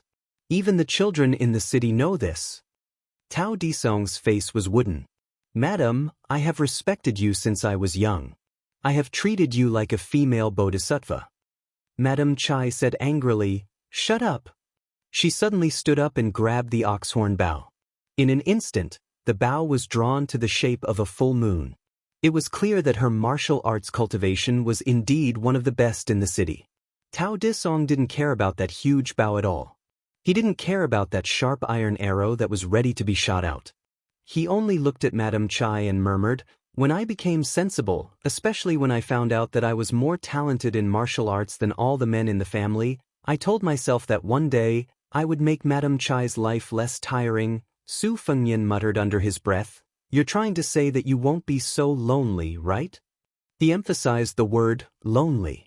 When Madame Chai heard this, she was so angry that she almost turned around and shot this guy to death.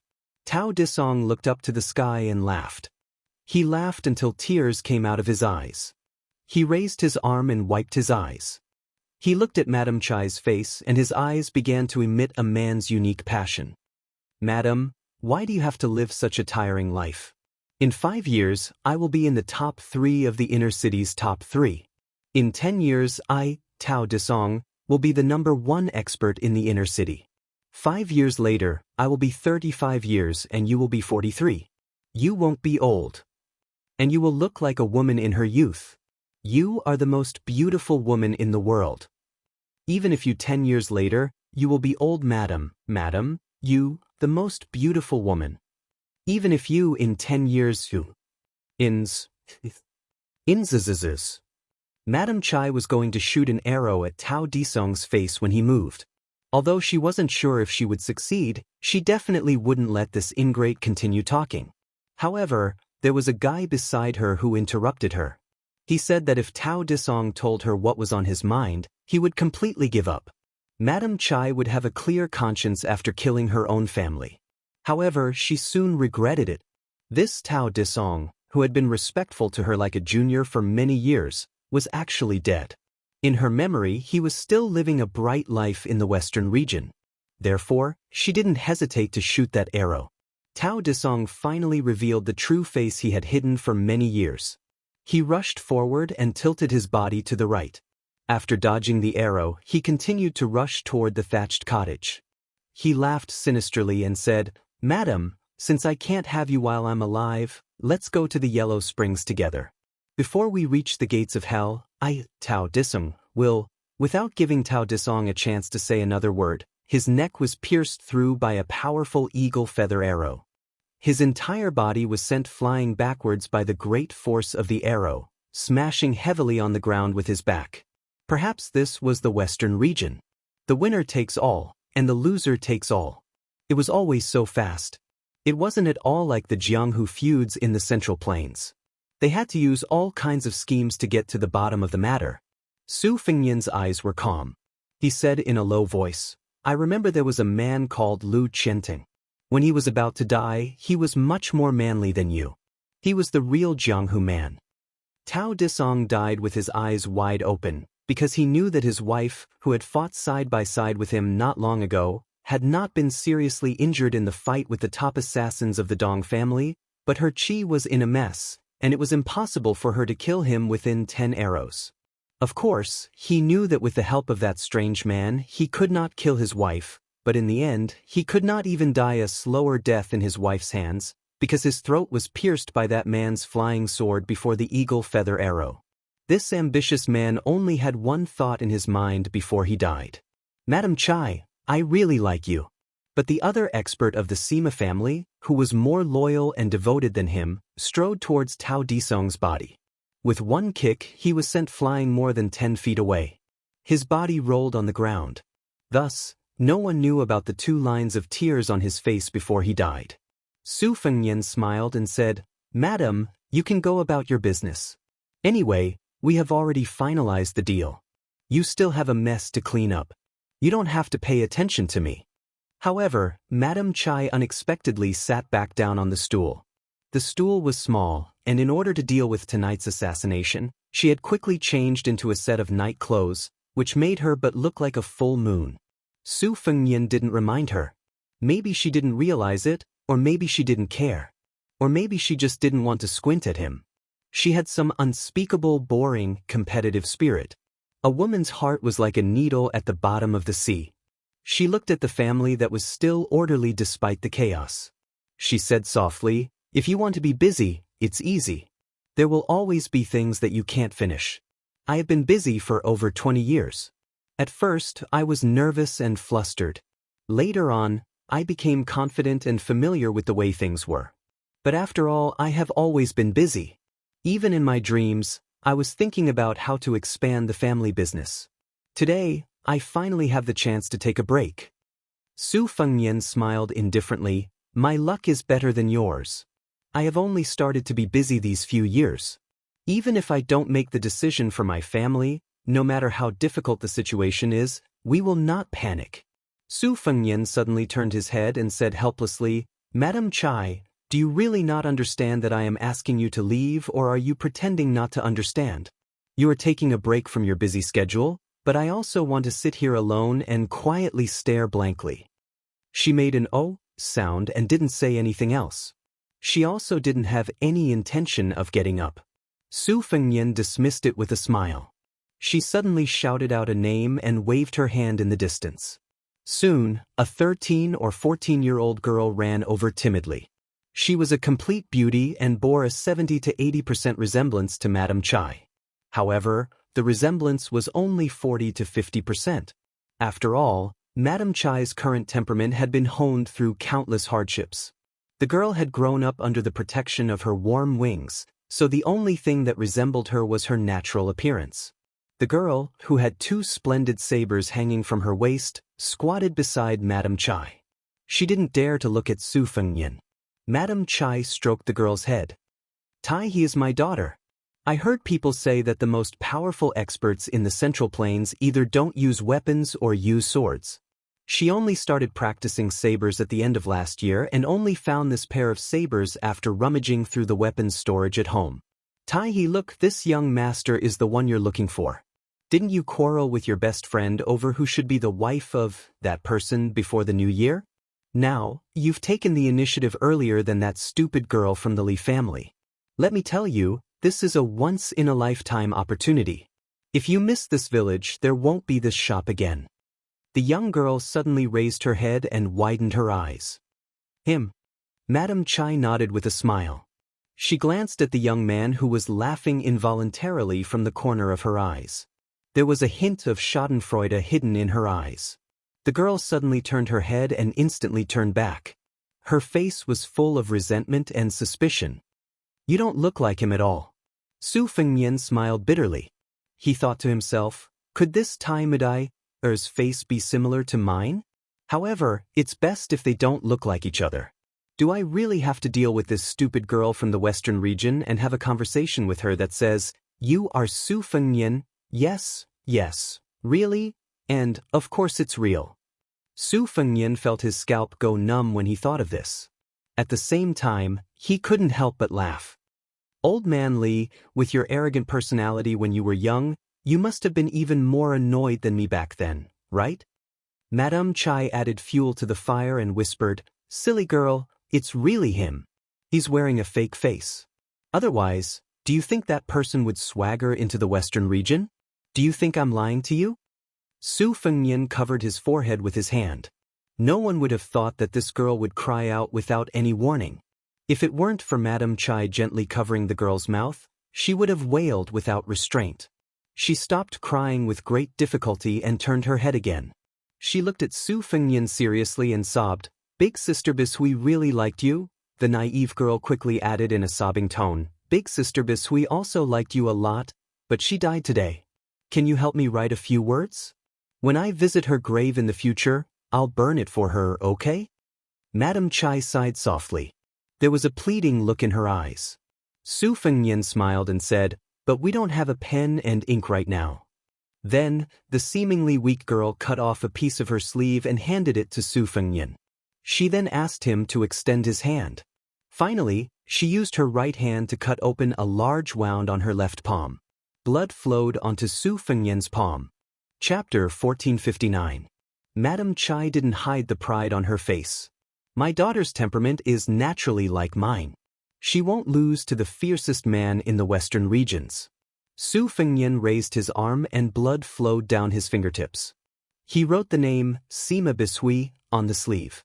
The young girl hurriedly said, "Add your name too." He had no choice but to add the 3 words Su Fengnian. The young girl treasured the sleeve that only had 2 names written on it. Looking at the bloody words, she couldn't help but sob. However, she quickly wiped her tears with her arm and pitifully looked at Su Fengnian. "Why don't you write one for me too?" Without waiting for Su Fengnian to speak, she began to cut her clothes in one breath. Then she made a cut on her other hand. Su Fengnian hurriedly stopped her. He didn't know whether to laugh or cry. All right. I'm afraid of you. Just give me the sleeve." Su Fengnian took the sleeve.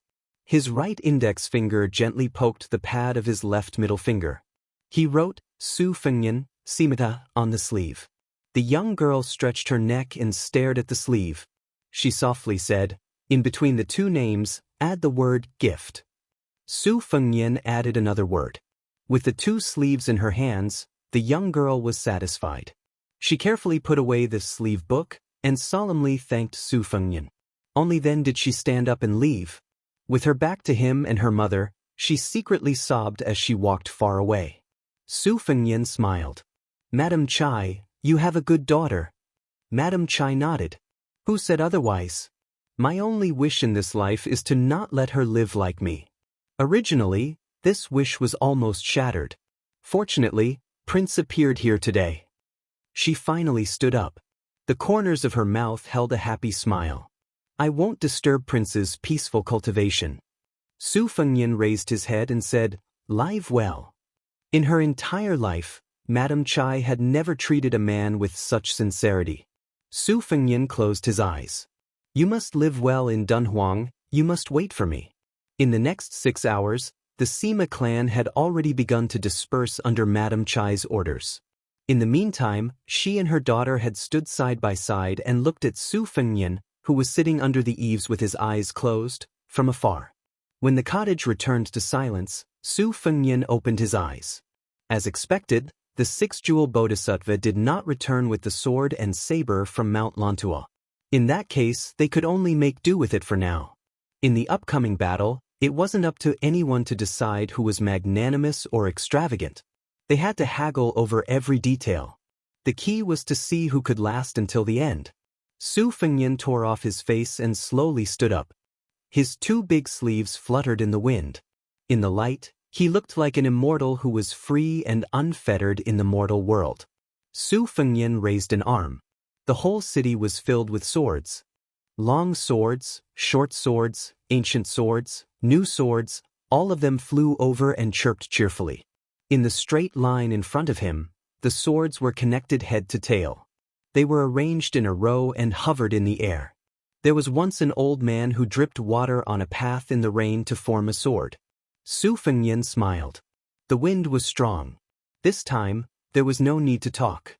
Su Fengnian's arm gently pushed forward and then began to move forward. The swords connected and finally converged into a long sword that was hundreds of feet long. Su Fengnian said in a low voice, "Let's go." This sword, in an instant, broke out of the city. It crashed into the Beimang military god, Tuoba Bodhisattva, who was rushing toward the city. Dunhuang City. In the middle of the night, there was a woman who was a light sleeper. When her child cried, she quickly put on her clothes and gently picked up the child from the cradle. The child's tears quickly turned into laughter. She lowered her head and looked at the childish smiling face. She also smiled. She gently swayed her arm and slowly hummed, little sweet potato, grow up quickly." Zhao Bing, the king of Yanqi, had an army of no more than 100,000 soldiers under his command, but he actually had more than 200,000 soldiers and horses under his command.